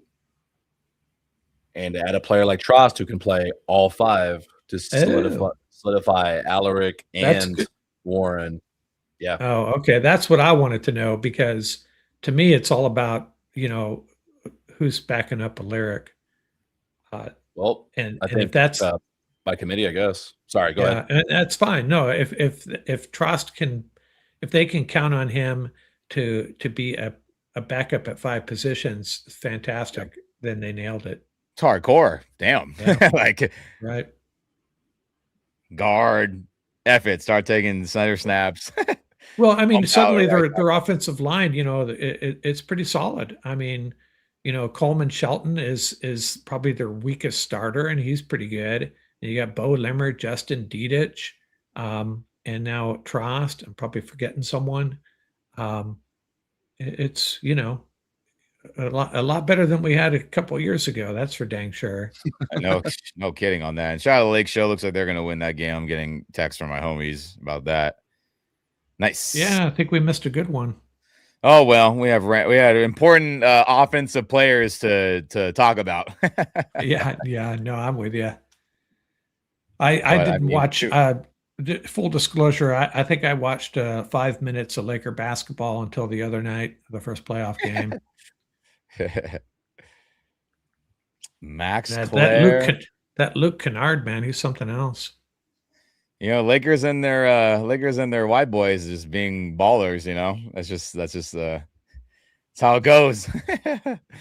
But I mean, we'll end on this, guys. I know it's getting late. We've been here for 4 hours now, which is pretty hardcore. And respect to everyone who's still here, who tuned in, who is watching later. Heck yeah, guys! Thanks for tuning in and hanging out with us on this joint stream between Rams Up and First and Tuna. But I mean, give it a grade, Mark. Tuna, whoever wants to go first, if you have your thoughts. Today's round 2 and round 3, and then if you want to combine, I guess the first couple days a separate grade. I mean, whoever's ready, let's do it. I'll go. You want me to go? I'll go first. And the Ty Simpson, you really got to give it an incomplete. Maybe a C if you're thinking about his contribution this year. I mean, you could say incomplete for every draft pick, but knowing that Ty Simpson is a pick for the future. Yeah. Still this early in the draft. With I don't know. I'm not one of these guys that we're all in this year. The Rams are all in every year. They're all in every year. That's as simple as that. And this is an indication of that. So I'll give the Ty Simpson pick a C, though. Yeah. I'm hopeful that it turns out to something better. The tight end, if he is really more of a pass catching weapon, I'll give it a B. Again, remember we have some tight ends that are going to be moving out in a season. So I'll defer to Sean McVay that he is a weapon that they have plans for. And The offensive lineman, I'd have to give that an A minus. I don't know why we can't give it an A, to be honest with you, but I'll give it an A minus just to be conservative. And overall, I'd probably give the draft a B minus. I really thought we would get a wide receiver that can fill in for Devontae Adams or Puka, and I don't think Max Clare can do that. So, yeah, I'll go with a B minus overall. That's fair. What about you, Tuna? I'm gonna go. You know what? I'll give the homer answer because I am legitimately feeling great through 2 days. Is it exactly how I thought they would do it? Hell no. I thought it would be wide receiver. I took some gambles because I really desperately wanted to feel like I understood how they drafted receivers, and I don't care about being wrong. I'm liking what I see so far, Max Clare. I'm really excited to dive into more games. I've watched enough of Keegan Tross to where I'm super excited. I thought he would fall to like 6th round, but for them to see, like, that makes me happy, feel validated. Like, they think so highly of him as a day 3 pick. That's like rotational. Hey, we may need you to spot start, like the rest of the 3rd round guys that have come through this building. And then so much that everyone here is not going to like it. Organizationally speaking, and just non-bad quarterback poverty, purgatory forever bullshit Austin Davis days, the Ty Simpson pick gets an A for me because other NFL teams thought he was a mid-first rounder. For me, I'm very happy with this draft so far. Let's see how day 3 goes. We're just adding rotational depth. You can't give a grade to any rookie quarterback, even if they play their first year or so. I don't care if Ty Simpson doesn't play. It's the right move to make. And damn, they got some 2 damn good players back to back in day 2. Like, that's them saying, meet me in the trenches. Fight me. True. Fair enough. Yeah. Good points. It's good points there. I mean, okay, let's Ty Simpson. I'm giving it a C because of the value and where he was picked. And I had a 2nd round grade on him, but Sean McVay looking pissy still bothers me, but whatever. We'll see it. We'll see how it plays out in preseason. I guess that's really it, right? If he looks good or not. Max Clare had a 3rd round grade on him. So I give that, I'll give it a B because you can convince me that his receiving ability should be worth a 2nd round pick. You could talk me into it. You're gonna have to talk me into it, everyone, or whoever else. Right? You like the yards after catch, like the route running ability, wasn't thrown to a ton because of the quarterback inconsistency for Ohio State in general. But I understand the vision if he's going to be using the passing game more often. Okay, fine. I'll give it a B because of his receiving ability upside, I think, is real, which you could argue that is the receiver pick, right? Okay. Yeah. Then to Keegan Trost here, look, if you're a first team all SEC guy, you're an all American. I mean, he's 3rd team, but still, look, I mean, how can that not be at least an A? You're getting a first team all SEC guy where you have the big boys of Bama, Georgia, Oklahoma, Texas, where they have monsters on the trenches, O-line, etc., edge rushers, linebackers, and he was voted to be a productive player on the O-line. And if he is going to play guard, if he is going to play tackle, if he is going to maybe get some center snaps and be that versatile guy, then look, the depth, all that, I think it's worth an A. So I guess overall, I'll give this draft a B minus, right? A B minus. I think that's fair through 3 days based on value, based on position, based on, again, I think reaching on the first couple picks. That's not terrible, but I wish I could say an A, but I can't be a homer about it. My fist bump was feeling incredibly validated as a scout. Jalen Husky to Jacksonville, end of 3rd round. Everyone had like a day 3 set, barely draftable grade on him. I was like, it doesn't make sense. This guy's too good. Round 3. Very good football player. I'm very happy for him. Yeah, I also, I got to say, is you may be validated as a scout. I feel like a failure as a mock drafter. It's still fun and everybody loves it, but it's like, who are we kidding here, man? I don't think I got anything right. We got homework, brother. We got homework. I can count. Let's see. I got Fernando Mendoza. Did Arvel Reese go second to the Jets? No. Oh, I guess I'm wrong there. David Bailey was the second pick. I didn't get none of these right, brother. Yeah, I didn't generally pick for other teams. This the Rams picks, you know. I own to the Ravens. I got that. I got the wrong Miami defensive end going to Tampa. I think that's all I got right. Yeah, that was crazy, dude. I mean, from pick 2 downward, it got weird. Carnell 4, Arvell sliding to 5, Mansour going 6, Jordan Tyson going 8, right? Caleb Downs to 11 to Dallas. Ty Simpson, Ruben Bain to and Sadiq going, Bucks, Jets, Mackay going to the Eagles, still irritates me. KC to the Browns, Omar Cooper Jr. to the Jets. I mean, it just got weird. Jadarian Price to the Seahawks. I didn't have a first round grade on him. I thought he was a good player, but hey, that's how it goes, man. We do all this homework. We do our own scouting. We put grades on guys. And at the end of the day, every team says, F you. You don't know shit. Yeah. We're going to show you guys, right? My son texted me that he watched 18 hours of wide receiver highlights over the past 3 months.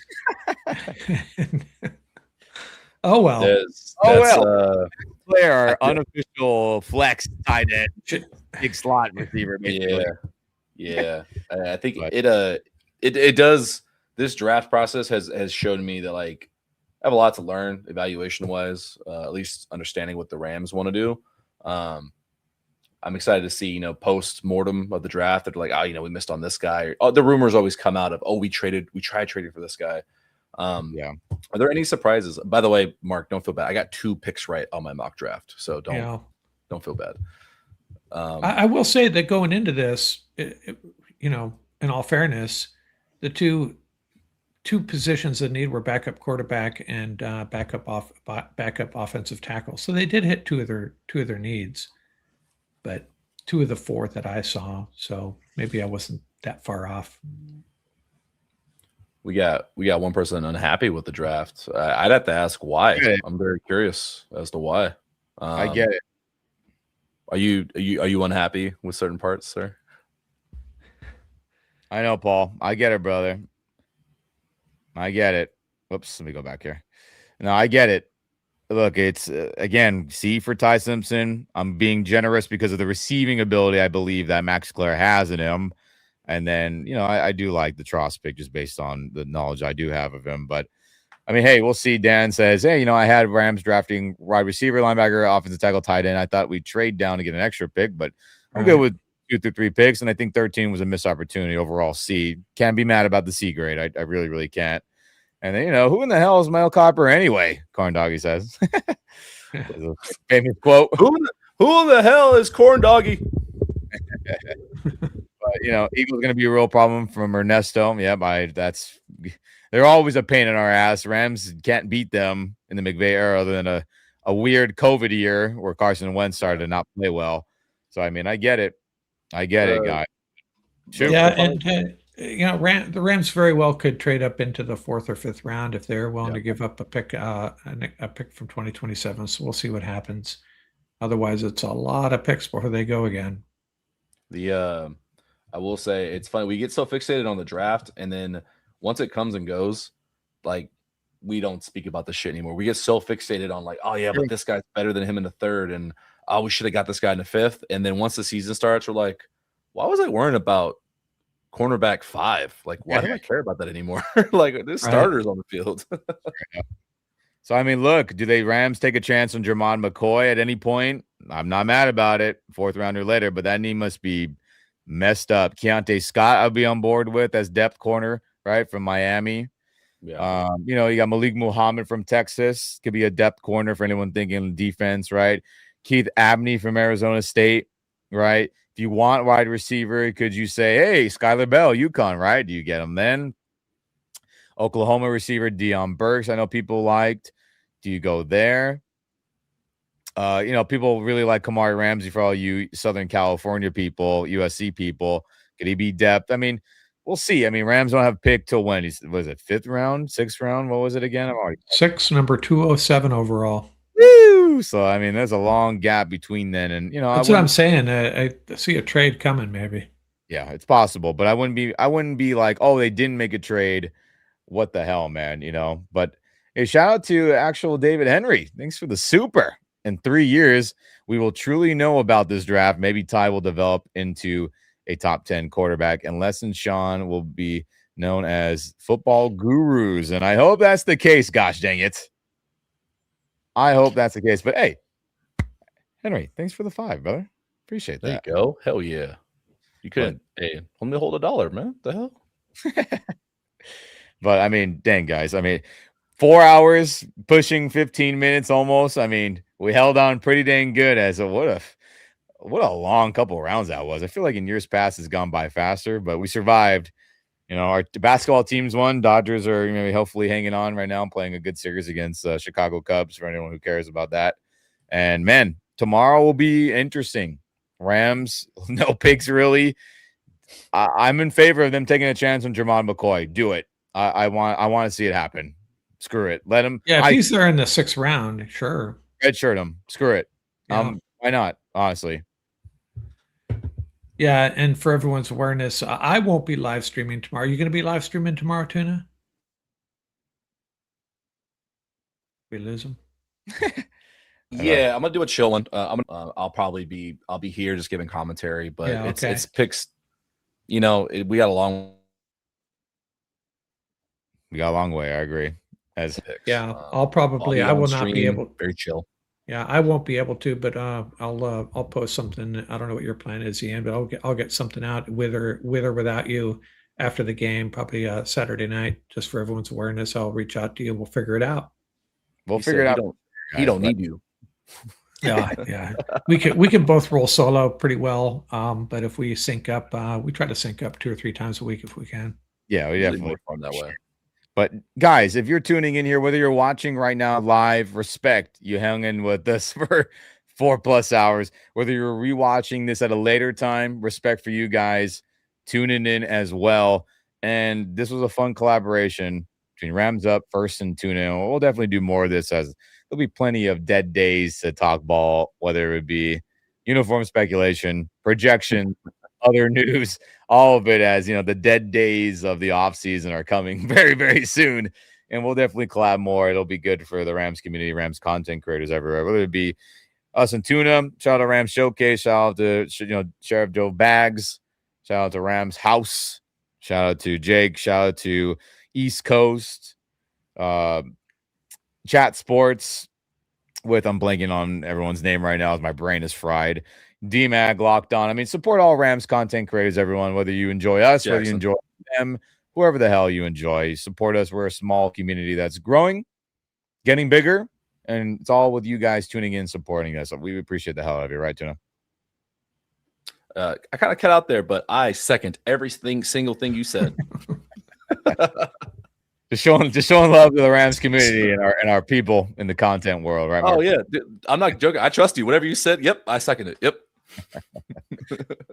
So hopefully I wasn't cut out there, but that'll do it here, everyone, on this live stream episode. 4+ hours.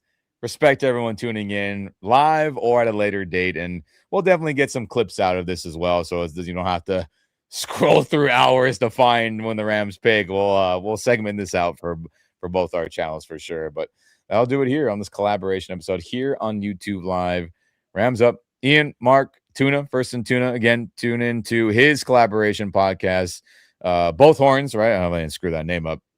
Yeah, Both Horns. Me and just Sheriff Joe Bags. Yes, sir. And that'll be good. And we'll have plenty of stuff here at Rams Up as well. But that'll do it, everyone. Always rep your blue and yellow.